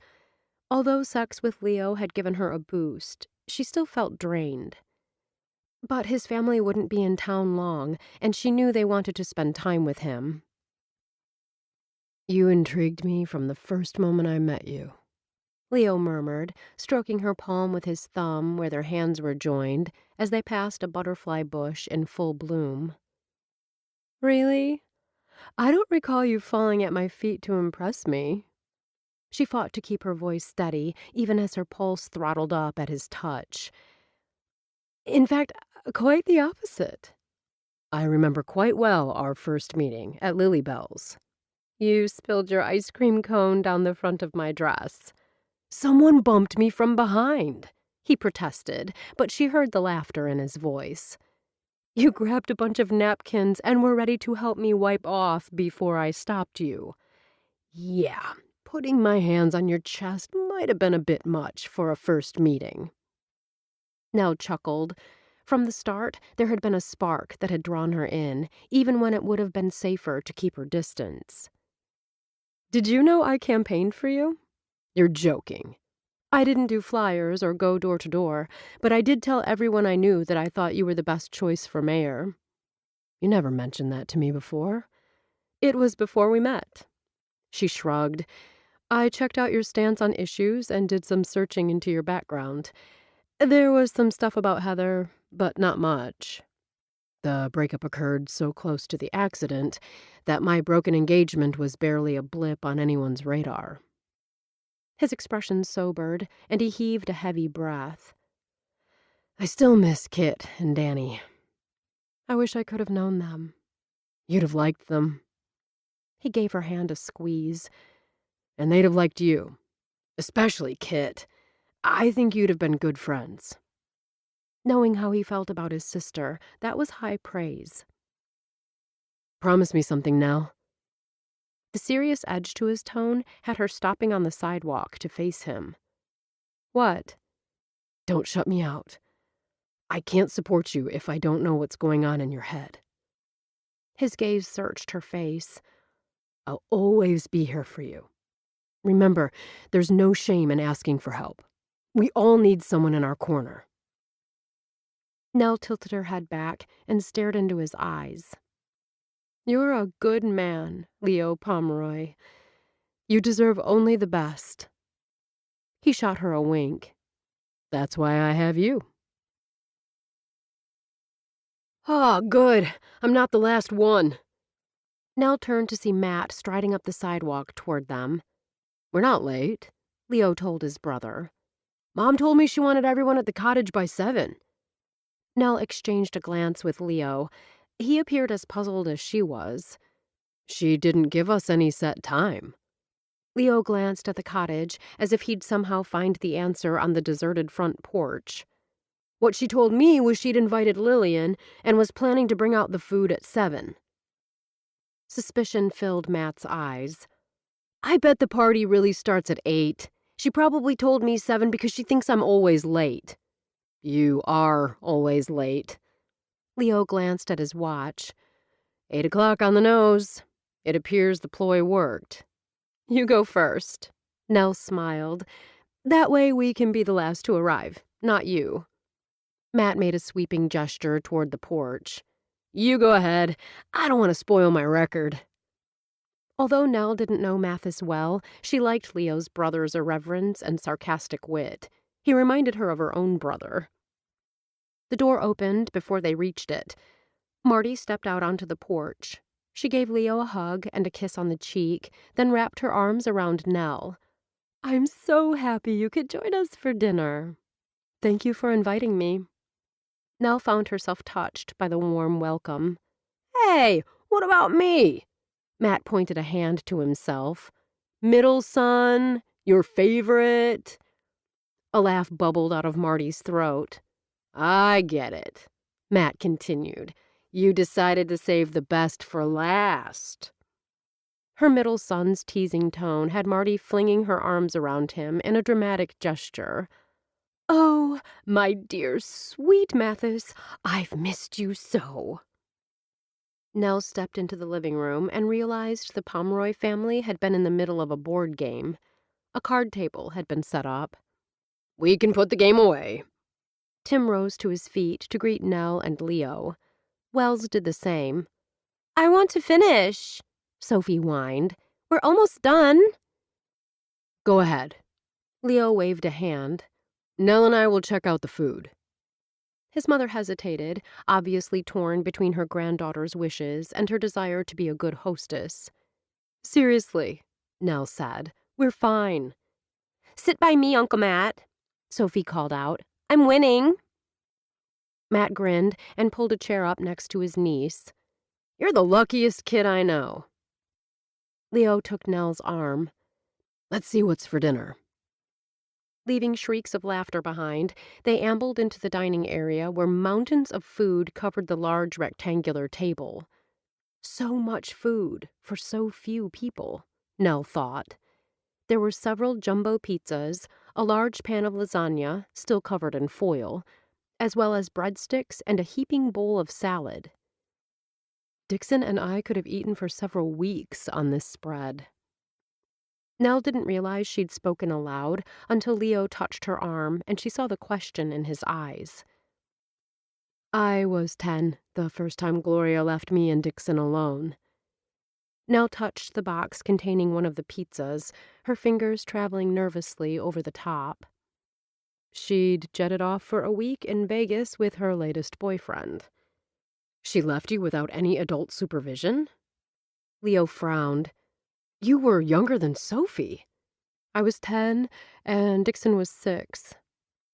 Her lips quirked up in a humorless smile. The refrigerator was empty, and we could only find a few dollars in change. Did you go to the neighbors for help? I knew better. Gloria threatened us with bodily harm if we spoke to anyone outside the house. Nell opened the box and stared at the large pie topped with pepperoni. She shut the box. Everyone in the neighborhood hated Gloria. I didn't blame them. My mother made enemies wherever she went. Surely your neighbors wouldn't have held the actions of your mother against her children. Nell lifted a shoulder, let it drop. How did you survive? Leo kept his voice even, but she heard the concern. I stole food from the grocery store. She lifted the top of the other pizza box. Hamburger topped this one, and, if she wasn't mistaken, extra cheese. I couldn't let my brother starve, but I didn't take him with me. I could have used him to distract nosy clerks, but I didn't want the responsibility of starting him on a life of crime. Gloria would see to that part of his education. There was nothing Nell could have done to stop her. You were 10 years old. I was proud I didn't get caught. I thought my mother would praise my efforts when she got home. Did she? Nell lifted a breadstick and absently took a bite. No, in her mind, I'd simply done what was necessary. She shouldn't have ever had children. No argument here. The breadstick felt like a leaden weight in the pit of her stomach. No. She looked up and found Leo staring at her with a curious expression. Before he could speak, Tim appeared in the archway. Is the game over already? Leo asked. Sophie won. Tim chuckled. That girl is a fierce competitor. When we were little, Leo told Nell, Kit always won. A shadow of sadness stole over Tim's face, but he quickly rallied. Soph is following in her aunt's footsteps. Marty began unboxing the pizzas, and Nell automatically moved to help her. I'm glad you joined us this evening. Tim took the foil off the lasagna, his gaze on Nell. It'll give us an opportunity to get better acquainted. Leo, who'd started toward the other room as if to help his siblings put away the card table and chairs, paused. We're not playing 20 questions tonight, Dad. That never goes well. Sometimes better than other times, Marty admitted with a smile. Nell cocked her head. This sounds intriguing. The first time it happened, I was a sophomore in high school. I'd spent weeks trying to impress Tenley Phillips and had finally convinced her to give me a chance. Things were going well. Leo shot a piercing gaze at his father. Then I made the mistake of bringing her home. I was simply attempting to get to know the girl, Tim protested. Tim means well, but he can be a bit overzealous. Marty cast a fond look in her husband's direction. Matt appeared in the archway. He interrogated Tenley. I was there. I heard every question. Wells, Tim motioned to his eldest son, tell them I didn't interrogate Tenley Phillips. You interrogated every girl we brought home. A smile lifted Wells's lips. I was worried how Danny would take the Inquisition, but she adored you. We adored her too. Tim's voice sounded rusty, and he cleared his throat. A voice from the living room called out, I'm here! I hope I'm not too late! Lillian stepped into the room with all the aplomb of an actress making her stage entrance, and the subject of interrogation was forgotten. The evening chugged along like a train on well-oiled tracks. They ate and talked about inconsequential things. Nell enjoyed visiting with Marty and Lillian and demonstrating her braiding skills on Sophie's hair. The conversation remained easy and focused on Hazel Green events until it was nearly time to leave. It was Lillian who brought up the elephant in the room. "How are things going for Steve?" Nell was on the sofa next to Leo, his arms slung over her shoulders. She felt the arm behind her head tense. "Nothing new on that front." Tim kept his tone light. "The press coverage had settled to a dull roar before Stanley Britton started stirring things up." Gloria had once hit her with a board in her stomach and knocked all the air from her lungs. Nell remembered that feeling. She felt that same way now. "I don't recognize that name." Lillian frowned. "Is he another senator?" "Stan is a lobbyist," Wells answered. "One who's had a lot of contact with Steve. He even helped him draft some legislation." "Why is this guy stirring things up?" Matt asked. The same question was burning a hole in Nell's tongue. "I'm not sure." Tim's voice turned grim. "But he's doing everything he can to somehow imply that I had direct involvement in taking the bribes." Leo met his father's gaze. "Do you think he's trying to divert attention from himself?"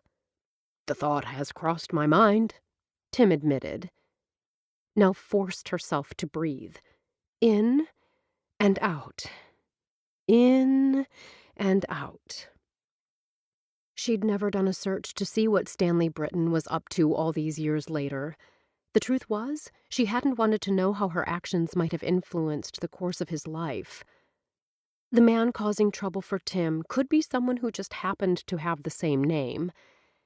Somehow, Nell didn't think she'd be so lucky. "Forget about Stanley." Tim shifted his gaze to Nell. "I'd like to spend some time this evening getting to know Nell better." "Be afraid," Matt uttered in a ghoulish voice. "Be very afraid." Everyone laughed. Nell slanted a glance at Leo, and the look in his eye was as steady as the hand he settled on her shoulder. He had her back. She had nothing to fear. Chapter 14. Leo waited until they were nearly to Nell's apartment to bring up his father. The truth was, he was still reeling from everything Nell had told him today. The fact that she had felt she could share such painful, private memories deeply touched him. She certainly didn't deserve to be interrogated by his father. "Sorry about my dad." He didn't know what to think when Nell chuckled. "He was fine. His choice of questions surprised me. The fact that they steered more toward business than personal. Yes, I had expected the opposite." It had surprised Leo, too, but listening to Nell talk with such passion about her child advocacy work had told his father a lot about who she was as a person. "He's a nice man." Nell made a face. "I hate it that someone is trying to stir up more trouble for him. Stan Britton is an ass." Surprise skittered across her face. "You know the guy?" "I met him one time when I was in D.C. My dad and I were going to lunch, and Stan stopped by for a meeting with Steve when we were on our way out the door." Leo paused, as if searching for the right words. "He was arrogant and full of his own self-importance. Even though our encounter only lasted a few minutes, that came through loud and clear." "Do you think he's involved in the bribery stuff?" "It wouldn't surprise me." Leo took her hand and gave it a swing. "Thanks for coming with me tonight. You have a lovely family. They like you." The thought made him happy. He was close to his parents and brothers. If Nell was going to be a permanent part of his life, the thought slapped him upside the head. A permanent part of his life. He realized he'd started to think of Nell in those terms. The realization was both exciting and a bit frightening. Hazel's diary. Leo pulled his thoughts back to the conversation. The diary you got at auction? I've been reading bits of it every night. It's fascinating. A smile lifted Nell's lips.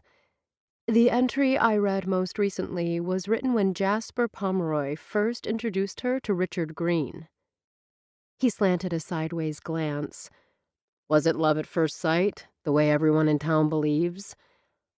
I'm not sure if it was instant love, but it seemed as if there was definite interest from the start on both sides. I wonder how long it took Hazel to sleep with Richard, Leo mused. I'm not sure she did. At the turn of the 20th century, sex between unmarried couples was frowned upon. Hazel was a stage performer when Richard met her, he reminded her. I know, but a Chautauqua speaker wasn't the same as, say, someone on the vaudeville stage. Nell's brows pulled together. I'm not sure why she saw herself as unsuitable for him. She thought she was unsuitable? That's what she said. Hopefully, as I read on, I'll know more. At least we already know that their story ended happily. Yes, from everything I've read, they were very well suited and extremely happy, despite her fears. Which only goes to show that sometimes we worry about nothing. Unable to keep from touching Nell, Leo slid a hand down her arm. She was so soft, yet so tough. In the end, love prevails, and everything works out. I think it can. She met his gaze. With the right person. It was him. Nell stared at her computer screen at the images of the boy she'd known all those years ago. Stanley Britton, the lobbyist who was causing all sorts of trouble for Leo's dad, was the same geeky high school junior she'd played for a fool. The second Leo had left her apartment, Nell had done a search. Stan hadn't been difficult to find.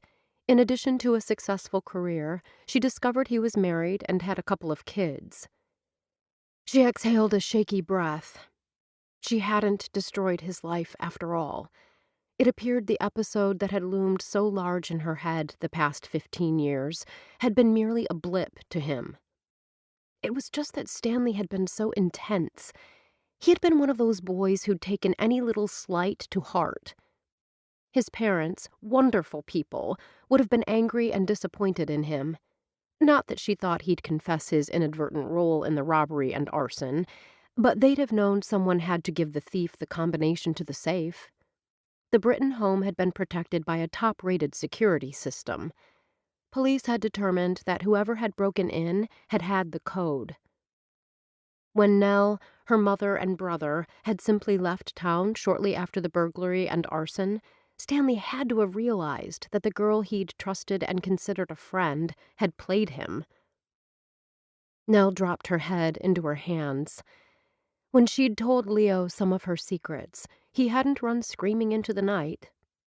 But anyone could sympathize with a child who'd been abused, or a 10-year-old who'd done whatever was necessary to feed herself and her little brother.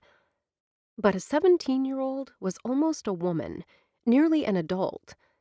At that age, a girl knew right from wrong. Yet Nell had continued to do her mother's bidding. She'd lied, cheated, and stolen. The scams and cons had been exciting, like a game, until they hadn't been. Would Leo understand her behavior, her desire to please her crazy mother, when she didn't fully understand it herself? Would he question her character? Would he feel she'd played him by not being completely honest from the very beginning? He'd been puzzled that she hadn't told him Dixon was her brother. No matter how painful, or how much she insisted she didn't need to tell him everything, she had to do it before they got any closer. Nell reassured herself that she hadn't crossed any invisible lines tonight, or gone down any roads she couldn't exit. She hadn't proclaimed undying love. She'd merely told Leo she liked him. Like was really such an innocuous word. Friends liked each other. You could like someone whom you only recently met. It didn't mean anything, really. What had he said? Sometimes we worry about nothing. She hoped she was wrong, but she feared that once he had all the facts, he would see that continuing their relationship would put his political aspirations at risk. Nell sighed, closed the laptop, and picked up Hazel's diary. Just holding the leather-bound book steadied her. Reading another woman's intimate thoughts was a privilege, one that Nell didn't take lightly. Nell had done extensive research on the woman. She admired Hazel, and the last thing she wanted was for the woman's diary to fall into the wrong hands. No matter how decent and honorable the person, Nell firmly believed that everyone had done things they regretted or had had unkind thoughts toward others. So far, nothing in the passages she'd read had jumped out at her, but Nell had no doubt she'd discover things Hazel would have preferred to keep hidden. Hazel could count on Nell's discretion. If anyone knew how to keep secrets, it was her. Nell opened the diary. Chautauqua, New York, 1900. On this night, I once again brought Abraham Lincoln to life. He is a man much admired, and each time I speak the words he once spoke, I strive to do justice to them. No matter how many times I say the words, "All men are created equal," it always fills me with a sense of melancholy. As it was in 1863, when Lincoln gave the Gettysburg Address, equality for people of color and for women remains a pipe dream in the distance. I like knowing President Lincoln rose from humble beginnings to the highest office in the land. He not only made a difference in the lives of those around him, but for many he would never meet. I strive to make a difference, to uplift those in the audience with my impersonations of great people, both men and women. This life is a solitary one, but we often meet interesting people. There was a man in the audience with whom I am casually acquainted. Jasper Pomeroy is a successful businessman who frequently attends performances. This evening, he brought a friend and made the introductions after my performance. Richard Green is the man's name, and if Jasper is to be believed, Mr. Green is a world-renowned architect. He seemed a genial fellow and appeared truly interested in my performances. We conversed for the longest time until Jasper reminded Mr. Green that they had an event to attend. I was startled when Mr. Green brought my hand to his lips for a kiss and promised to return for another performance. When he lifted his head, his eyes met mine for a moment, and something passed between us. It is odd how a simple look from a stranger could set my heart aflutter. He is a charming fellow, and very handsome indeed, with dark hair and beautiful brown eyes that hold a twinkle. I find myself hoping that he will return, though I am not sure why. Not only do Mr. Green and I live in far different worlds, my humble past would make me unacceptable for a man of his standing. Yet, despite all this, I hope he will come again.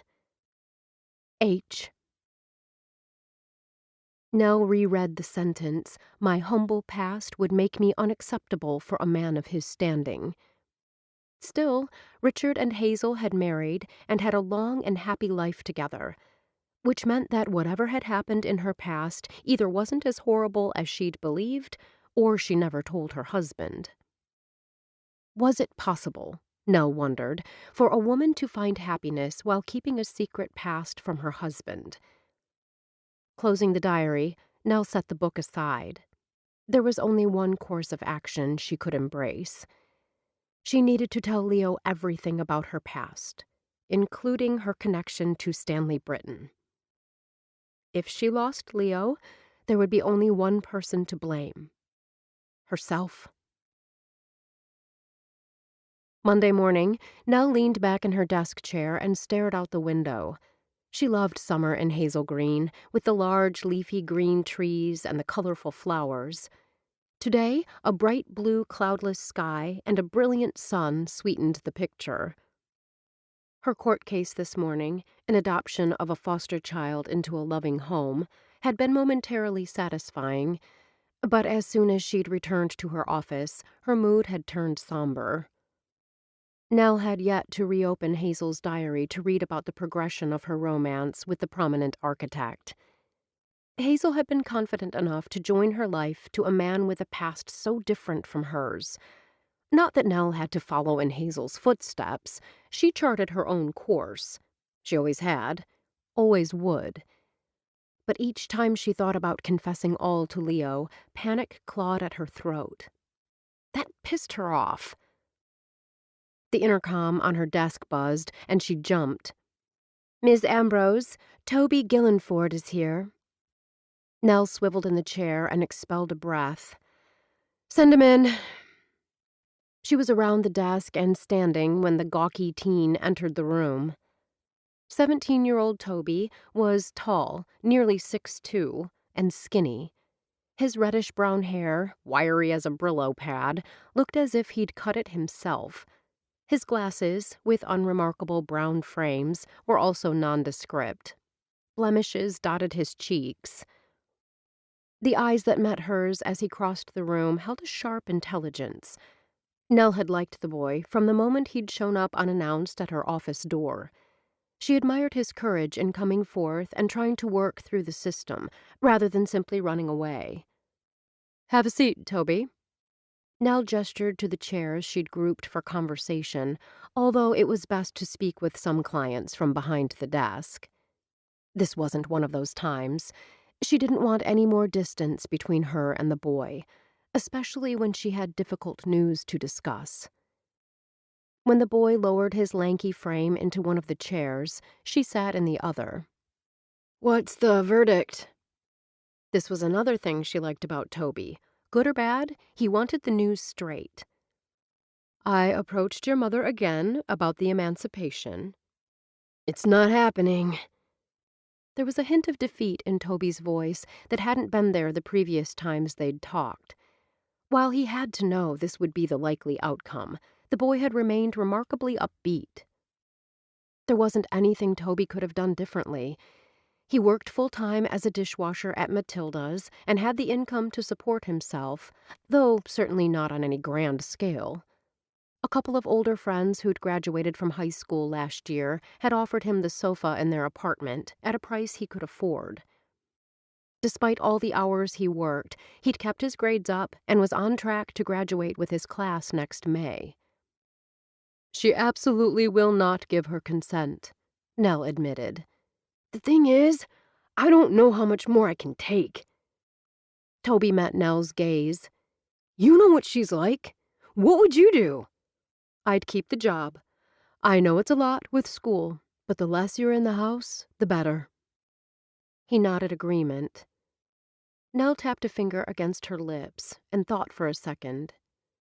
"Does she still wait up for you?" Toby nodded and blew out a breath. "I try to sneak in, but she always hears me. I could stay with Jake and Ty." Jake and Ty were his friends who had the apartment with the sofa bed. "You know what will happen if you do." "Just like the other times, she'll call the cops and say I ran away." "You don't want to go into detention." Nell had been in one of those youth facilities for a couple of days. She'd been 15, and her mother had wanted to teach her a lesson. "I can't stay with her." Toby surged to his feet and began to pace. "Dad sees what she's like, but he won't interfere." Nell understood. The men in her mother's life had never lifted a finger to help her. She and Toby had talked about having Child Protective Services intervene, but he didn't trust the system to protect him from his mother's psychological torture. "The problem is, she appears normal in her outside life. She has a good job at the bank, and people think she's wonderful. It's only at home that the crazy comes out." His half-laugh held only despair. "Her friends and coworkers think I'm this ungrateful, horrible son because that's what she tells them." Nell tapped the pen she hadn't realized she still held against her skirt. "You know what she did last night? While I was at work, she went into my room and trashed it. When I got home, she told me we needed to have a talk about me respecting my things. Toby's expression turned bleak. I know if I said anything to anyone, they'd believe her, not me. Why do you think she trashed your room? Toby paused his pacing and dropped back into the chair. He raked a hand through his bushy mop of hair. Because she can. Because she's pissed about this emancipation thing, even though she got her way.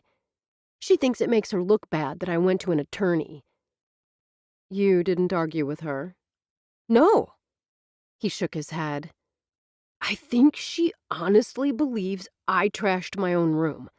She's very convincing. Heck, sometimes she can almost make me believe it. I know that doesn't make sense. It does. Gloria had been the same way. I knew someone like that. A family member. This was the first time Nell had mentioned that fact, and his eyes lit up. What did you do? I don't have anything to do with her now. I've been thinking of leaving. Toby's gaze dropped to his hands. I've got money saved. That may have been what she was looking for. Possibly, Nell agreed. Did she find it? He snorted. As if I'd be stupid enough to stash the money in my room. You're right, that would have been foolish. If you did leave, where would you go? I don't know. His shoulders slumped. Let's think of some better alternatives. You'll be 18 in January, which is the age of majority in Illinois. I can leave then, and she can't stop me. Have you given any thought to graduating midterm? Nell inclined her head. Would you have enough credits? Toby thought for a moment, then nodded. I should. That's a possibility, then. You'd turn 18 and have your high school diploma. Nell continued in the same reasonable tone. You could support yourself and probably qualify for grants to help with college. If you wanted to stay in contact with your parents, you could. Or not. Your choice. Choice had always been a big thing for Nell when she was that age. For a long time, she'd seen no way out. Her mother was the type to track her down. And just like Toby's mother had trashed his room, Gloria would have trashed Nell's life when she'd found her, for no other reason than she could. Thankfully, the penal system would now be keeping her mother very busy. January is still 6 months from now, Toby said. Nell pulled her thoughts back to the conversation at hand. Sometimes having that end date makes it easier to stick. There's something about knowing that on that particular date, you'll never have to walk through the funhouse doors again. Toby rubbed his chin, his expression doubtful. Last night, when I was asleep, she flung open the door to my room, then stood there and screamed how worthless I am and how she wishes I'd never been born. I could speak with someone from CPS. This wasn't the first time she'd made the offer. But Toby was right. At this point, it would be her word against his. The boy's previous attempts to record her verbal abuse and video her behavior had failed miserably. He shook his head. You're in a difficult situation. Nell's heart ached for the boy. She knew what he was going through and knew that his life was likely 10 times worse than he'd told her. Her gaze met his. You're strong, smart, and determined. You're a hard worker. You and I both know that she's the one who is messed up, not you. Toby closed his eyes for a moment. Sometimes it's hard to keep that in mind.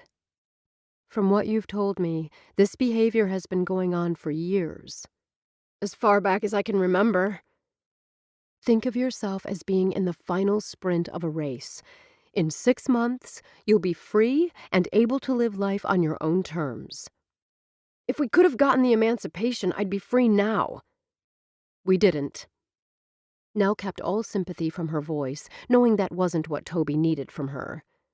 Now you move on to Plan B, which is getting your diploma and surviving until your birthday. Do you think you can make it that long? Toby slowly nodded and pushed to his feet. Then he surprised her by extending a hand. "Thanks for trying to help. I suggest you don't mention you plan to leave in January. Let that be your secret." "You really do understand." Nell placed a hand on his shoulder and resisted the urge to sigh. "You have no idea."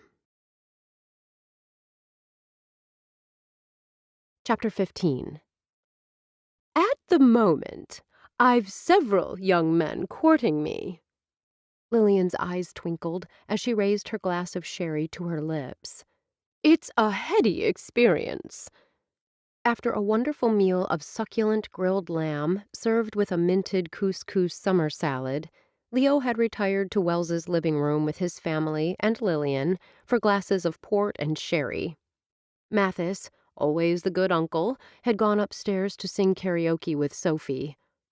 Leo wondered, not for the first time, if Wells regretted getting his daughter the karaoke machine for Christmas. Tim smiled at Lillian. While she wasn't a blood relative, the woman had been a close friend of Tim's parents when they'd lived in Hazel Green. When they relocated to Arizona, Lillian had become a de facto member of the Pomeroy family. "Who are these young men?" Tim arched a brow and glanced at Wells. "Anyone we know?" Though his father's tone was easy and almost teasing, Leo wasn't fooled. The Pomeroy men were protective of their own, and Lillian was one of them. Leo and his brothers had all been willing to lend their investment expertise to Lillian, but so far she'd refused to take them up on their offer. "I'm not certain which ones are still in the running for your affections." Wells's smile didn't quite reach his eyes. "You've had so many buzzing around." Lillian laughed, the sound reminding Leo of Nell when something delighted her. Leo resisted the urge to glance at the clock on the mantel. The day had been busy, with lots of unexpected interruptions. By the time he'd had a few minutes to call Nell, it had been time for dinner. "Mark Koenig is one." Lillian's gaze turned speculative. "He's been dating Rachel Grabinski for the past year," Wells told his father. "You knew her parents." Tim nodded. "Sad thing, that car accident. All those children left without parents." "From everything I've heard, Rachel did a fine job raising her brothers and sisters." Marty chewed on her bottom lip. "Doesn't Rachel work for the food bank now?" "She's the volunteer coordinator." Leo sipped his drink. "I like Rachel. The jury is still out on Mark." "Why?" Tim asked. "Just a feeling."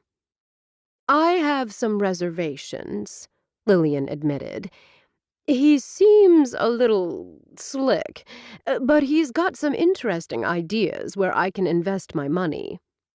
"You know, Lil, Tim and I have a financial consultant we really trust in D.C. I'd be happy to give you her name." "Thank you, Marty, but I prefer to deal with local talent, so to speak." "Who else are you considering working with?" Tim asked. His father was digging. It might not be obvious to Lillian, but his dad, and Wells too, were very protective of the older woman. It probably wasn't a bad idea.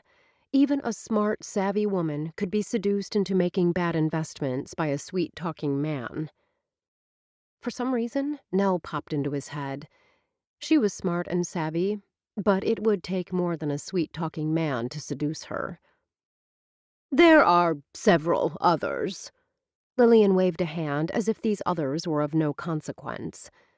"The one I've grown increasingly fond of is Dixon Carlyle." Tim frowned. "I don't believe I know him." "He's new in town." Wells's brows pulled together. "The guy showed up last year, out of the blue." "Dixon has an office on Michigan Avenue," Lillian explained. "But he's a small-town boy at heart. That's why he decided to make his home in Hazel Green." Leo caught his mother casting a worried glance in his father's direction. "Apparently, he's also been discussing investments with Pastor Schmidt." All eyes swiveled in Leo's direction. He wished he'd kept his mouth shut. It almost sounded as if he was vouching for Dixon. "I didn't realize that." A smile blossomed on Lillian's lips. "That's an extra check in Dixon's favor." Wells narrowed his gaze on Leo. "How do you know he's working with the preacher?" "Dixon played the piano for Abby and Jonah's wedding when Frank got sick." Leo took another sip of port, resisting the urge to gulp. "He just came out and said he was working with the pastor on investments?" Marty's brows furrowed. "That seems an odd thing to bring up at a wedding." If Leo could have thought of a way to redirect the conversation, he'd have done it. But the way everyone was looking at him told him he had no choice but to explain. "Dixon drove up while Nell and I were speaking with Jackie, Jonah's sister. I was surprised to see Dixon there. That's when he mentioned he'd been going over some financial matters with the pastor when Frank called to say he was sick." "Dixon plays the piano beautifully," Lillian sighed. "He entertained me with a few classical pieces when he was over the last time." Wells fixed his gaze on Leo. "Nell and Dixon are close." Leo smiled, thinking of how he'd been jealous of Nell's relationship with Dixon before he'd known he was her brother. "They know each other from college." "What college was that?" his father asked. "Wisconsin, at Madison. That's where she got her undergraduate degree." Tim rubbed his chin. "Interesting." "What's so interesting about it?" "That they'd both end up in the same town, after all these years." His dad's gaze met his. "You don't find that odd?" "Not at all." Leo gave a laugh. "This town is progressive, with a lot to offer college-educated young singles. You forget that we're at the end of the Metro rail line, so it's easy and convenient for our residents to work in Chicago. They have the benefits of a big city job, but can enjoy life in a more relaxed atmosphere. We're a prime spot for college graduates who want to stay in the Midwest." "I agree with Leo," Lillian said, sparing Leo the need to go on. "Besides, when you've lived as long as I have, you discover the world is really a small place. I believe in the whole 6 degrees of separation idea." "When do you think you'll decide who you'll work with?" Seeming more relaxed, Tim returned his gaze to Lillian. "By the end of the summer." The older woman smiled. "I have to admit I'm enjoying all the attention. I'll be sad to see all the fawning come to an end." Wells shut the door to his home office. When Leo had announced he was leaving, Mathis had walked out with him. Wells had checked on Sophie and found she was sleeping soundly. Lillian and his mother were in the living room, chatting about, well, whatever it was women who hadn't seen each other in a while talked about. That left Wells and his father alone. "I'm concerned about this situation with Lillian." Tim crossed to the window to gaze into the darkness. After a moment, he turned back to his eldest son. "She's an intelligent woman who I believe has good instincts. Dick kept her involved in their various business ventures, so it isn't as if making these kinds of decisions is foreign to her. Dick's death was unexpected." Wells tightened his fingers around an antique paperweight that Danny had given him for their anniversary. "When someone that close to you is taken unexpectedly, it clouds your judgment. Even when you think you're making good, rational decisions, sometimes you're not." The sympathy in his father's eyes had Wells putting the paperweight down. "I wasn't sure her selling off those pieces of real estate was a smart move, but she got a prime price," Wells grudgingly admitted. Though it was his son's office, Tim sat in the position of power behind the desk. He steepled his fingers. "What can you tell me about these two front-runners? Mark Koenig is someone I wouldn't trust farther than I could throw him." Wells gritted his teeth. "He's approached me a handful of times about working together on a project. I can't stand people who try to ingratiate themselves by plying you with compliments." His father frowned. "We get a lot of those in Washington. I'm sure you do." Wells couldn't keep the protective note from his voice. While Lillian meant a lot to the entire Pomeroy family, she'd stepped up and been there for him after the accident. When he'd finally been ready to go through Danny's things, his mother had already returned to D.C. Lillian had been the one who encouraged him to pack away things that might mean something to Sophie as she grew older.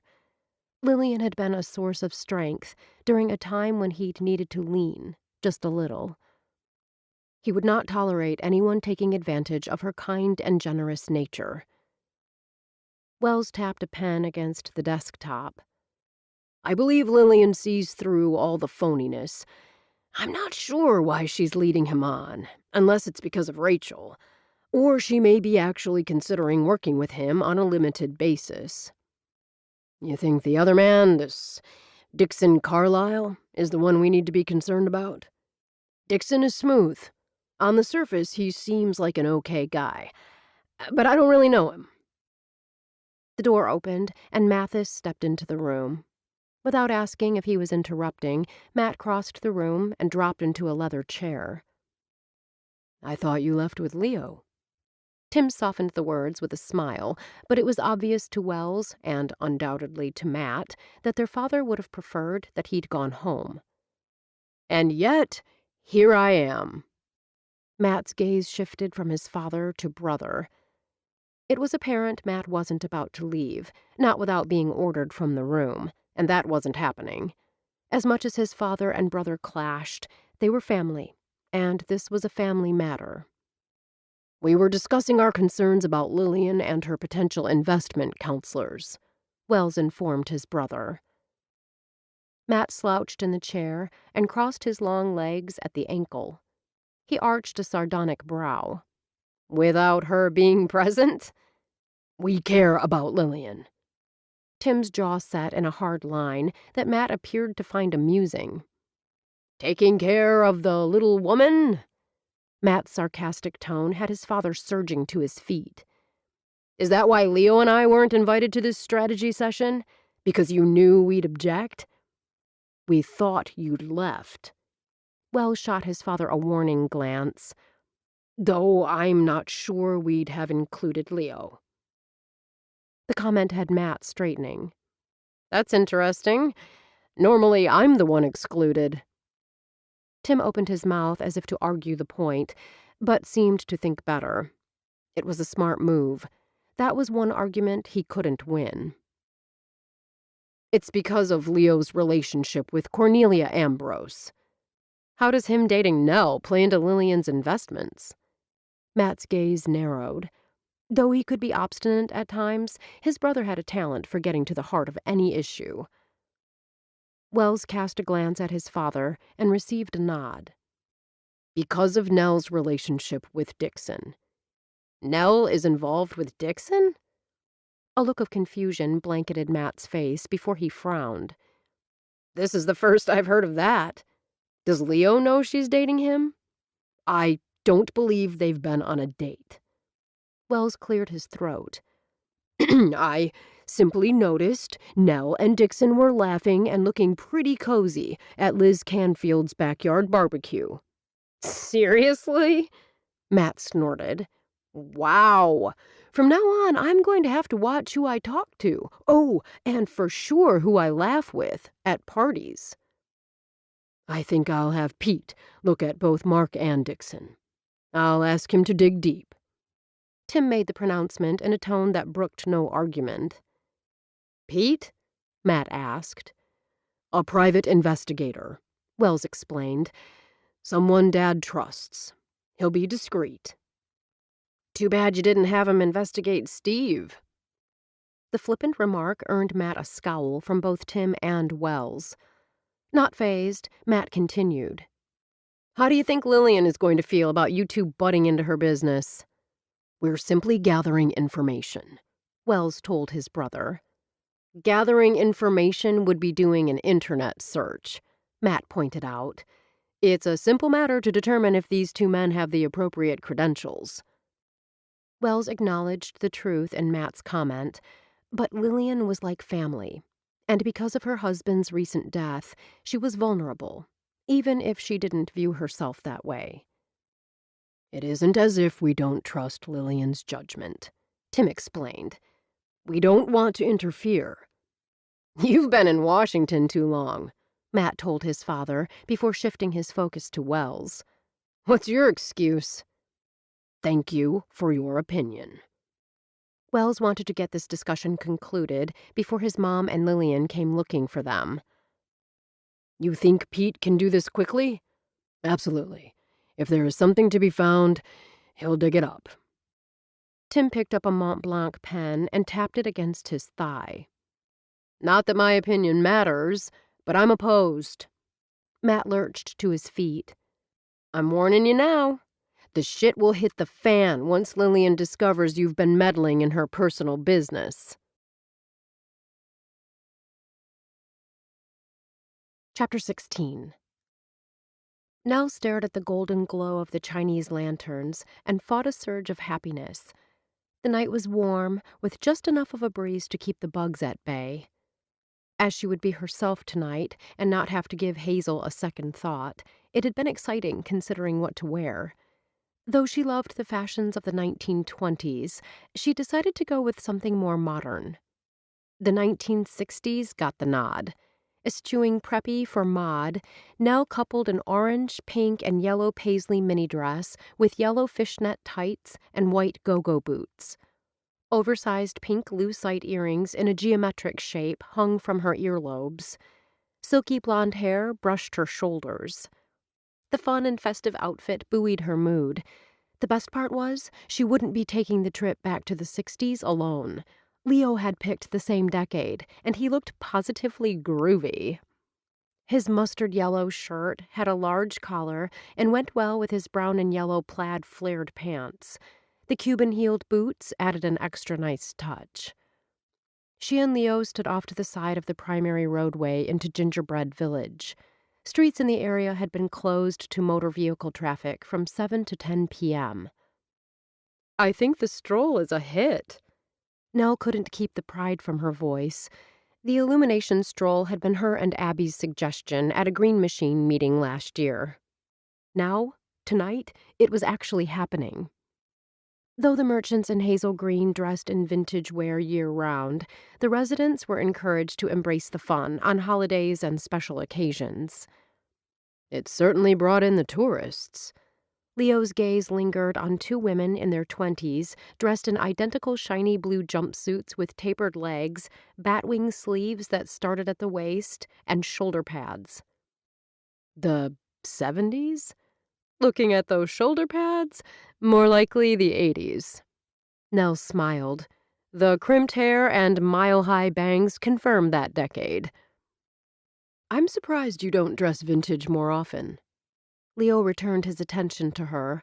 When his gaze slowly traveled down, as if he didn't want to miss a single detail, Nell shivered. "You look amazing in everything." Before she could respond, he lowered his voice for her ears only. "Best in nothing at all." Laughing, she gave his arm a swat and shifted her gaze to study the crowd that had gathered for the start of the stroll. Residents and visitors had been encouraged to dress in period clothing, any decade of their choosing, and stroll through Gingerbread Village at dusk. Chinese lanterns were hung from the porches of the cottages. A family-friendly tent had been set up near the pavilion, offering cuisine and desserts families could afford and enjoy. The pavilion itself was restricted to adults. After giving a $25 donation that would go towards supporting the arts in Hazel Green, vendors had come together to offer bites of their finest foods, paired with a curated selection of wine, beer, and spirits. Nell pulled her phone from her plastic beaded purse and glanced at the time. "It's 7. Hank Beaumont, newspaper editor and president of the Green Machine, moved to the bottom of the steps leading to the portable dais. Tim and Marty were there, chatting with friends.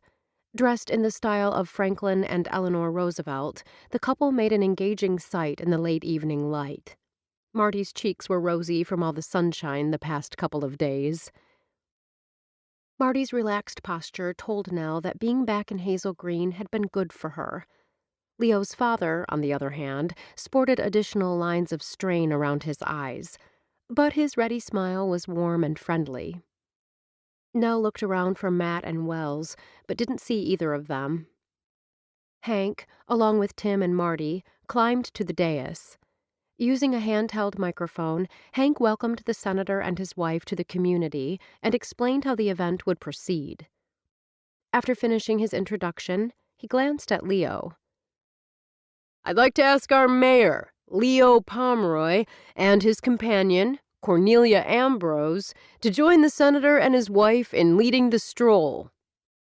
Though Nell kept a smile firmly pasted on her face, her heart flip-flopped. She would be in the spotlight as herself, not Hazel, which was exactly what she'd feared would happen when she'd agreed to be Leo's girlfriend. She spoke sharply, without turning her head. "Did you know Hank was going to do this?" "No." Leo waved to the crowd, who'd cheered the announcement, eager for the event to get started.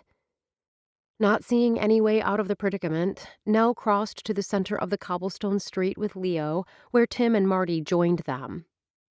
Before Nell could react, Liz stepped out in front of them and snapped several pictures of the foursome, just as the four-piece band began a rousing rendition of a Sousa march. She disappeared into the crowd before Nell could stop her. Nell vowed to make sure the pictures never made it onto the internet. Since she'd left home, Nell had worn her hair short, rather than long as it had been in her teens. When she'd put on the blonde wig today and looked in the mirror, she'd been transported back to her high school days. As she walked, she pulled out her phone and texted Liz. "Don't post any pics of me." The reply came quickly. "Too late. You look adorable." Alarm skittered up Nell's spine, but she told herself she was being ridiculous. "Something wrong?" Leo asked. "Not at all." Nell shoved her phone into the tiny bag. Less than 5 minutes into the stroll, Tim and Marty were engulfed by friends. Seconds later, Abby and Jonah, wearing matching bowling shirts and shoes, fell into step beside her and Leo. Another couple of yards saw Rachel and Mark join them. Mark had gone for a 60s preppy look, while Rachel wore a pink and white polka dot mini dress. Thankfully, Mark was too busy looking around to see who'd noticed him at the head of the stroll to do much talking. "Where's Eva Grace?" Nell asked Abby. "She wasn't interested in strolling, and neither was Matilda. We'll meet up with them at the tent a little later." Abby cast a knowing glance at Leo. "You two look ready for a good time." "We're ready to party like it's 1965, Nell said, tongue-in-cheek. "It's too bad there isn't a disco ball somewhere," Leo said. "Wrong decade. Disco balls were popular in the—" Nell's eyes widened. A deep voice from somewhere in the crowd spoke through a megaphone. "Elvis has entered the village." Nell recognized her brother immediately. Dixon wore Elvis's iconic white jumpsuit featuring gold, red, and blue stones in an American Eagle pattern. The front, cut low, included the classic red scarf. Still, the outfit showed a good amount of Dixon's muscular chest. Nell wasn't sure whether it was the Elvis tie-in or that manly chest that was creating the stir. What was her brother thinking? He had to know everyone would be snapping pictures and wanting to do selfies with him. Irritation held hands with fear until she noticed, despite it being dusk, that Dixon wore gold-rimmed aviator sunglasses that covered most of his face. At least he hadn't gone totally off the rails. She relaxed and turned back to Leo. Leo held out his arm, and she slipped hers through his. "He's causing quite a stir," he said. "I don't understand it." Leo cocked his head. "Why anyone would want to be the center of attention. You do it every time you step out as Hazel Green. That's different." Nell inhaled the sweet scent of flowers mixed with the pungent scent of evergreen. "I'm Hazel Green, or whoever she's impersonating at the time. Nell Ambrose doesn't like being in the spotlight." You're so at ease in front of people, and you're in court every day. For some reason, I'm addicted to personal privacy. I noticed you don't have any social media accounts. Have you been checking up on me, Mr. Mayor? She kept her tone teasing, doing her best not to sigh. This was what happened when you became part of a couple.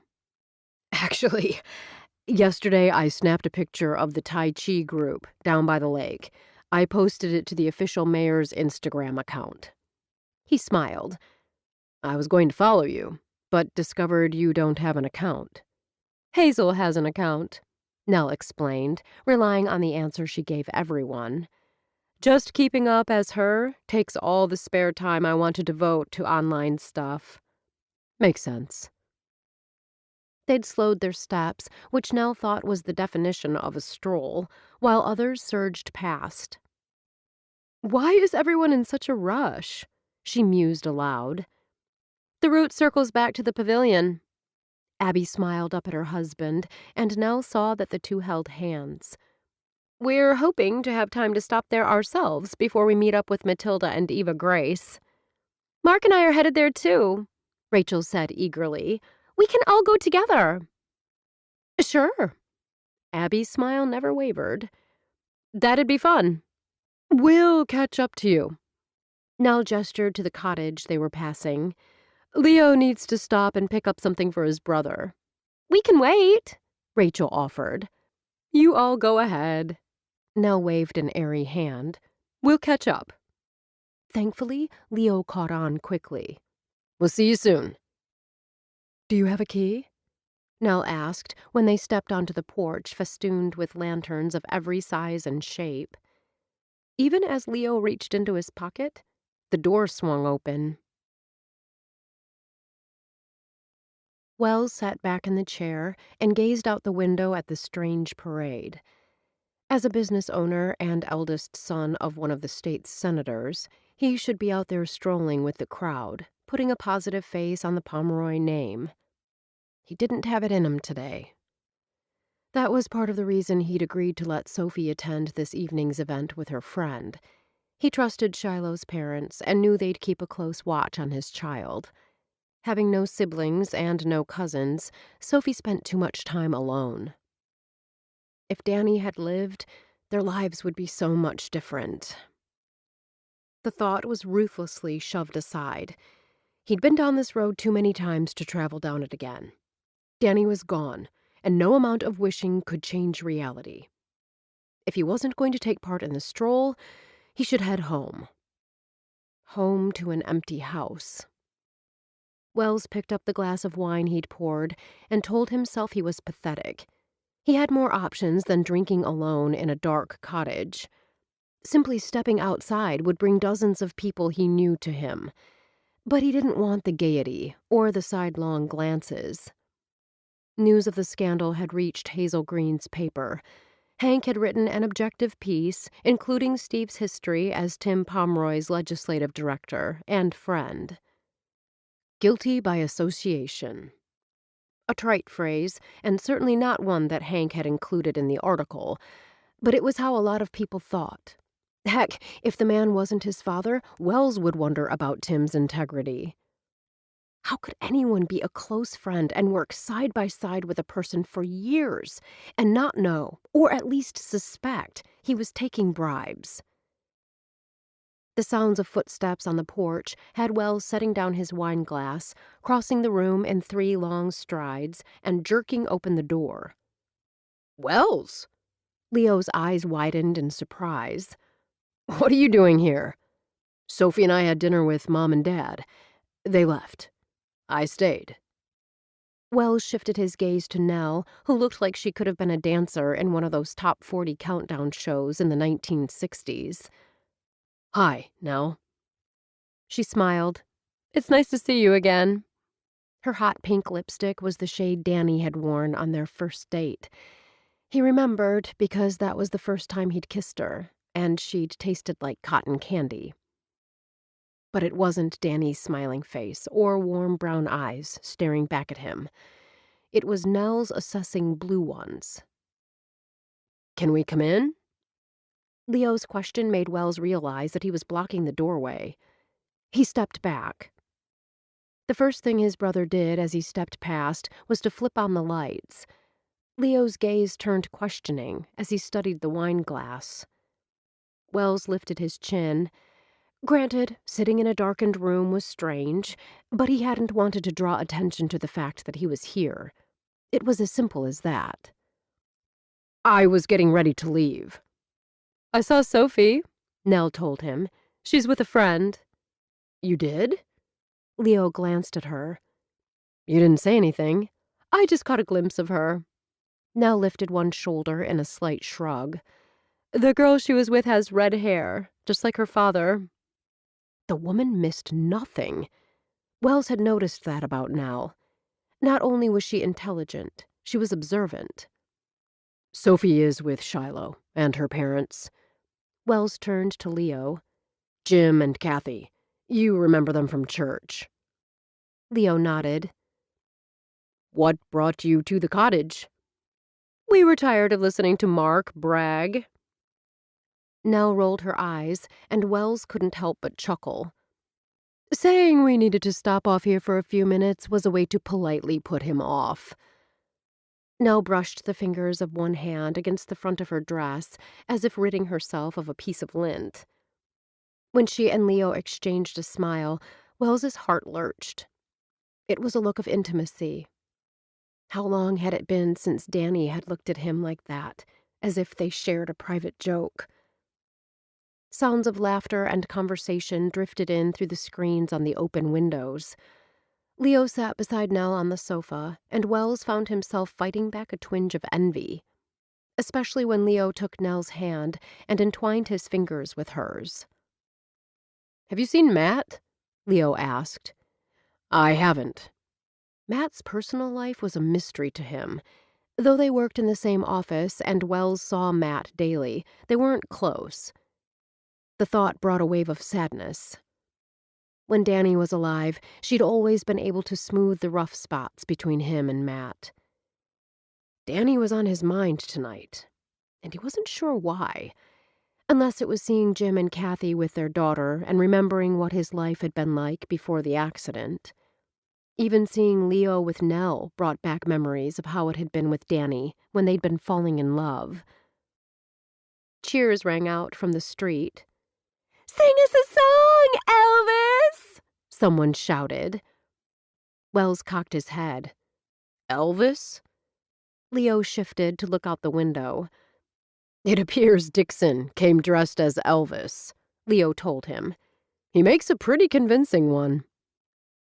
Someone should have told the guy there's a difference between vintage clothing and a costume party. Wells drank the rest of the wine in his glass. Before he went and made a fool of himself. Nell focused those lethal blue eyes on him.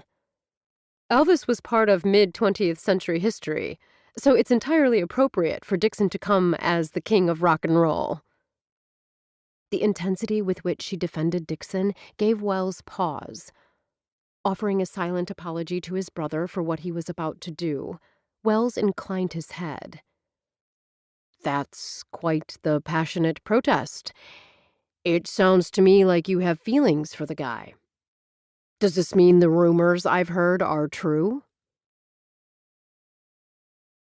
Nell wasn't sure what game Wells was playing, but she told herself not to engage. One of the first lessons learned at her mother's knee had been to show no emotion, even when anger flowed hot through your blood. Leo, however, showed no such restraint. He surged to his feet. What the hell, Wells? Wells lifted his hands.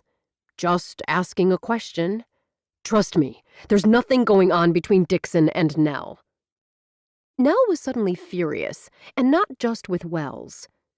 Despite her defense of Dixon, Nell didn't understand why her brother had chosen to come to this event as Elvis.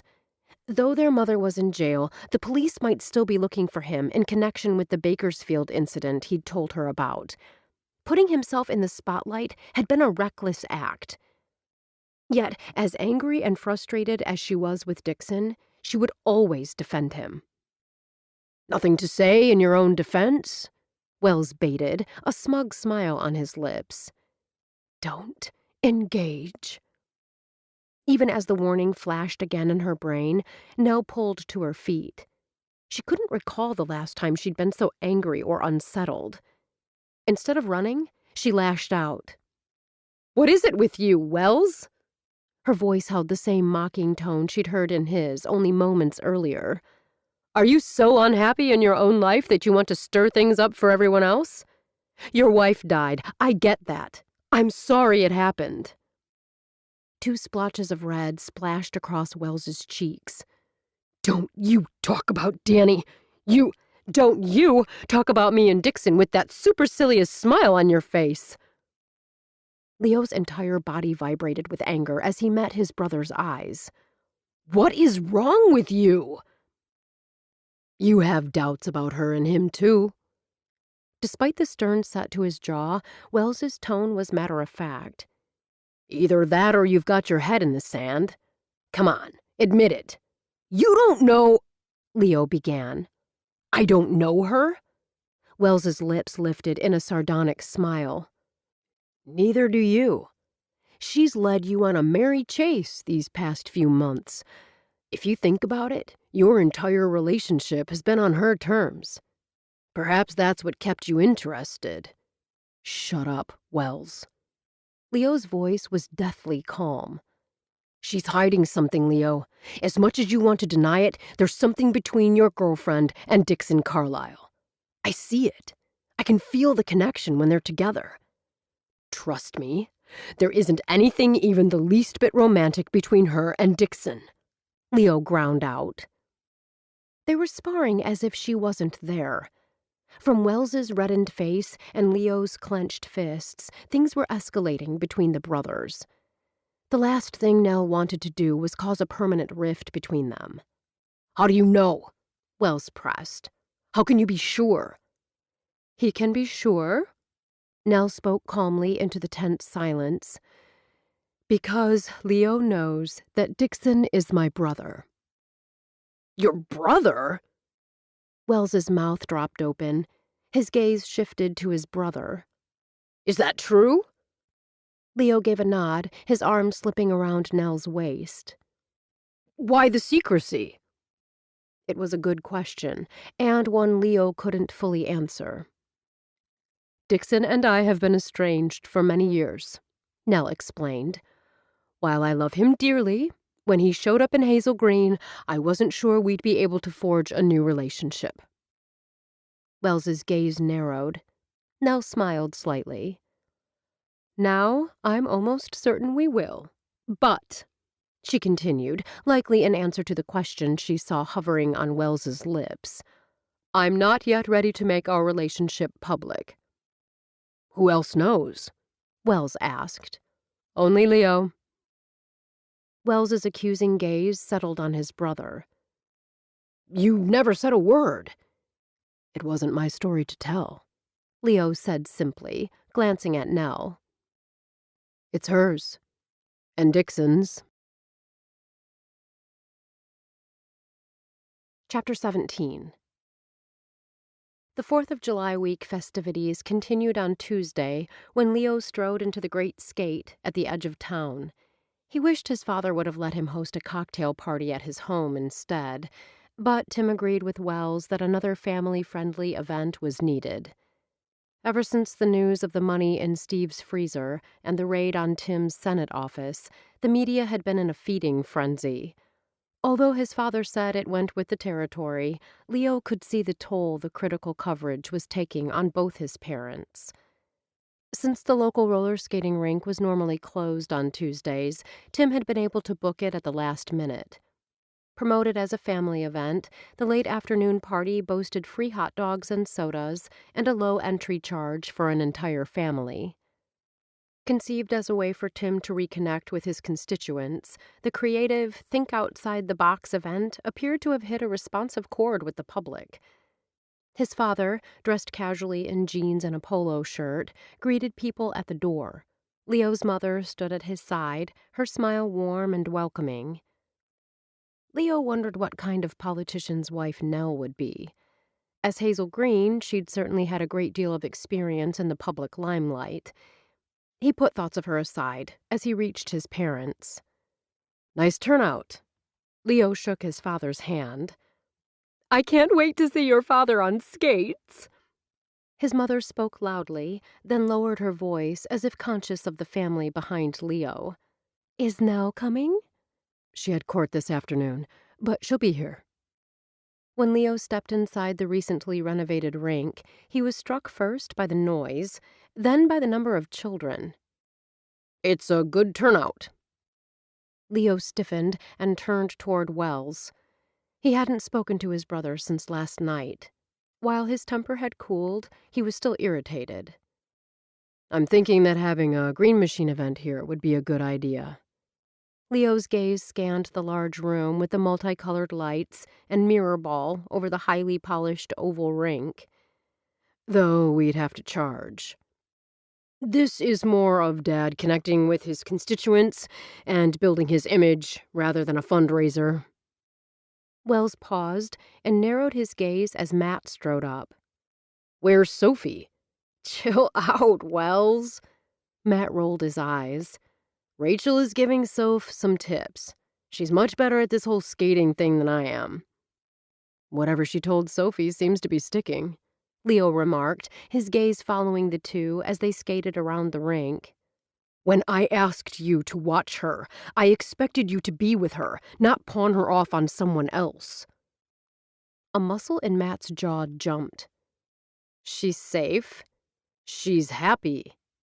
His voice was as flat as his eyes. "You're welcome." Without another word, Matt turned and headed toward the concession stand, leaving Leo and Wells alone. "You seem to be pissing off everyone lately." Leo rocked back on his heels. "Matt gave you good advice. Chill out." Before Wells could respond, Jackie strode up with Dixon at her side. "I don't know about you guys, but I haven't skated in years." Jackie flashed both Leo and his brother a bright smile. "Dixon assures me he won't let me fall. I'm not sure I can trust him."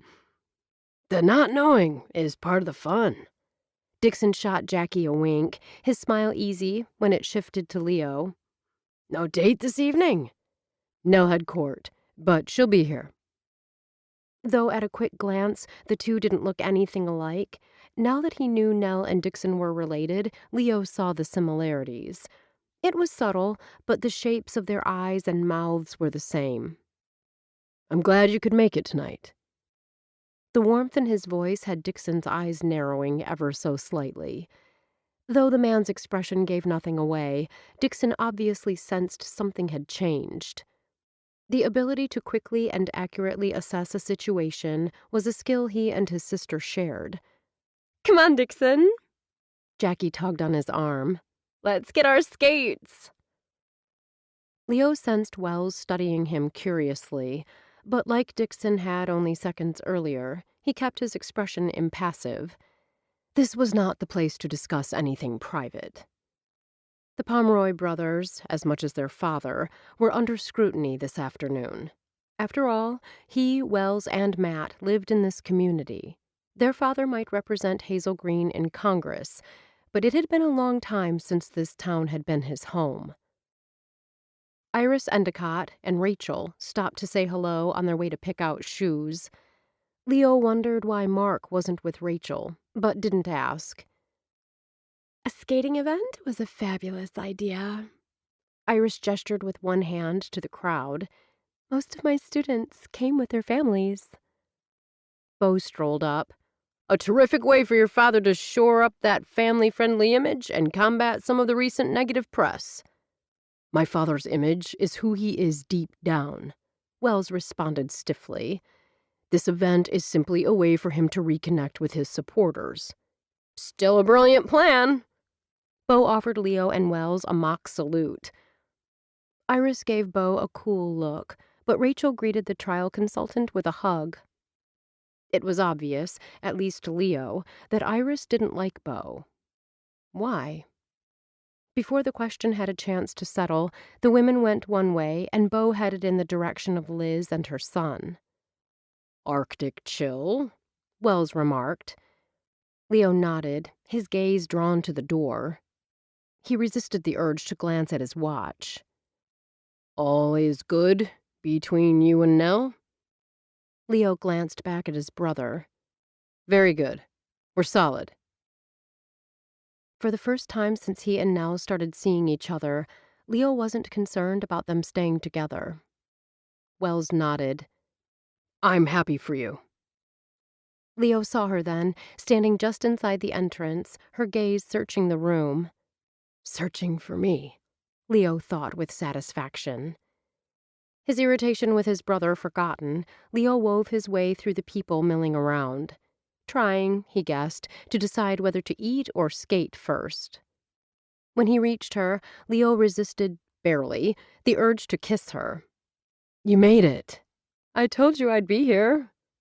She studied Wells, now speaking with a couple Leo recognized as former neighbors. How are things? Good enough? Leo guessed that was true. Dixon is here. He's with Jackie. Surprise skittered across her face. A skating rink doesn't seem his style. Then she laughed. Actually, until this moment, I didn't think it was mine. But you know what's crazy?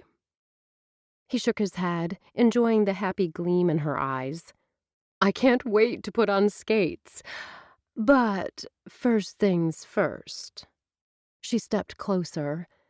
His heart gave a solid thump against his chest. Could it be that she wanted to kiss him as much as he wanted to kiss her? Her lips brushed his ear, and she whispered her desire. I'm in desperate need of cotton candy. It's a Love Thing by the Whispers might not be the most romantic song Nell had ever heard, but it fit the needs of the crowd. Kids loved the catchy rhythm and the multicolored laser light show that pulsated to the beat. Even the mirror ball got in on the action, turning a variety of colors and filling the room with light. Nell held Leo's hand as they negotiated the crowded oval, partly because she needed the support, more because she found it hard to be this close and not touch him. She gazed into his eyes and smiled. He gave her hand a squeeze. Would it be possible for this to continue, for them to be happy together long term? Ms. Ambrose! Nell turned, and there was Toby, holding hands with a girl as tall and skinny as he was. How's it going? Because she didn't want to give any indication he was a client, she kept the question deliberately vague. Good! The relief in his voice matched the look on his face. For now, anyway. Glad to hear it. Well, see you later. Taking his girlfriend's hand, the boy skated off. Avery? Was all Leo said. She gave a nod, knowing he wouldn't press for more. Sounds as if things are going well. For now. Nell smiled, but she didn't hold out much hope that the good times would continue. She'd learned the hard way that, when dealing with someone volatile, you never knew what might set them off. A couple of days, even a few weeks of relative normalcy, and a boy or girl could be tempted to let down their guard, to start to believe that this time of peace might endure, that the monster had changed, that everything might be okay after all. Nell had been down that road too many times to believe the good times would last. Still, as she glanced up at Leo and he smiled down at her, as the music and words of love washed over her, she found herself wishing that this time could be different. My parents are having a party for just close friends and family tomorrow night after the fireworks. Leo spoke quickly, as if wanting to get out the question before she came up with some objection. Very casual. A way to chill out after the big day. The skating party had ended nearly 30 minutes ago, and Tim and Marty were at the exit, saying their final thanks and goodbyes to those leaving. Thank you for the offer. Nell smiled up at him as they made their last circuit around the oval. But I'm not family, or part of their inner circle. You're wrong. I'm rarely wrong. You're my close friend." He grabbed her hand and brought it to his lips for a kiss before she could stop him. She laughed. "You're something else." "Say you'll come." Nell had been about to utter some flippant remark, but the pleading look in his eyes told her that attending was important to him. "Sure. If you want me there, I'll come." He gave her hand a squeeze. "Will you come over to Wells's house now? We're going to do a political wrap-up." "On that, I'll take a pass." "I know you and Wells haven't gotten off on a good—" "It's not that, Leo. Honestly, Wells doesn't have a thing to do with my refusal." Nell dipped the toe of one skate to slow her forward motion as they exited the rink. "Between the volunteer work at the cottage and my pro bono work, I'm behind on case prep. I planned to get in a few hours once I got home tonight." Leo understood obligations. While his position as mayor wasn't as onerous or demanding as being the leader of a large city, he was a hard worker. If a project needed his attention, he gave it the time it deserved. "Okay, I wish you could come, but I do understand." He waited for her to take a seat on a nearby bench, then sat beside her. "This was fun." Nell unlaced her skates and slipped them off. "I actually wasn't sure how it would go." "I know." He chuckled. "I'm surprised, too. You know what it means." She smiled up at him. He tapped her on the nose.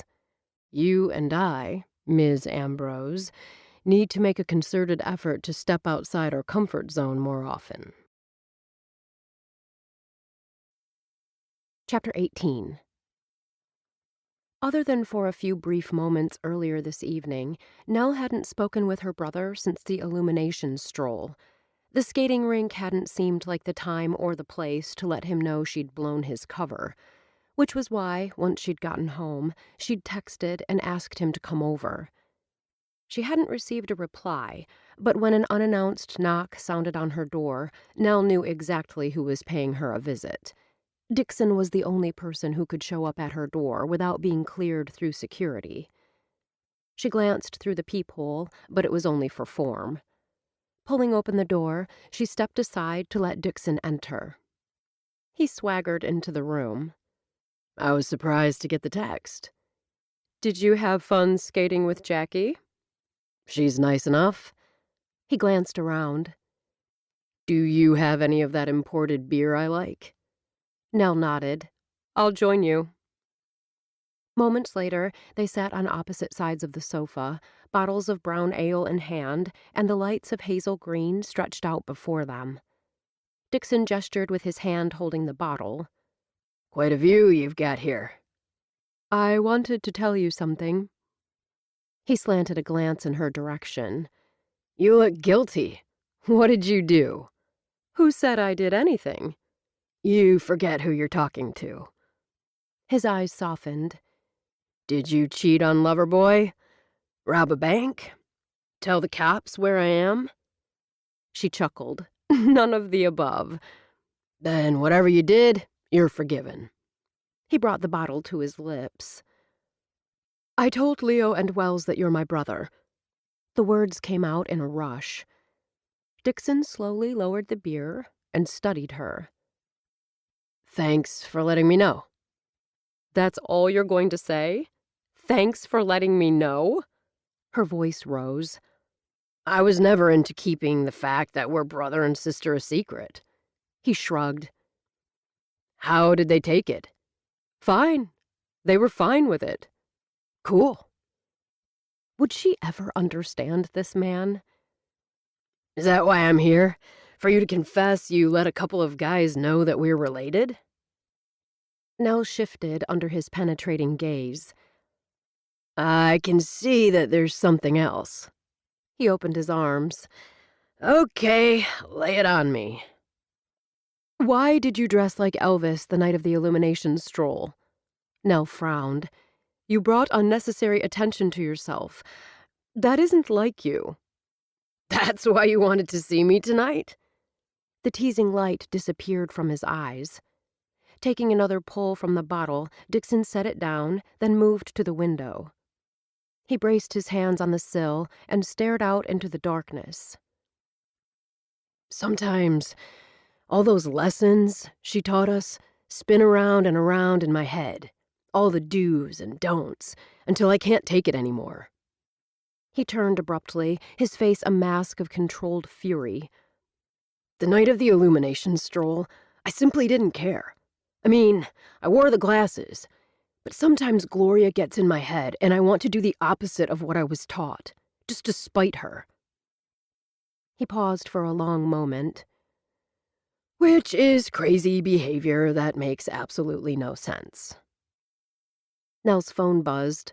She glanced down. It was a text from Leo. She'd get back to him later.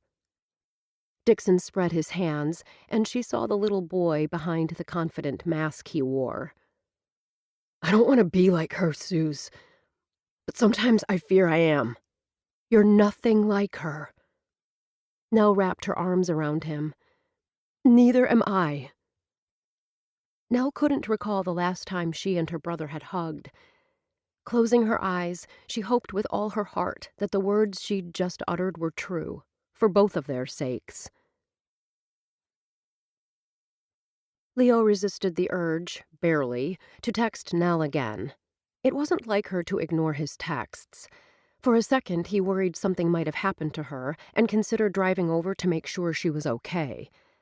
Then he recalled why she'd decided not to come with him to his brother's house. Case prep. Nell was likely deeply engrossed in what she was doing and not even paying attention to her phone. She might have even shut it off. Leo refocused on the story his niece was telling him about her adventures at the skating rink. How had he missed that she'd won the limbo contest for her age group? That's great, Sophie. It isn't easy going under that stick while on skates. At least he assumed it wasn't easy. Leo had never tried, and had no plans to do so in the near future. Then he thought about what he'd told Nell about stepping outside of their comfort zone and trying new things. Who knew? Perhaps a limbo contest was in his future. Dad says it's okay, but he doesn't like me skating. Sophie wrinkled her nose and lowered her voice, even though they were the only ones in the room. He's afraid I'll fall and hurt myself. Your dad loves you very much. Maybe his eldest brother was a bit overprotective. If Leo had lost a beloved wife in a freak helicopter crash, he'd likely be overprotective too. He thought of Nell and what it would be like to have her in his life one day, then gone the next. A cold chill traveled up his spine, and he shoved the disturbing thought aside. Where did you say your grandma was? Her stomach was upset. It was making these loud sounds. Sophie pursed her lips and made a noise that was between a gurgle and a growl. She ran upstairs to the bathroom. That was a long time ago. Should I go tell her you're here? The girl hopped up, but Leo put a restraining hand on her arm.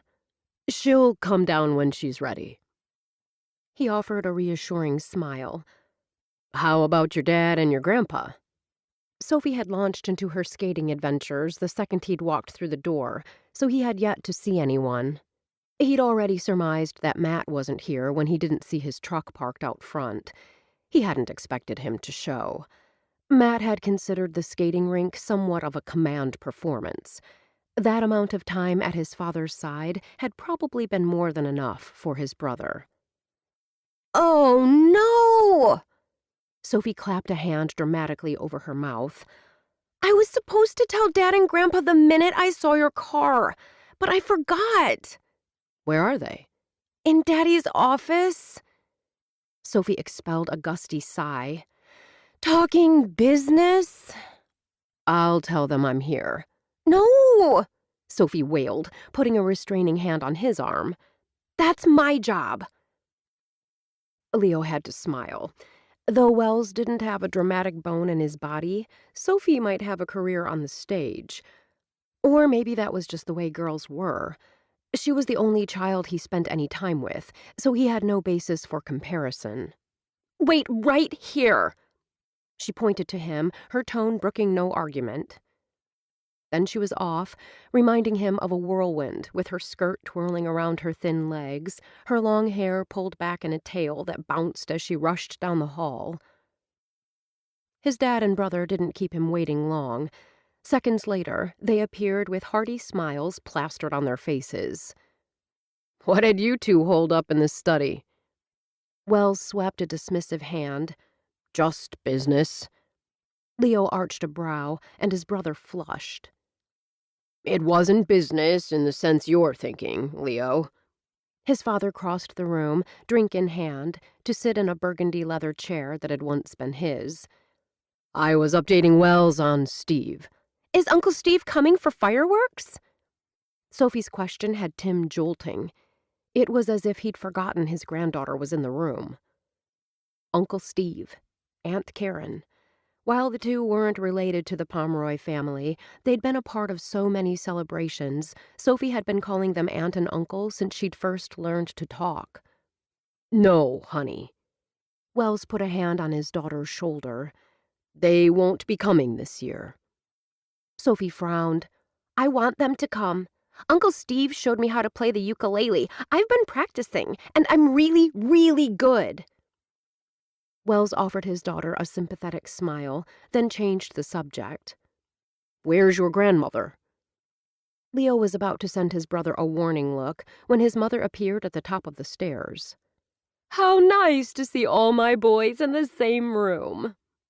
She frowned as if noticing one of the boys was missing. "Where's Matt?" His father took a sip of bourbon. "He had somewhere to be." "I was so happy to see him at the rink." Marty reached the bottom of the stairs and held out her hand to Sophie. "Time to start getting ready for bed." "Can we read Nancy Drew?" Sophie asked her grandmother. "Of course." Marty pulled Sophie to her for a hug, then planted a kiss on the top of her head.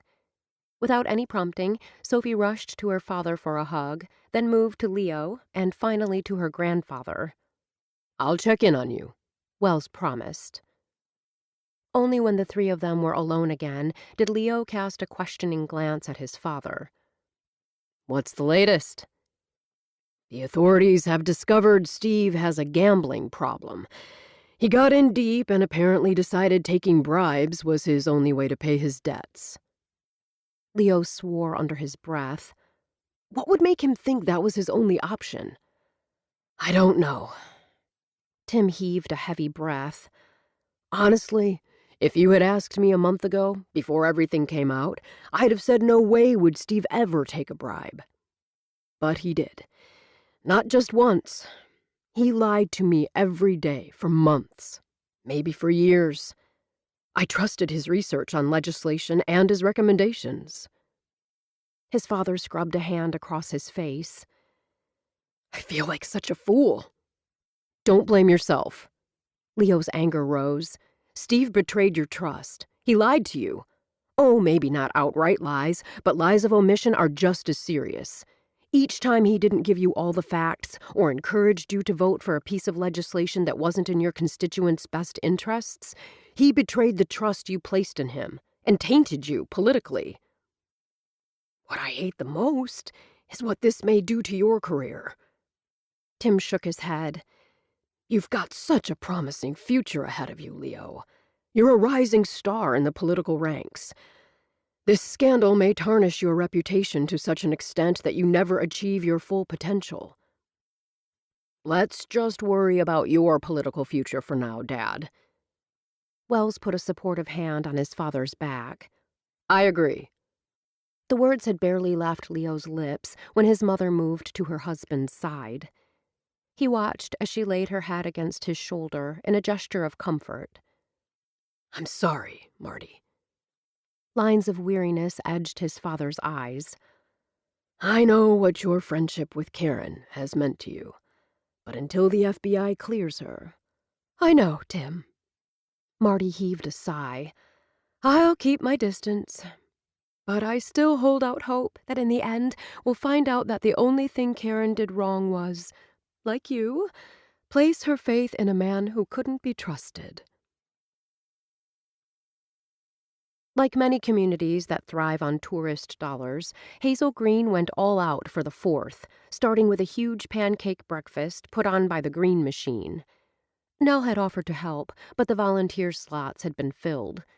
Instead, she sat beside Leo at one of the long tables with a platter of pancakes dripping with butter and maple syrup. "I'm surprised your family isn't here." "They'll be here later." Leo paused, a chunk of pancake dangling from his fork. "My mom wanted to make waffles for Sophie. Although they'll be in town for a few more days, much of my father's time, and hers, are tied up meeting with people and making appearances. She wanted quality time with her granddaughter." Leo chewed and swallowed. "While this breakfast is prime time to meet his constituents, his entire day is like that. My mom isn't as outgoing as my dad. Back-to-back events exhaust her. It's good he understands, and they can compromise." Surprise flickered in Leo's eyes. "You do understand." "Since he's not here, I assume he not only accepted her decision, but supports it." "You're right. Is there room for one more?" Dixon appeared, plate in hand, at the end of the table. "Actually, there's plenty of room." Nell motioned for him to sit on the other side of the picnic table. "There was a large family who took up all the seats when we arrived, but they just left." "Lucky for me." Dixon nodded to Leo. "Good to see you, Mr. Mayor." "May I join you?" Lillian's plate held a single hot cake and one strip of bacon. In the other hand, she gripped a styrofoam cup filled with coffee. "Let me help you with that." Dixon set his food on the table, then took Lillian's plate and placed it beside his. "You're looking festive today." While Nell had chosen a 1950s day dress and a red gingham with contrasting trim, Lillian could have stepped straight out of the 1940s in her blue A-line skirt and chunky heels. Her red and white vertical striped blouse added just the right festive touch.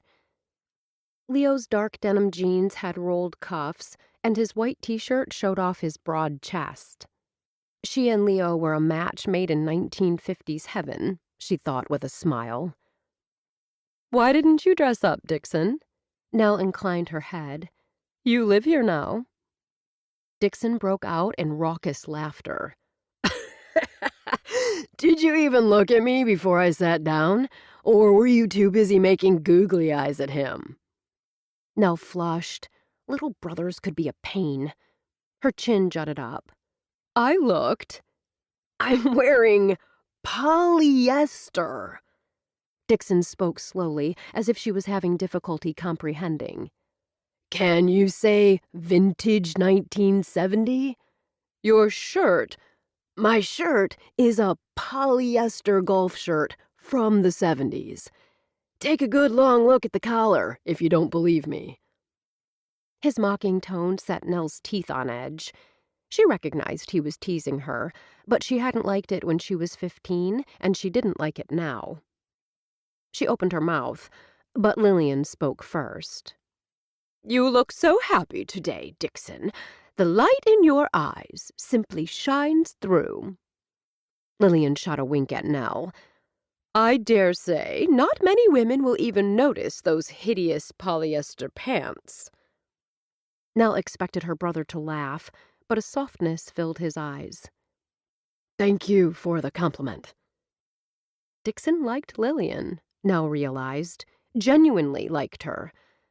Some of the tension that had gripped her since she'd learned he was courting Lillian's investment business eased.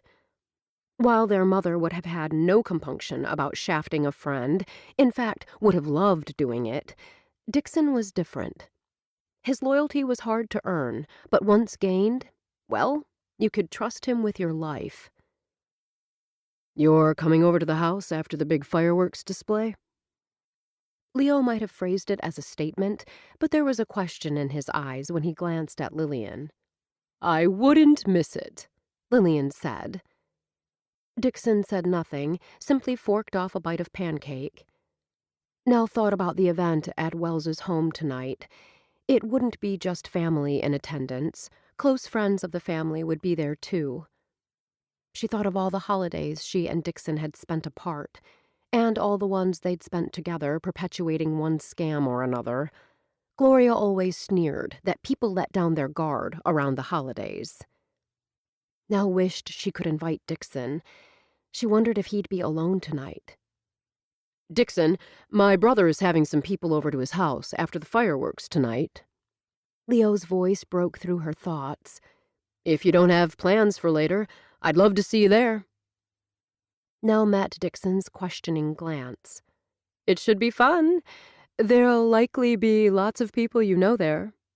"No one throws a party like the Pomeroys," Lillian added. Dixon appeared to consider the offer. "Are you certain your brother won't mind if I crash his party?" "It's not his party, and I invited you, so you won't be crashing," Leo said firmly. "Oh, say you'll come, Dixon," Lillian urged. "We need more young people to liven things up. I feel quite certain this will be a night none of us will ever forget." Chapter 19. Dixon and Lillian were in the middle of a conversation about the upcoming football season when Leo and Nell said their goodbyes.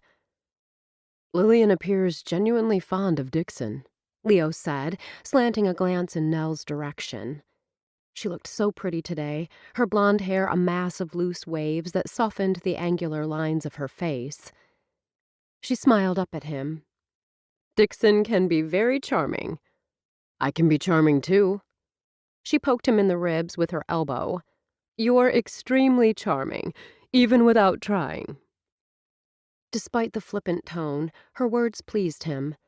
When she looked at him, he saw the affection, an affection that went both ways. How had they become so close in such a short time? The sexual intimacy they'd enjoyed this past year had been a primer for the deeper intimacy that existed between them now that they'd been dating.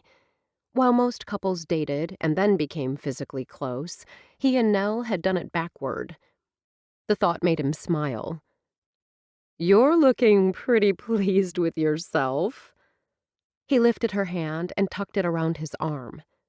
"It's a beautiful day, and I'm spending it with an amazing woman that I'm crazy about. Why wouldn't I be pleased?" "You're crazy about me." Her teasing tone lowered the stakes on his answer. He could be off the cuff and diffuse the situation, or be honest and take a risk. Leo stopped walking and stared into her intense blue eyes.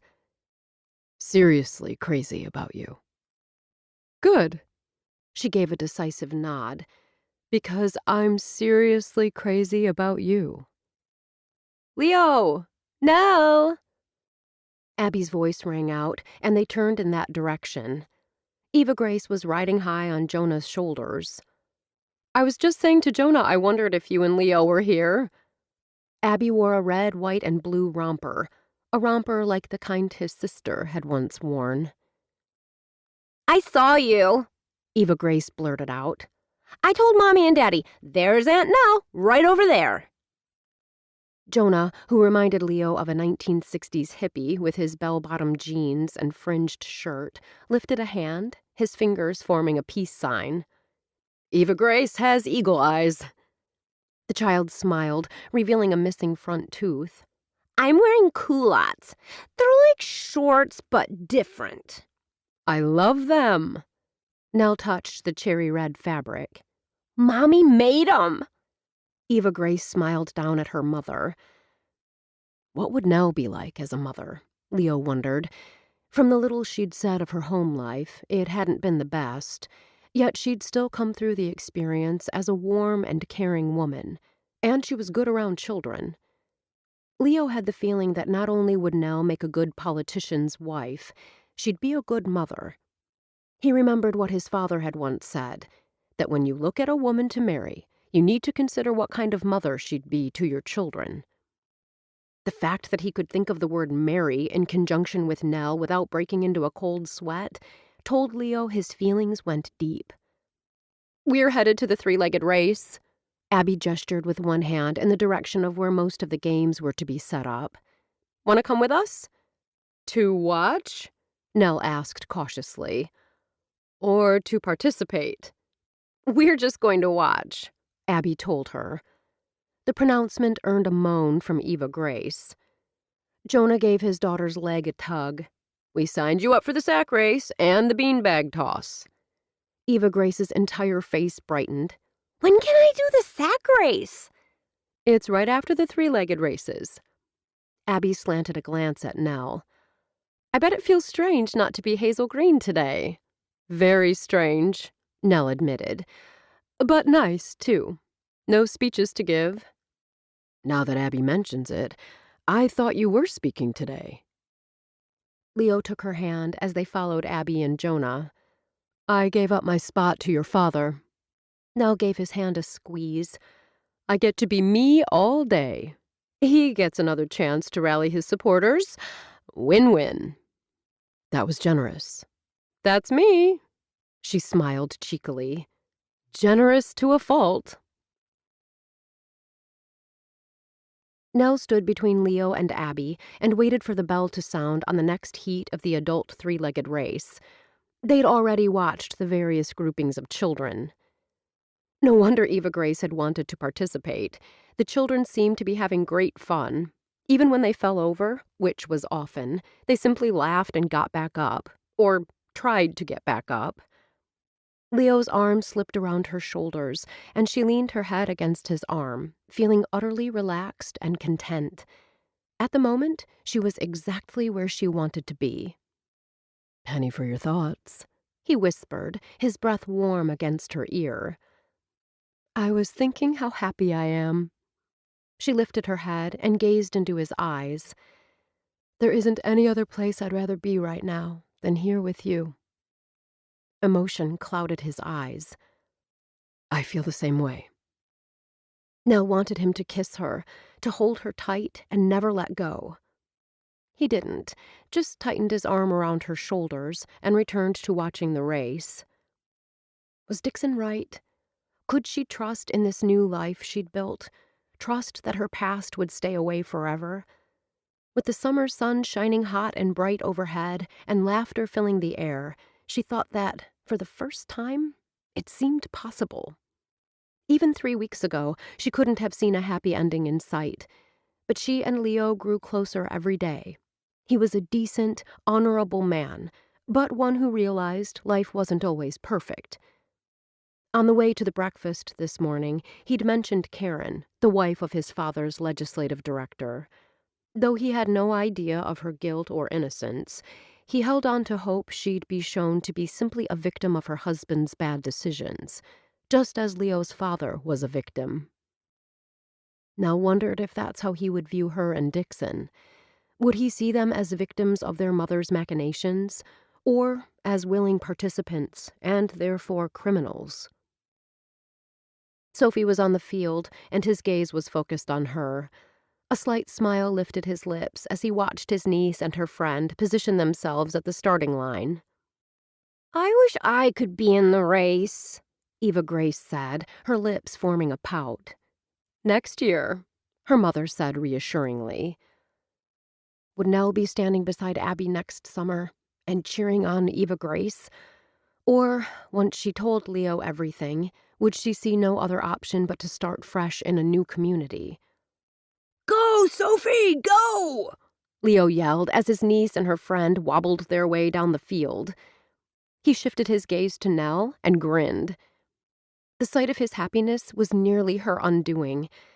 But in that moment, Nell knew she had to tell him everything. Secrets festered. Small lies multiplied and promoted distrust. If she didn't tell him, their relationship wouldn't have a chance of going the distance. She would tell him, and she would do it tonight. Leo spread the blanket out on the grass. He and Nell had scored this prime spot on top of a small incline surrounding Spring Lake, thanks to Liz and the rest of Nell's friends who'd arrived early and claimed the area. All of their friends were here. Liz, with her mother and son. Jonah, Abby, and Eva Grace sat with Matilda barely a foot from his and Nell's blanket. Iris had arrived, then moved to the other side when Beau had arrived. As usual, Iris avoided the trial consultant. Beau, on the other hand, appeared intrigued by the school teacher. Right now, he'd claimed a spot beside Rachel and Mark. Most of the phones were set to a local radio station playing patriotic music. Once the fireworks began, music that had been mixed to accompany the display would play. "This has been a wonderful day." Nell breathed the words. "You make it sound like it's already over." He trailed a finger down her arm. "We still have the fireworks, then the after-party at Wells's home." She slanted a glance in his direction. "And then the after-party at your place." The heat in her eyes told Leo exactly what kind of party she had in mind. Saving the best for last, he thought, with a wry smile. A nearly overwhelming urge to kiss Nell's sweet lips stole over Leo. The way her lips parted and her breathing quickened told him she wanted him, too. He gripped the blanket in his fists and reminded himself he was the mayor and this was a community event. He settled for bringing her hand to his mouth and placing a kiss in her palm. "Tonight?" Nell leaned close, and the vanilla scent of her shampoo teased and tantalized. "I don't want there to be anything between us." He cocked his head, unsure of what she was saying. But he didn't have a chance to ask, because the music on his phone changed, signaling the show was about to begin. Leo slipped his arm around Nell, and when she leaned against him, all was right in his world. The woman he loved was in his arms. He was surrounded by friends, and tonight he'd be around family. The job he held allowed him to give back to the community he loved. Yes, he was a lucky man. In the backyard of the house that had once been the family home, Tim fully relaxed for the first time since he'd hopped out of bed at 6 a.m. His boys were all here, as well as his precious granddaughter. The only others in attendance were close family friends whom either he or his sons had invited. Marty stood beside him, a smile on her face. For several minutes, they watched Sophie play badminton with Lillian and Dixon. Dixon, who'd arrived as Lillian's escort, played the role of the clown to perfection. Each time he swung wildly and missed the birdie, he let out an anguished sound that had Sophie dissolving into uncontrollable giggles. "Look, Leo is showing Nell how to play croquet." Marty sounded pleased. Tim obligingly turned in the direction of the croquet game.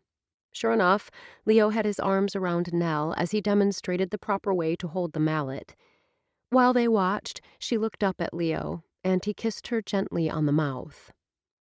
Marty exhaled a sigh. "Remember when we were that age, Tim? You'd just been elected to the Senate, the youngest to be elected from the state of Illinois." "I was older than Leo, but not by much." Though it had been difficult being so young and inexperienced, Tim had learned quickly. It had helped that he'd had his friend by his side. Steve, his best friend since boyhood, and the one man he'd thought would never betray his trust.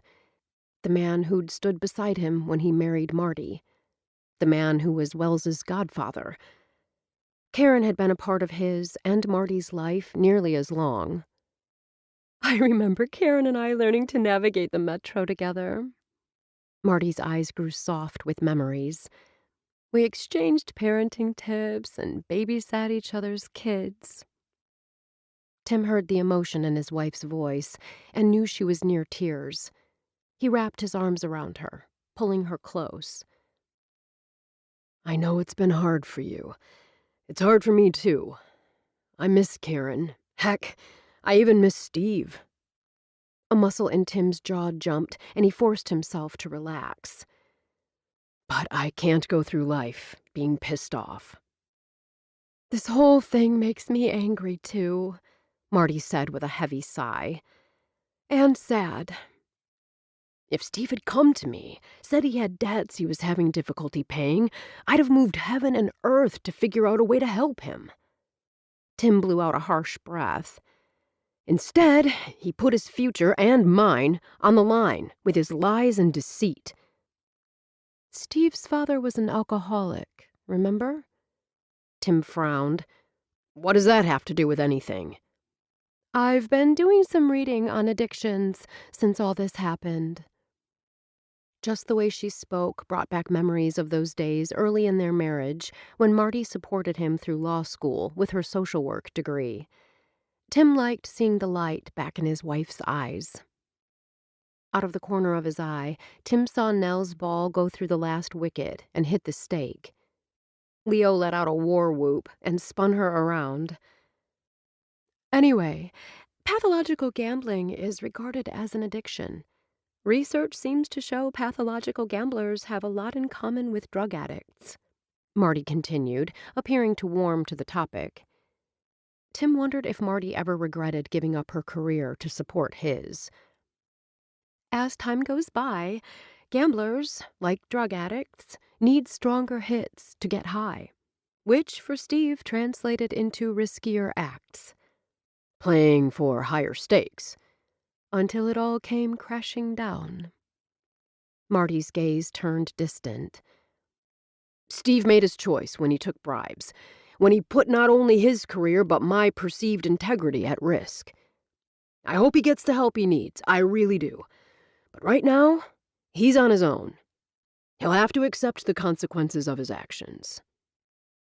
Tim found his gaze drawn once again to his youngest son. Marty followed his gaze. Her lips curved. Leo has been so happy lately. I haven't seen him this interested in a woman since Heather, Tim agreed. He's happier with Nell, more himself with her than he was with Heather. Tim didn't dispute her assertion. He was too busy watching his middle son slip out the back gate. Where's Matt going? Marty glanced around the yard. He's here somewhere. I just saw him a few minutes ago. I just saw him leave by the back gate. He probably went to get something from his truck. Tim pressed his lips together. I can't figure that boy out. He's trying to find where he fits in the world.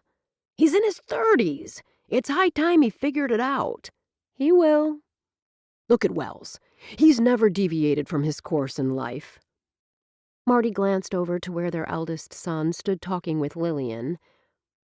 Wells needs more in his life than work. I know he has Sophie, and he's a terrific father. But he's become more solitary since Danny died. Tim watched Lillian grab Nell's hand and pull her toward the badminton net. I'll get the ball and gloves, Leo called to Sophie and headed toward the garage. I'll show you where they are. Wells's voice boomed after him. Wells expelled a melodramatic sigh when he reached his parents, but his smile was easy. I should have anticipated someone might want to play catch. You can't think of every contingency. Marty put a hand on Wells's arm. This is a lovely party, so relaxing. Thank you for hosting this at your home. The house was your home before it was mine, he reminded her. Thank you, Marty repeated, brushing a kiss across her son's cheek. Your dad and I are having a wonderful time. We were talking about Leo and Nell. Marty's eyes turned dreamy. Seeing them together reminds me of when your dad and I were young and in love. They seem like a good match. Wells shrugged. I guess time will tell if they have what it takes to go the distance. Chapter 20. Liz opened the gate, her gaze searching the yard. The birdie Lillian hit sailed to the right of Nell's badminton racket and dropped to the grass. Dixon paused and offered the reporter a friendly wave, but she didn't respond. Liz's gaze remained focused on Nell. As she drew close, Nell saw that Liz's brows were furrowed in worry, and her face was pale. Nell's hands turned sweaty on the racket, and her heart picked up speed. Had something happened to Abby? Or to Eva Grace? Oh no, not the little princess who'd already been through so much. Nell hurried toward Liz. Is it Abby? Or Eva Grace? No, they're both fine. I wanted. Liz stopped, as if suddenly realizing they weren't alone. All eyes and ears were focused on her and Nell. Is everything okay? Tim strode over, the picture of a man in charge. Leo, bat and glove in hand, appeared at Nell's side. What's going on? Everything is fine. Liz offered the kind of bright smile a teenage girl might give a parent when she's been caught with a boy in her room. I simply need a quick word with Nell. Nothing important, really. Important enough to bring you over here. Tim's friendly smile never wavered, but his gaze sharpened. Whatever it was, Nell knew it had to be serious for Liz to show up looking for her. Not really, just time-sensitive. Liz and I are working together on a project that's nearing completion, and you know how it is sometimes. Every second counts. Nell hadn't lied so blatantly in years, but all those early years of practice came in handy now. Right now? Leo asked. It can't wait until tomorrow? Liz is here. Nell crooked her arm through the reporters. Why wait? For a second, Nell thought she might end up dragging Liz across the yard, but Liz's feet began to move as if she realized Nell was giving her a way out. I'm sorry, Liz whispered. I didn't think about how this would look. I should have texted. This is better. My phone's in the house, so I wouldn't have seen your text until later. It's important, Liz continued in a low voice. I know. Liz's gaze sharpened. How do you know? You wouldn't be here if it weren't. Before she could say more, Leo jogged up. Can I help? You're so sweet to offer. Without stopping to think, Nell leaned close, cupped his cheek with her hand, and kissed him. I won't be long. When Nell turned away, she saw the puzzled look in his eyes. Had the kiss felt to him like she was saying goodbye, too? Perhaps she was worrying for nothing, but Nell had the feeling whatever Liz had to say would impact her relationship with Leo. Neither she nor Liz said anything until they were out the gate and at the front of the house. Though the sidewalk was deserted and nobody was in sight, Nell went around to the passenger side of Liz's car. Let's talk in here, Nell told her friend. That way we're assured no one will overhear. Liz opened her car door and slipped behind the wheel. The car sat in shadows, the only light coming from the street light. What's going on, Liz? I know who you are. Everything inside Nell turned to ice, but she still managed a little laugh. Of course you know who I am. We've been friends since I moved to Hazel Green. I know your real name is Susanna Lamphere. The sudden certainty that her past had caught up with her punched her like a fist. Nell drew her tongue over suddenly dry lips, but played it cool. She inclined her head. Where did you hear that name? It's true, isn't it? That's your real name. Yes, it's true, though I've been Cornelia Ambrose for nearly as many years as I was Susanna. Nell shifted in her seat and fixed her gaze on Liz. Tell me what you know. Hank called me. He said there was a message on his voicemail from a man out of D.C. asking for background information on Cornelia Ambrose for a story he was writing. Liz studied Nell's face, as if seeing her for the first time. Hank's homesick with the flu, so he asked me to call the guy back. What did he say? A muscle in Liz's jaw jumped. When I reached him, the guy told me this crazy story about a robbery and a house burning down. Apparently the family blames you. They've been looking for you for years, but said you went by the name Susanna Lamphere back then. How did they find me? Did he say? Liz paused, then slowly pulled a notepad from her bag. Is it true? Nell didn't have time for questions. Tell me what you know. Is it true? Liz repeated. Yes. Liz expelled a shaky breath. The guy's name is Stan Britton. Supposedly, he's a lobbyist in D.C. He said he's been closely following Senator Pomeroy's situation. Apparently, he saw the picture I took the night of the illumination stroll that I put on Instagram and posted on the town's website. I'm sorry, Nell. It's not your fault. Nell forced a reassurance into her voice she didn't feel. What did you tell him? Nothing. Nell cocked her head. He didn't press? Of course he pressed. Liz's lips lifted in a smirk. But he was satisfied when I promised that you and I would meet with him at 11 tomorrow at Matilda's. You promised him? Promises can be broken, unless you're interested in meeting with him. Liz's tone might have been light-hearted, but her expression turned serious. What's this all about? Did Stan tell you what he wants from me? Nell knew there had never been enough evidence to charge her mother.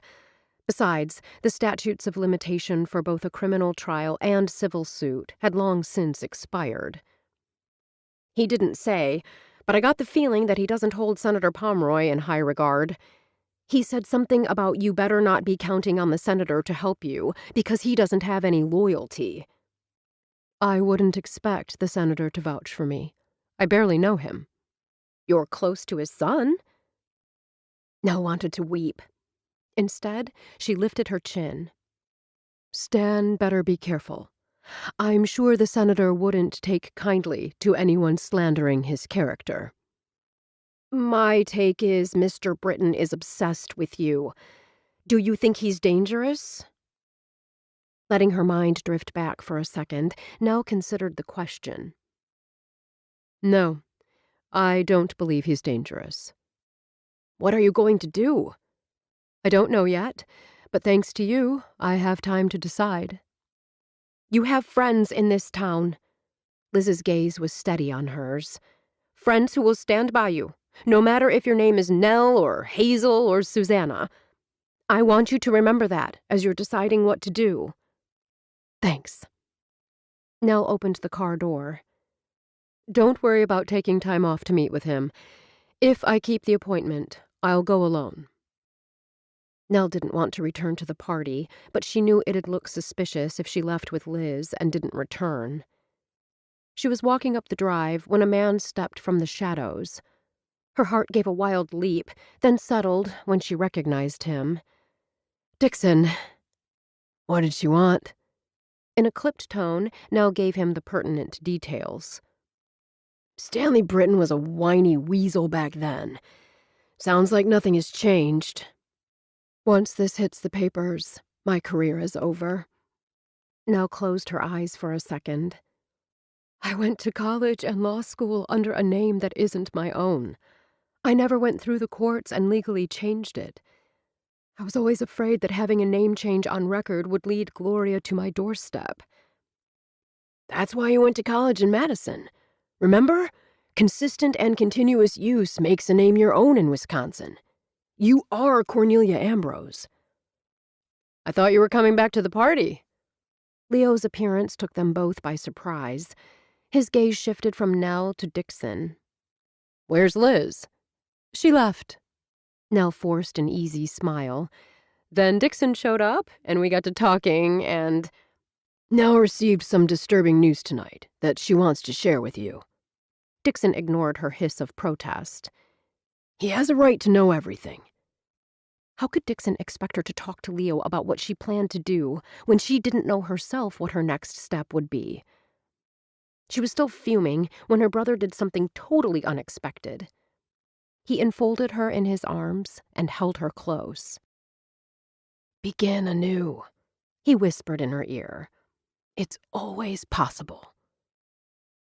The quote about starting over from wherever you were in life had been their childhood mantra, buoying their hopes that one day they'd slip from Gloria's clutches and start over, which was what Nell had done. Now, the new life she'd worked to build was threatened. Heck, who was she kidding? It was over. She'd have no choice but to begin anew. Again. Her gaze shifted to Leo, to this fine, upstanding man she loved. When he offered a tentative smile, Nell realized she did know what her next step would be, what it had to be. She would not let Leo or his family suffer because of her past. She moved from Dixon's arms, more shaken than she'd realized. Just as he'd appeared from the shadows, her brother disappeared into them, leaving her alone with Leo. "What's going on now?" Leo's gaze met hers. "Are you in trouble?"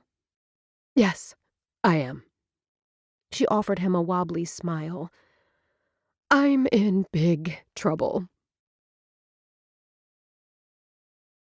Chapter 21. An hour later, Nell sat in a chair in Wells's living room. She'd considered packing up and leaving town tonight, until she realized she'd be leaving Leo and his family, not to mention her friends, to handle the fallout. She'd insisted Dixon leave. He hadn't wanted to go, but he understood that this was between her and Leo, and his family. Once Dixon and Lillian left and Sophie was in bed, Leo called a family meeting. She knew Leo had been surprised when she insisted that what she had to say was best spoken with his entire family present. Instead of sitting on the sofa and taking the chance that Leo would sit beside her, Nell grabbed a floral wingback. This was her battle, and she needed to fight it alone. She didn't want his family to think she was going to drag him or them into this mess. Any further than she could help, that was. She hoped that once Leo heard her story, he would see the wisdom in distancing himself from her. Gloria's hijinks had made a splash in the press more than once in the past, and Nell knew tabloid reporters liked nothing better than a juicy story, especially one where someone got bloodied. By the time they finished with Nell, her reputation would be in tatters.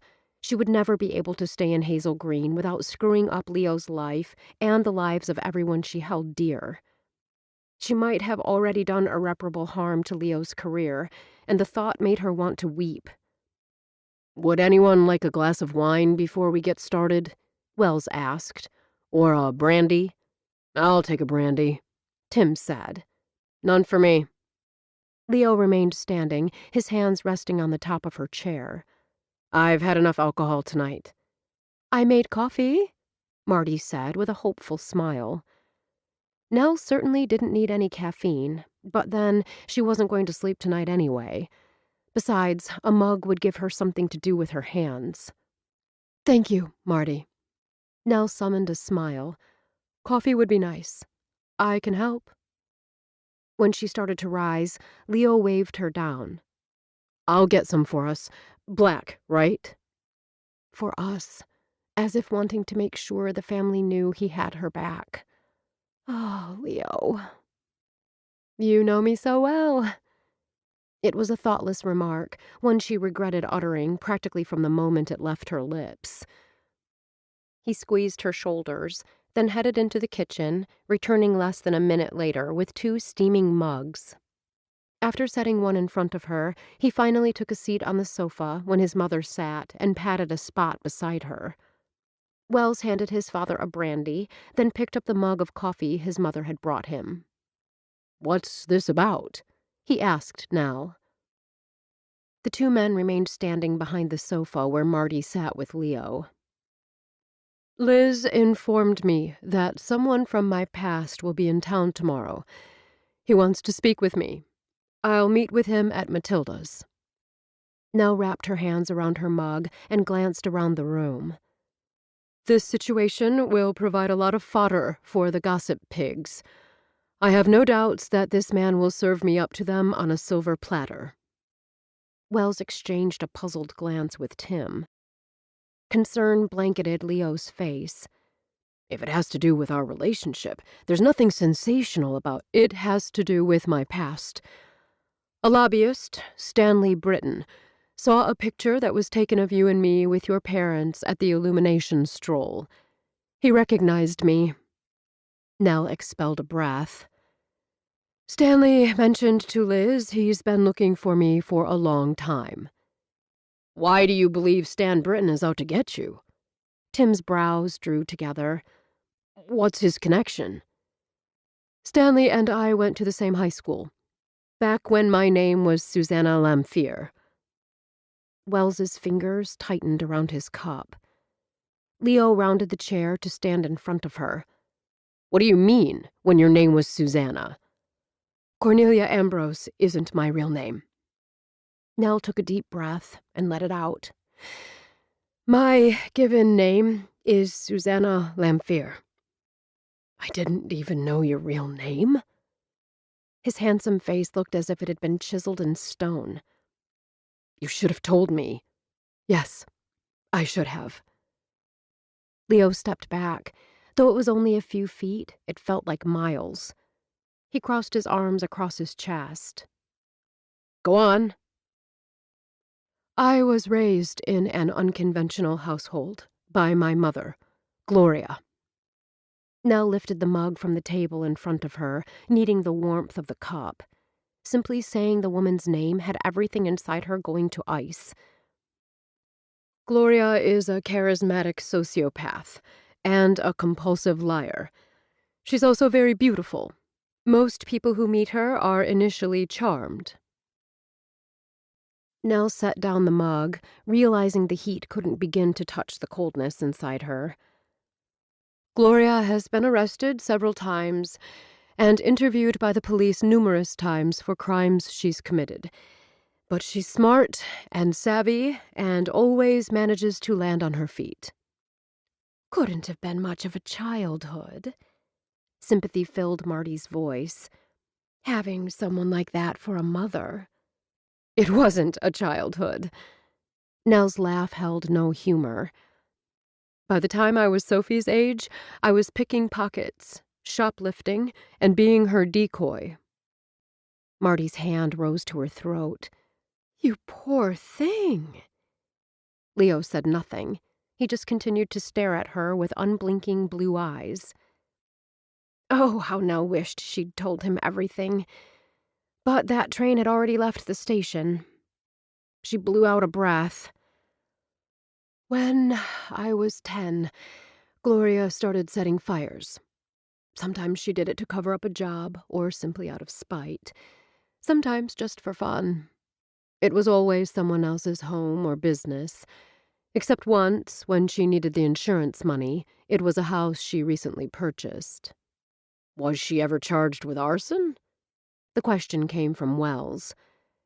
She was under suspicion by the police plenty of times. No matter how hard they tried, they were never able to pin anything on her. The funny thing was, she would deny she'd done any of the crimes and truly seemed to believe she hadn't. Nell forced herself to stay seated. Just thinking of Gloria made her twitchy. As I grew older, I realized if I stayed much longer, I'd end up in jail. Or worse, turn out just like her. Did you ever speak with a school counselor? Wells asked. Or with a pastor? Saying anything to anyone would have brought severe repercussions. Nell licked her lips. My brother and I were beaten for simple infractions, or for nothing at all. We feared she'd kill us if we ever betrayed her. Nell slanted a glance at Leo. Her heart lurched. Same stony expression. How does Stanley Britton factor into all of this? Why do you believe he has it out for you? Had the question come from Wells or his father? Did it really matter? I was 17 and a senior in high school when my mother ordered me to get friendly with a junior named Stanley Britton. Did you sleep with him? Wells's question earned him a sideways look from Leo. No, I didn't have sex with him. I became his friend. It wasn't hard. I was popular. He wasn't. Being seen with me upped his status at school. Nell took a moment, remembering back. He was a loner, and I was lonely on the inside, so we connected. I never took friends home. My mother was unpredictable. The lives other girls my age talked about were foreign to me. You were telling us about Stan? Tim's gaze remained riveted on her face. Stanley was smart. I was smart. Our conversations revolved around topics most high school students had no interest in. Marty offered an encouraging smile. You became his friend. I did. I spent time at his house, got to know his family. His dog, Daisy, adored me. She was a Maltese. Nell paused, then added, Gloria wouldn't let Dixon and me have a pet. Now Nell realized that had been for the best. When Gloria got angry, her first impulse was to strike out. A puppy wouldn't have stood a chance. If you and Stanley were such good friends, why do you think he wants to hurt you now? Leo asked quietly. After our friendship was solidified to Gloria's satisfaction, Nell paused and shifted her focus to Wells. I let Gloria believe I slept with him. In her mind, a friendship with a man was always about sex. Anyway, Gloria ordered me to get the code to the Britton's safe that was in the parents' bedroom closet. How did your mother know about the safe? Marty asked. Mr. Britton bragged about it at a party my mother crashed. Nell shook her head. The safe they had was known for its thicker, stronger metal. My mother didn't want to go to a lot of work to get the money and jewels inside. She wanted the combination. Silence filled the living room. Nell understood. They were a nice Midwestern family. What she was saying sounded like it came straight out of the script of a soap opera. Nell took a sip of lukewarm coffee. I stalled for as long as I could, but Gloria became impatient. How did you get it out of him? Leo asked. Through casual, everyday conversation. We talked a lot about current events and school gossip. Stanley was fond of discussing history, especially World War II. These discussions had been the best parts of her time with Stanley. Though he could be snarky, he had a curious mind. Remember, he considered me a friend. We were always discussing computer passwords and lamenting the need to change them frequently. This was before the days of password manager apps. Why does he have it in for you? Leo impatiently circled a hand. Don't rush her, Tim snapped. These details may be important. It's okay. Nell expelled a breath. Stan had told me many times that his dad had trouble recalling his passwords, so he kept them all the same. Mr. Britton used his wife's name and year of birth. A password isn't the same as a safe combination, Wells pointed out. No, it isn't. Nell tightened her grip on the mug. Until that fateful day, Stan hadn't even mentioned the safe. Stanley was in high spirits the day he gave me the combination. He'd aced his calculus final. We started talking numbers again, and he brought up his dad. It bugged him that his father was so tech-challenged. He repeated what I already knew about his mother's name and her year of birth. I asked what his dad did about combinations, and he told me the sequence on the safe. Did he realize the significance of what he'd divulged? Leo's expression remained unreadable. Not until later. Gloria broke into their house that night and took all the money and jewels from the safe. On her way out, she lit a fire.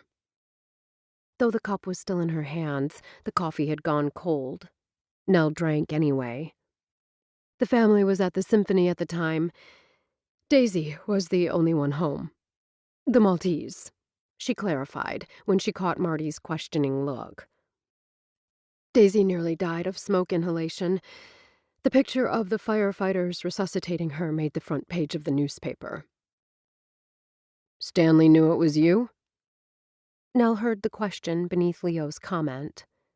When they found the open safe, the police assumed the burglary and arson were connected. For reasons too numerous to mention, my mother was their #1 suspect. I was her alibi.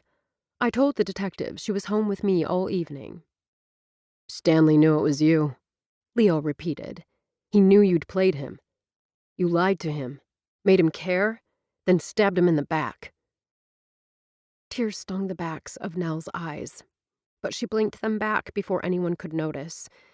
She deserved every bit of Leo's censure. He'd trusted her, and she'd lied to him. Stanley was on his knees in the picture that made the front page. He was crouched over Daisy while the firefighters worked to save her life. The family had arrived home shortly after the fire trucks rolled up. The photographer captured his expression of anguish. Nell cleared her throat. Anguish was the word used in the article. But I saw guilt. Shortly before we left town, Stanley attempted suicide. A wave of nausea washed over Nell. The guilt over knowing she'd caused a boy so much pain that he hadn't wanted to live had been the impetus she'd needed to make the break with Gloria and leave home. Nell kept her gaze focused straight ahead as the silence stretched and extended. She swallowed past the lump in her throat. She did not want this family to be hurt because of her. You need this information to protect yourselves. I believe Stanley wants payback. He's going to want to bring to light all the ugliness of my past and make me suffer. Nell gave a humorless chuckle. If I stay, Gloria's legal difficulties, she's being held without bond, will become mine. Her life and escapades will become mine. Stanley's vendetta against me will bleed onto all of you. Knowledge is power. Tim gave a curt nod. First, Leo needs to distance himself from you. That would be best. Nell agreed, resisting the urge to glance in Leo's direction. I'll speak with Anissa, my PR person, to see if we can get some talking points for the family. Tim stroked his chin. That way, if Stanley goes public, we're already prepared. You were just a child. Marty's eyes were soft with sympathy. She broke the law. She lied to the police to give her mother an alibi. Wells reminded his mother. Nell was 17 at the time. That's old enough to know right from wrong. Nell glanced at Leo, saw him scrub his hands across his face. She surged to her feet. Please know that the last thing I wanted to do was cause problems in your family. Leo cleared his throat. We wouldn't be having to scramble at the last minute to figure out how to deal with this if you'd been honest from the beginning. You're right. She licked her lips, her heart pounding an erratic rhythm in her chest. I should have told you everything. Yes, you should have. Leo cocked his head. Why didn't you? I was afraid of losing you. Nell lifted one hand as if to reach out and somehow bridge the chasm between them. But his eyes were dark and unreadable, and she let her hand drop. Now it seems I've lost you anyway. Leo said nothing, but the flicker of pain she caught in his eyes was worse than if he'd screamed at her. I'm truly sorry I let you all down. Nell cleared her throat and glanced around the room. My meeting with Stanley is at 11. She turned to go, but when she stepped past Leo, she gave in to impulse. Flinging her arms around him, she gave him a fierce hug. He didn't pull away or tell her she was holding him too tight, but neither did he wrap his arms around her. He simply stood there, his body stiff and unyielding. That's when she knew it was truly over. Burying her head against Leo's shirt front, she savored the sensation, holding it tight to her heart so that she could recall his scent, the feel of his body next to hers, in the years to come when she was alone. Tim touched her arm, his voice soft. Now, you need to let go. Yes. She dropped her arms to her sides and expelled a ragged breath. It's time to let go. Chapter 22. What's the plan? Wells swirled the brandy in his snifter and glanced at his father, who was pacing the living room. You told Mom before she went to bed that we would support Nell. Did you mean it? Of course I meant it. I don't make a habit of lying to your mother. The tight edge to Tim's voice had Wells lifting a brow. "Sorry." Tim raked a hand through his $200 haircut. "This is a cluster. First Steve, now Nell." Wells finished off the last of his brandy. "Leo loves her. He's angry with her right now, and hurt, but he loves her." Tim nodded. A muscle in his jaw jumped. "We don't have much time, so let's get down to business. Stanley Britton. We already know he's considered one of the top lobbyists for the gaming industry and has worked with Steve on legislation." Wells tapped a finger against his thigh. "He's also married with a couple of kids in private schools. He and Steve worked closely on several important pieces of legislation." Tim frowned. "Do you think he could have slipped money to Steve under the table for a vote on the gaming legislation?" Wells asked. "It's a distinct possibility. Heck, he could even be the one who gave Steve the money that was found in his freezer." Tim expelled a breath. "I wish I knew if Stan was on the FBI's list. Either way, we need to keep our distance." Wells rubbed his chin. "I'm not sure we're going to be able to keep Leo from that lunch meeting." "You're going to have to sit on him. Keep assuring him that staying away is what's best for Nell." Tim pressed his lips together. "It sure as hell is best for his career. If this was Mom or Danny, you'd never keep us away." His father speared him with a glance. "Nell isn't your mother or Danny. I'm just saying. And I'm telling you to sit on him. Recruit Matt if you think you'll need extra hands." "If I can find Matt." Wells shook his head. "What about you? What will you be doing?" Tim expelled a breath. "I called Pete. I've got him searching for dirt on Britton." "You're really going to try to help Nell?" "Don't sound so surprised." Tim's gaze grew distant. "I remember when your sister was 17. Kit thought she was a grown-up, but she was still very much a child. Nell may have been more street savvy, but that doesn't change the fact that 17 is still a kid." Wells nodded in agreement. "Besides, you know Stanley Britton has been on my blacklist ever since he implied to the media the FBI thought I might have a role in the bribery." A sardonic grin spread across Tim's face. "The maraschino cherry atop this very ugly sundae is that I may get to take down Britton in the process." As soon as Nell stepped into her apartment, she started packing. She'd do what she could to defuse the Stanley situation. Then she would leave Hazel Green forever. Hopefully her absence would save Leo, his family, and her friends from the full impact of Stanley's wrath. The years she'd lived with her mother had taught her how to pack at a moment's notice. Nell had just snapped a suitcase shut when she sensed someone in the room. Grabbing a hairbrush, she whirled. "Dixon!" His name came out on a whoosh of air. "What are you doing here?" He stepped around her and sat on the bed. "It took you long enough to get home." "What are you doing here?" she repeated. His gaze shifted to the suitcase. "It appears I'm just in time to say goodbye. Funny, you didn't mention you were taking a trip." She waved the hairbrush in the air. "It's a last-minute kind of thing." "Did you forget about your lunch appointment tomorrow with your old friend Stanley?" Dixon wagged his finger. "Don't tell me you're standing him up." "I'm not standing him up." She heaved a heavy breath and plopped down on the bed beside her brother. "I'm leaving town right after I meet with him." "Getting the hell out of Dodge, eh?"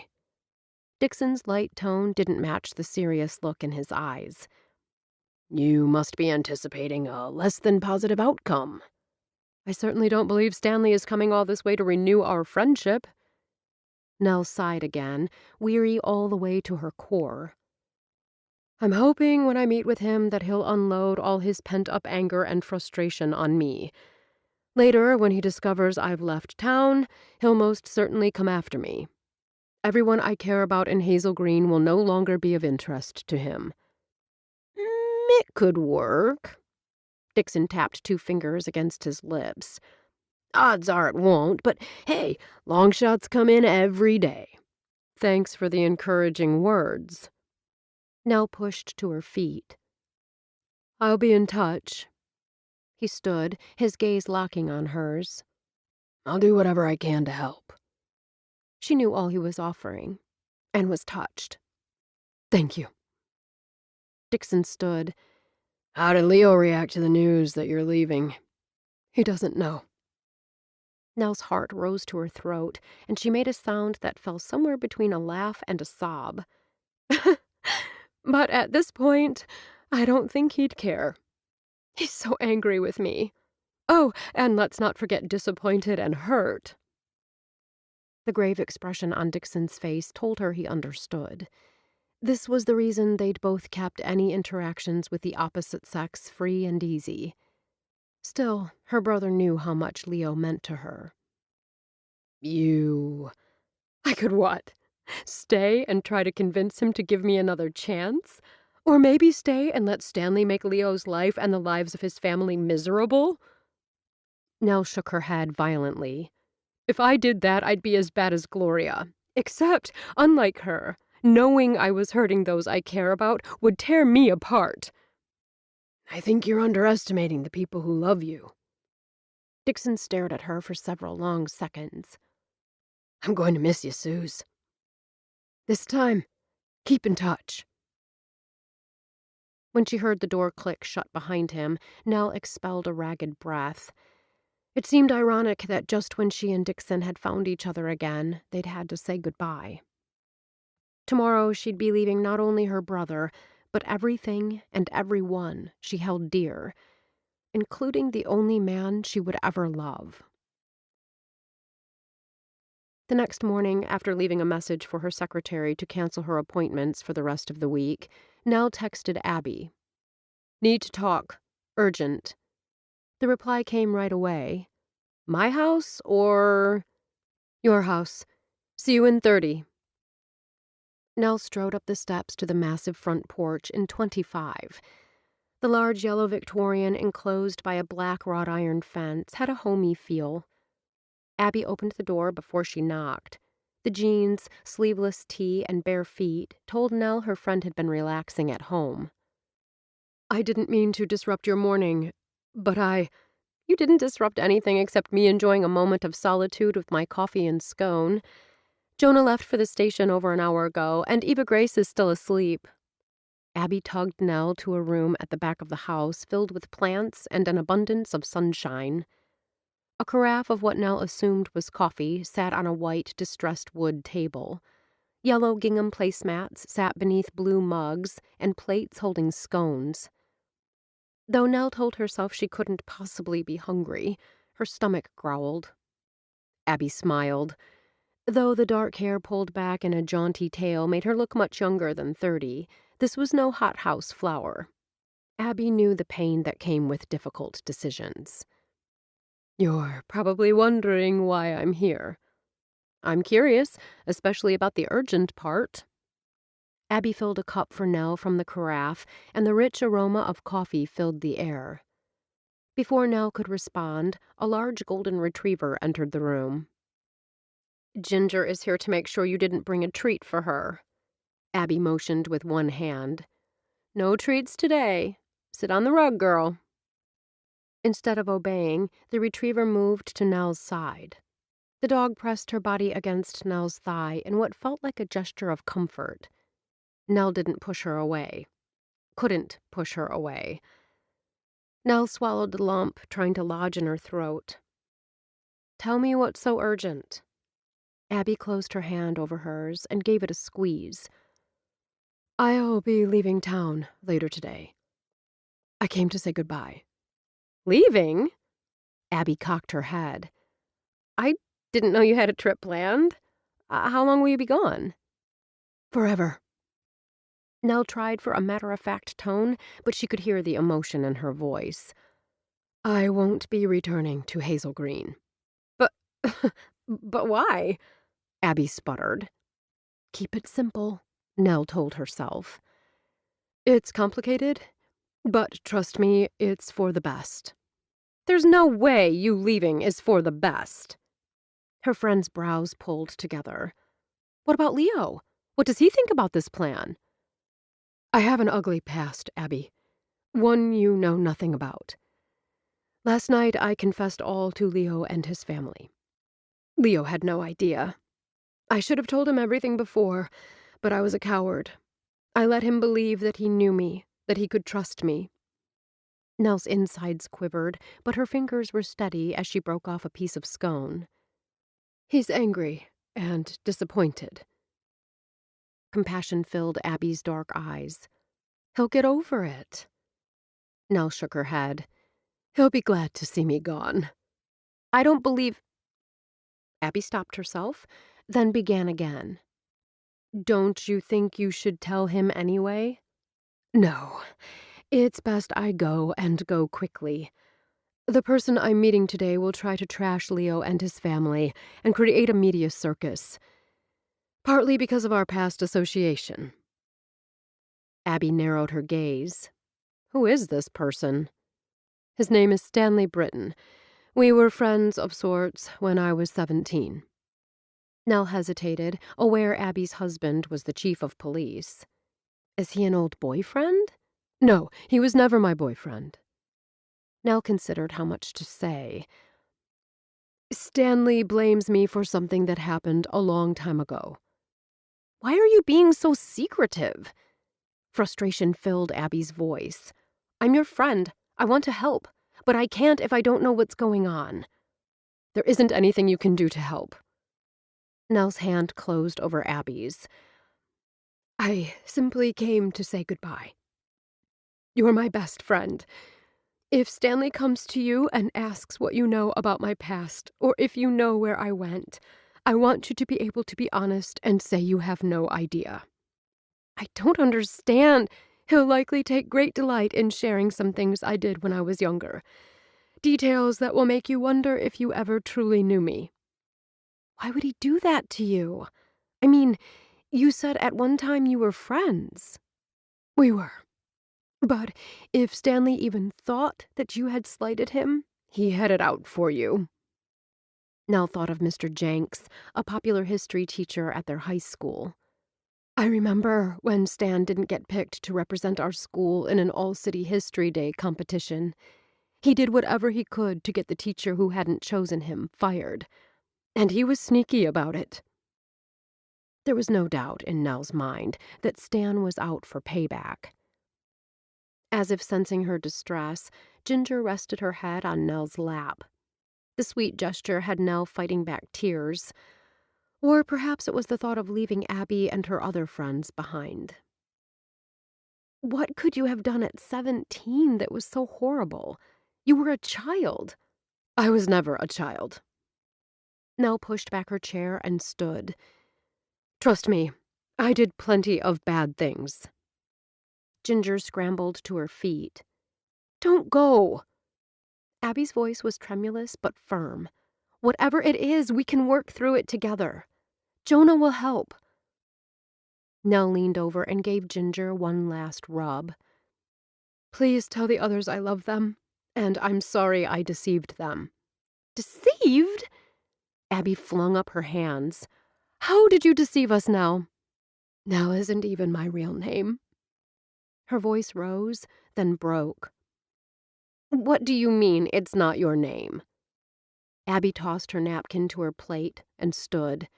Okay. No more questions. I don't care what your real name is or why you changed it. I only care that you're planning to leave me and everyone else who loves you. I love you, Abby. Nell forced a calm she didn't feel. Thank you for being such a wonderful friend. Abby threw herself at Nell, enfolding her in a tight hug. I'm here for you. Always. Nell blinked back tears and stepped back. Do me one last favor? Abby wiped her eyes. Anything. Let Matilda know I have a special lunch meeting planned with Mr. Britton at 11. Perhaps she can set aside a table that's more private. Abby didn't ask why Nell didn't make the call herself, and Nell was grateful. "Should I have Jonah stop by? You know, just in case this man who hates you gets out of control?" "I appreciate the offer." Nell's lips quirked in a humorless smile. "But I think Stanley would see the chief of police as his friend, not mine." Chapter 23. Nell arrived at Matilda's dressed in a blue suit and heels. Looking professional always made her more confident. Matilda was at the check stand, wearing a navy 1940s dress that flattered her figure with its fitted waist and knee-length A-line skirt. A perfectly tied bow of the same fabric rested just below her chin. "I saw the sign on the door," Nell told Matilda. "I didn't realize you were closed for lunch today." "Once your appointment arrived?" Matilda gestured with her head toward a man in a dark suit at a far table. "I put up the sign. Abby told me a little about what's going on and that you need privacy. This way you won't be disturbed." "Thank you, but it's not necessary for you to close your restaurant." Nell touched Matilda's arm. "Think of all the revenue you'll be losing."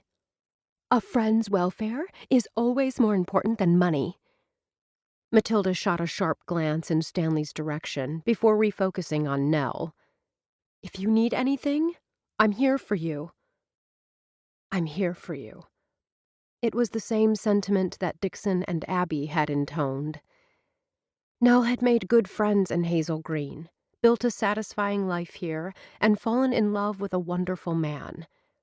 Now Stanley, this boy-turned-man who couldn't let go of the past, had tracked her down and seemed determined to make her pay.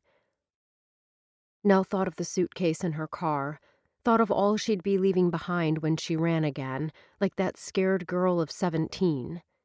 Skipping town, one step away from disaster, just like Gloria. Was her plan to leave the right choice, or would it only make things worse for those she loved? She would feel Stanley out, see what he was like after all these years, find out what he wanted from her. Then she would decide her next step. The closer the clock ticked toward 11, the more agitated Leo became. Under his brother's watchful gaze, Leo paced his office like a caged animal. "You're worried about Nell and her meeting with Stanley," Wells commented, obviously feeling compelled to fill the pulsating silence. "I'm curious." Leo resisted the urge to slant another look at the mantel clock he'd glanced at only seconds before. "I don't understand why she thinks she needs to protect us." Wells shrugged. "She thinks Stanley Britton may make trouble. I wish I knew more about him." Last night, when he'd gotten home, Leo had scoured the internet for anything he could find on the man. There had been nothing that could be used as leverage. "Dad thinks it's possible Stan and Steve were co-conspirators." Wells glanced at the clock. "Pete should have a report for Dad this afternoon. A PI won't find that information, especially not on short notice." Leo continued to pace. "You'd have to go to the source for that." His brother's gaze turned sharp and assessing. "Are you suggesting we ask Steve to give him up?" Leo shook his head. "Steve is off limits because of the indictment, but Karen may know something, or she could find out." "I'll call Dad." Wells pulled out his phone. "He'll get right on it. It might still be too late." Wells lifted a brow. "I think Nell plans to leave Hazel Green after the meeting. If that's the case, I know what I'd do." Leo cocked his head. "If it were Danny in that restaurant, you couldn't keep me away." His brother rose and moved to the window. "You know, I'd give up everything for one more day with her. For another chance to tell her how much I love her." Though it wasn't the same situation he faced, Leo could relate to the sentiment. "I'd tell her how sorry I was for pushing her. If I'd paid attention to her concerns, we'd never have gotten on that helicopter. and she'd still be—" Wells's voice broke. He quickly brought it under control. "If Nell means half as much to you as Danny meant to me, don't let her go. Accept her for who she is, past baggage and all." What had appeared murky became suddenly clear. "I'm going to make sure Stanley Britton knows that Nell isn't alone in this fight. He screws with her, he better be prepared to deal with me. Just as long as you realize this scandal, if that's what it ends up being, could be the end of your political career. I'd give it up in a heartbeat for Nell." That kind of says it all. He was nearly out the door when he heard Wells call out, "Good luck!" Leo smiled. Stan Britton was the one who was going to need the luck. Stanley didn't get up when Nell reached his table next to the window. Nell knew how he'd been raised and the position he held in D.C. Rising to one's feet was common courtesy. Staying seated was a backhanded slap. The second his gaze met hers, Nell saw that he had the same cold, dead eyes as her mother. In that moment, she knew reason wouldn't work with him, and neither would trying to get him to empathize with her situation. "Stanley?" Nell paused, resisting the urge to extend her hand, another common business courtesy that he would likely ignore. "Sit." Stan gestured with his head toward the chair adjacent to his at the foretop. Instead of taking the one he indicated, she rounded the table so her back would be to the window. Nell considered herself to be an expert at quickly sizing up a person. From the tips of his burnished calfskin Ferragamos to his Maybach tortoiseshell eyewear, Stan appeared determined to show he was a man of power. The nerdy science geek she remembered was nowhere to be seen. That didn't mean he wasn't there, simply that he wasn't going to let her see that part of his nature, at least for now. Nell sat down and placed the linen napkin on her lap. Matilda appeared tableside, her smile easy, her gaze watchful. "Would you care for a cocktail?" While 11 in the morning seemed early for a drink, Nell glanced at the glass in front of Stan. "The gentleman is having a gin martini." Ah, a serious drink for a serious discussion. Nell hid a smile. "Scotch. Neat. Right away." Matilda cast a glance at Stan's stoic expression and hurried off. "This place doesn't appear to do much business." Nell guessed that was as good of an opening gambit as he was going to give. "Matilda is a friend. She closed her restaurant so we could be assured of privacy." Surprise flickered for an instant in his brown eyes before the shutter dropped. Matilda reappeared and set the faceted whiskey glass in front of Nell. "Do you have any questions about the menu?" Stan handed his to her. "I'm not interested." Matilda's eyes cooled, but the smile remained on her lips. "Let me know if you change your mind." "Thanks, Matilda." Nell turned to Stan and fired the opening salvo. "Tell me why you wanted to see me." "I've been searching for you for years." Stan's gaze flicked dismissively over her. "A small-town attorney. I almost laughed. You were the golden girl, and I was the geek that everyone dismissed as nothing. We can see now who came out on top." "Are you happy, Stan?" Once again, she'd surprised him. His eyes widened, and he took a gulp of his drink. "I'm very successful." "You didn't answer my question." Nell inclined her head and studied him. "I know you're married with a couple of children." "I'm in the process of a divorce. Not that it's any of your business. The ungrateful bitch is trying to take me for everything I have." "You realize what happened between us was a lifetime ago." Nell lifted the tumbler to her lips and took a sip. "Ever hear the saying, holding on to anger is like drinking poison and expecting the other person to die?" "You might not die, but you're going to pay. I'll make sure of it." "I'm sorry to hear you feel that way." She kept her tone even and her expression merely curious. "You acted like you were my friend. when all you wanted was the combination to the safe. A flush stained his cheeks, and a muscle in his jaw jumped. You made a fool out of me. I liked you, Stan. The boy that you were back then, anyway. Nell kept her tone matter-of-fact. We had so many common interests, like Harry Potter. Remember when we spent a whole weekend sorting ourselves and our classmates into appropriate Hogwarts houses? Stan's eyes narrowed. You thought I was a Slytherin. You told me I was crazy. Nell recalled the conversation vividly. But even back then, you were ambitious and achievement-oriented. Slytherins are also shrewd and cunning. His eyes glittered. And goal-oriented. I've never stopped looking for you. Accepting that the trip down memory lane had been a bust, Nell tried to redirect the conversation. You've done really well for yourself, despite the events back then. She saw no reason to bring up that insurance had covered his parents' losses. It was one of the arguments Gloria had often used as Nell got older and began to question her actions. According to Gloria, the people they stole from could afford it. Insurance reimbursed them for their losses. No harm. The explanation had made a certain amount of sense to a teenager, until people started getting hurt, until Nell realized that sentimental things couldn't be replaced. I was glad Daisy made it out okay. I don't care about the stupid dog. Stan clenched his glass so tightly his knuckles went white. My parents were furious. It didn't take them long to figure out who'd given out the combination, especially when the police started sniffing around your mother. I had to feign a suicide attempt to get my parents off my back. Relief flooded her at the knowledge he hadn't been suicidal after all.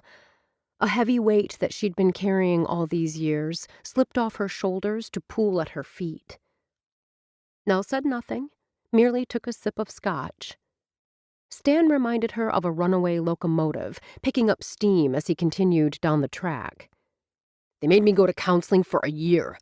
I played that psychologist like a violin. Stan sneered. 12 months of my life messed up, all because of you. I tried to tell them you forced it out of me. My father got this pitying look on his face and said something about being fooled by a pretty face. Nell studied Stan for a long moment and, for the first time, saw what she had somehow failed to see all those years ago. This man possessed many of the same characteristics as Gloria. While he appeared to have it all, a loving mother and father, a quick and agile mind, and now a successful career, the perfect facade held cracks. How had she missed the signs? She thought back and remembered how he'd never take the blame for his actions. If he didn't do well on a test, it was the teacher's fault for not pointing out the important content. He'd once smashed the robot he'd spent weeks building when another kid had taken first in a science competition. Nell had chalked up his actions to immaturity, just like his snide comments that someone Nell considered a casual friend had absolutely nothing going for her. And he'd spent much of the time they were together talking about himself. At the time, she'd appreciated that fact, knowing it was through conversation that she'd learn his secrets. Which was why Nell knew that today wasn't about the theft, the fire, or even Daisy nearly dying. This was about him losing face with his family and having what he saw as his imperfections exposed.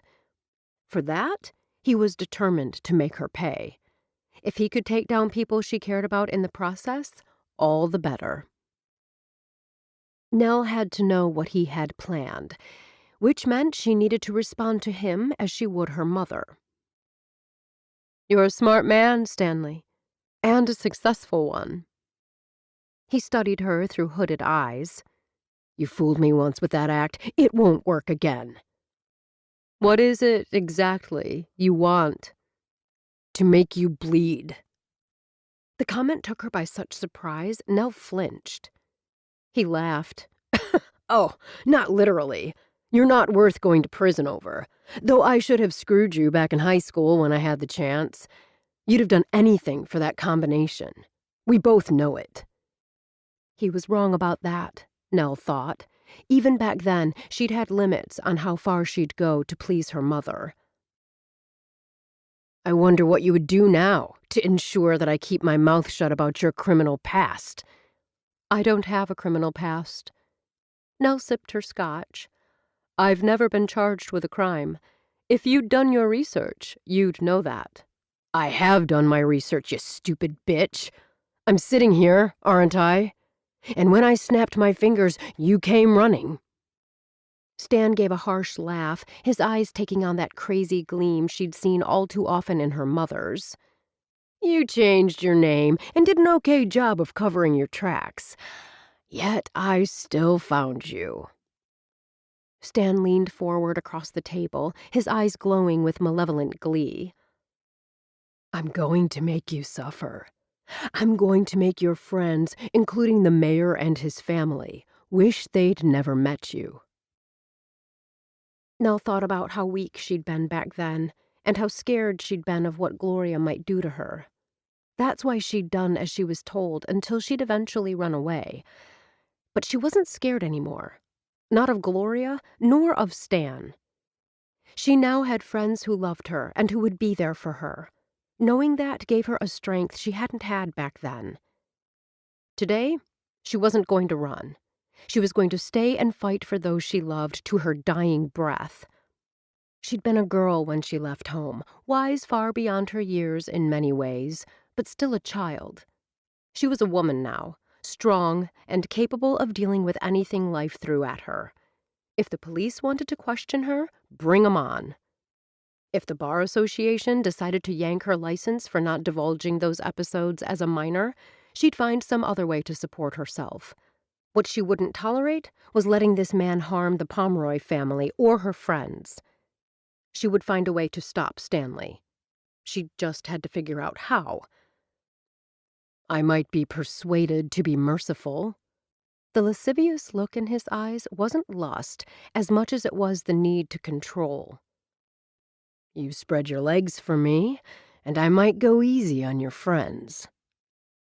Nell lifted a mocking brow. Common sense said you didn't poke a bear. In Stan's case, she'd make an exception. If you think I'm going to sleep with you, Stan, you're not as smart as I thought. I would never have slept with you then, and I won't now. Stan's eyes took on an even more menacing gleam. You still think you're better than me? You're not prepared to handle what I'm going to do to you, you bit. Nell is capable of handling anything. She's smart, she's strong, and she's surrounded by friends who love her. Nell glanced up, and Leo kissed her lightly on the mouth, then took a seat at the table and pinned Stan with his blue eyes. I'm Leo Pomeroy, and I'm going to tell you exactly how this is going to go down. Chapter 24. It took every ounce of Leo's self-control not to haul the guy up by the lapels of his hand-tailored suit. He'd dealt with people of this ilk before and knew how they operated. Instead, he smiled and allowed several beats of silence to descend over the table. I know who you are, Stan began, and before I'm done, your reputation will be as trashed as Senator Pomeroy's. Did I hear someone mention my name? Tim crossed the room with the confident strides of a man who knew his place in the world. A smile, or rather the semblance of a smile, lifted Stan's lips. In the light streaming through the lace curtains, his eyes held a feral gleam. Nell glanced at Leo. Leo lifted a shoulder in a barely perceptible shrug. He was as surprised as she was by his father's appearance. Tim took a seat at the table. Britton, it's fortuitous that I've run into you here. I was thinking about Franklin this morning. How's he doing? Franklin? Leo asked before Stan could respond. Franklin Coons. He's head of the lobbying group Stan works for. Tim lifted a staying hand as Matilda approached the table. Franklin and I were fraternity brothers. I don't know if you realized we had that connection, Stan. I didn't know, but it doesn't matter. It could matter. Tim's hand hovered above Nell's water glass. Mind? Nell shook her head. Not at all. Tim lifted the crystal tumbler and took a drink. Stan sneered. If you think I'm going to back down just because you threaten me... Tim's eyes were cool, even as the easy smile remained on his lips. I didn't threaten you. Tim glanced at Leo and Nell. Did you hear me threaten Stan? Of course your son and his whore would side with you. I didn't hear the senator threaten you. Matilda, Leo realized, had stayed on this side of the room. I heard him ask how your boss is doing. Leo knew with absolute certainty that his father had requested she stay close. Smart move. Do you know Cornelia Ambrose isn't her real name? Stan jerked his head toward Nell. Are you aware her mother is a con artist being held without bond in Palm Springs? Old news. Tim took another sip of water. But I have some new information for you that you might find interesting. You remember Steve, my legislative director? I always knew he was dirty. Really?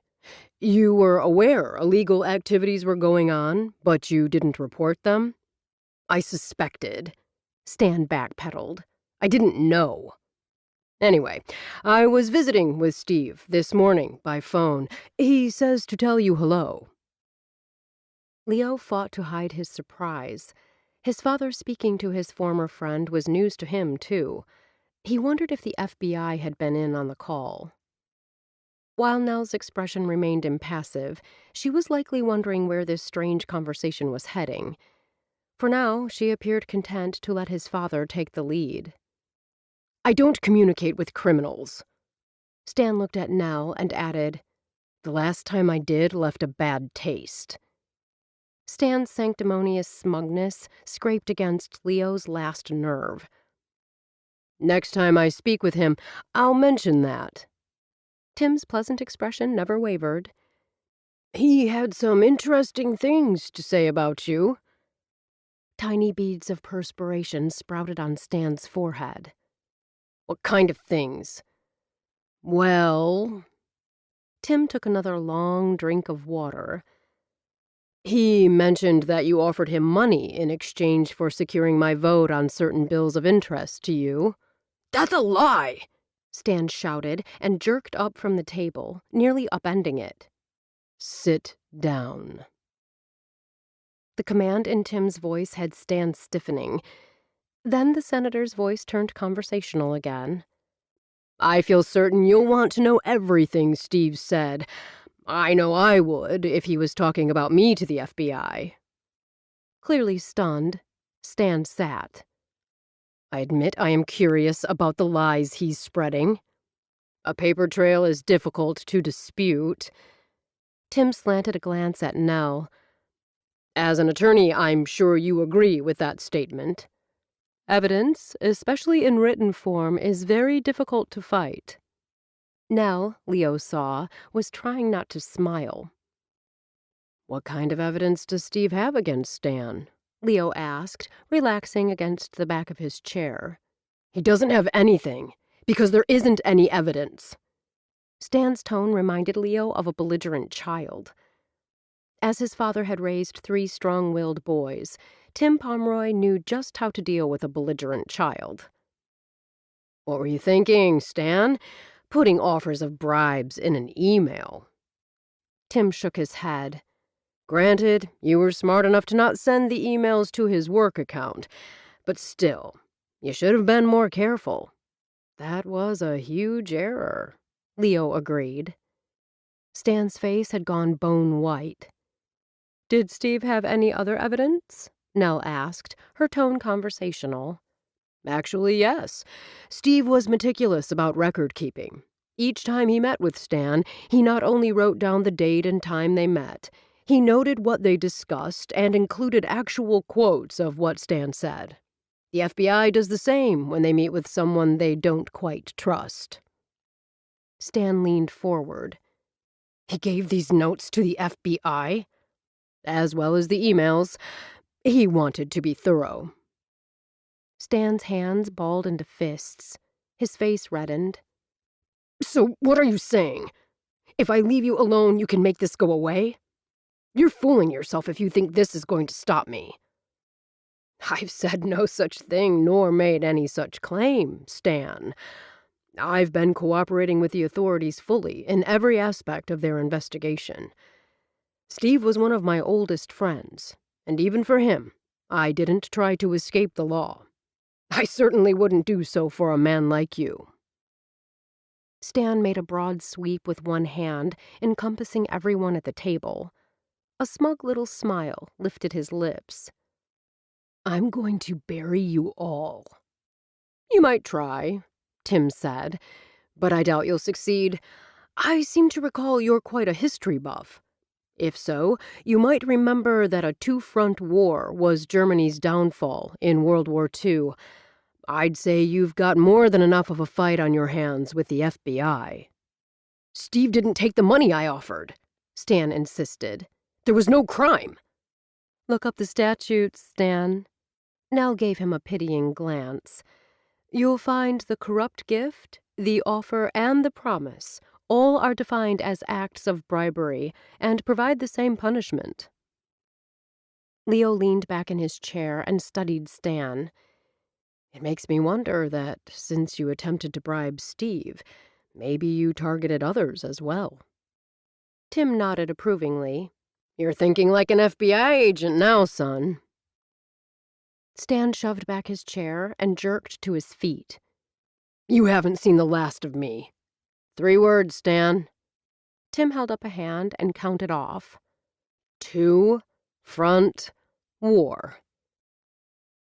Several seconds later, the front door of the inn slammed shut. Do you think we'll hear from him again? Leo asked. Tim shot Nell a wink. I think the FBI is going to be keeping him plenty busy. Nell was still trying to process everything that had just occurred when Tim rose. I'm sure the 2 of you have a lot to talk about, so I'm heading home. Tim's lips curved. This ended up being quite enjoyable. Why did you do this? Nell asked before Tim could step away. Why did you help me? You've built a life you can be proud of here in Hazel Green. You were forced into situations beyond your control as a child. You didn't choose any of that for yourself. And once you could make your own choices, you've made good ones. Tim's tone gentled. Besides, Leo loves you. That makes you part of the family. I may have made something of myself, but along the way I made some mistakes. Understanding flickered deep in Tim's eyes, along with another emotion. Regret, maybe, that she couldn't quite identify. Life is one game you cannot play without making mistakes. Thanks, Dad. Leo was on his feet now and holding out his hand. Instead of taking it, Tim gave his son a one-armed hug. You've got a good woman there. The fact that you came to be with her for this meeting tells me I raised you right. Nell's gaze fell on Leo. I told you to stay away. Tim chuckled. He wouldn't be the man I admire if he'd let the woman he loves face that maniac alone. Did you really speak with Steve? Leo asked. Or was that all a bluff? I did speak with him. It isn't easy reaching someone in federal custody, but I pulled a few strings. Tim's voice wavered for just a second. Steve was glad to hear from me. Your mom will be dropping by to see Karen when we get back to D.C. Leo's gaze turned speculative. What happened to the need to keep your distance? It's still a good political and legal strategy. But I've come to realize that there are more important things than retaining a Senate seat. Leo and Nell exchanged a glance. Steve sincerely apologized and admitted to his gambling and money issues. He acknowledged that's no excuse, but he never would have betrayed our friendship if he'd been thinking clearly. Tim cleared his throat. He's cooperating fully with the feds and has made it perfectly clear to everyone who'll listen that it was all him and I knew nothing. Glad to hear it, Leo murmured. Well, that about sums it up. Tim clapped Leo on the back and nodded to Nell. I'll see you both later. Leo moved to her side as Tim strode out of the restaurant. He doesn't have anything to worry about. Nell turned and realized Matilda still stood in the same spot she was in when they'd all been at the table. Worry about? Nell asked. About being reelected. Matilda smiled widely. Illinois voters love an honest man who stands by his friends. It's so lovely. Nell gazed out over Spring Lake, which appeared to be the same blue as the sky. The land surrounding it had been recently mowed and now looked like an endless carpet of green.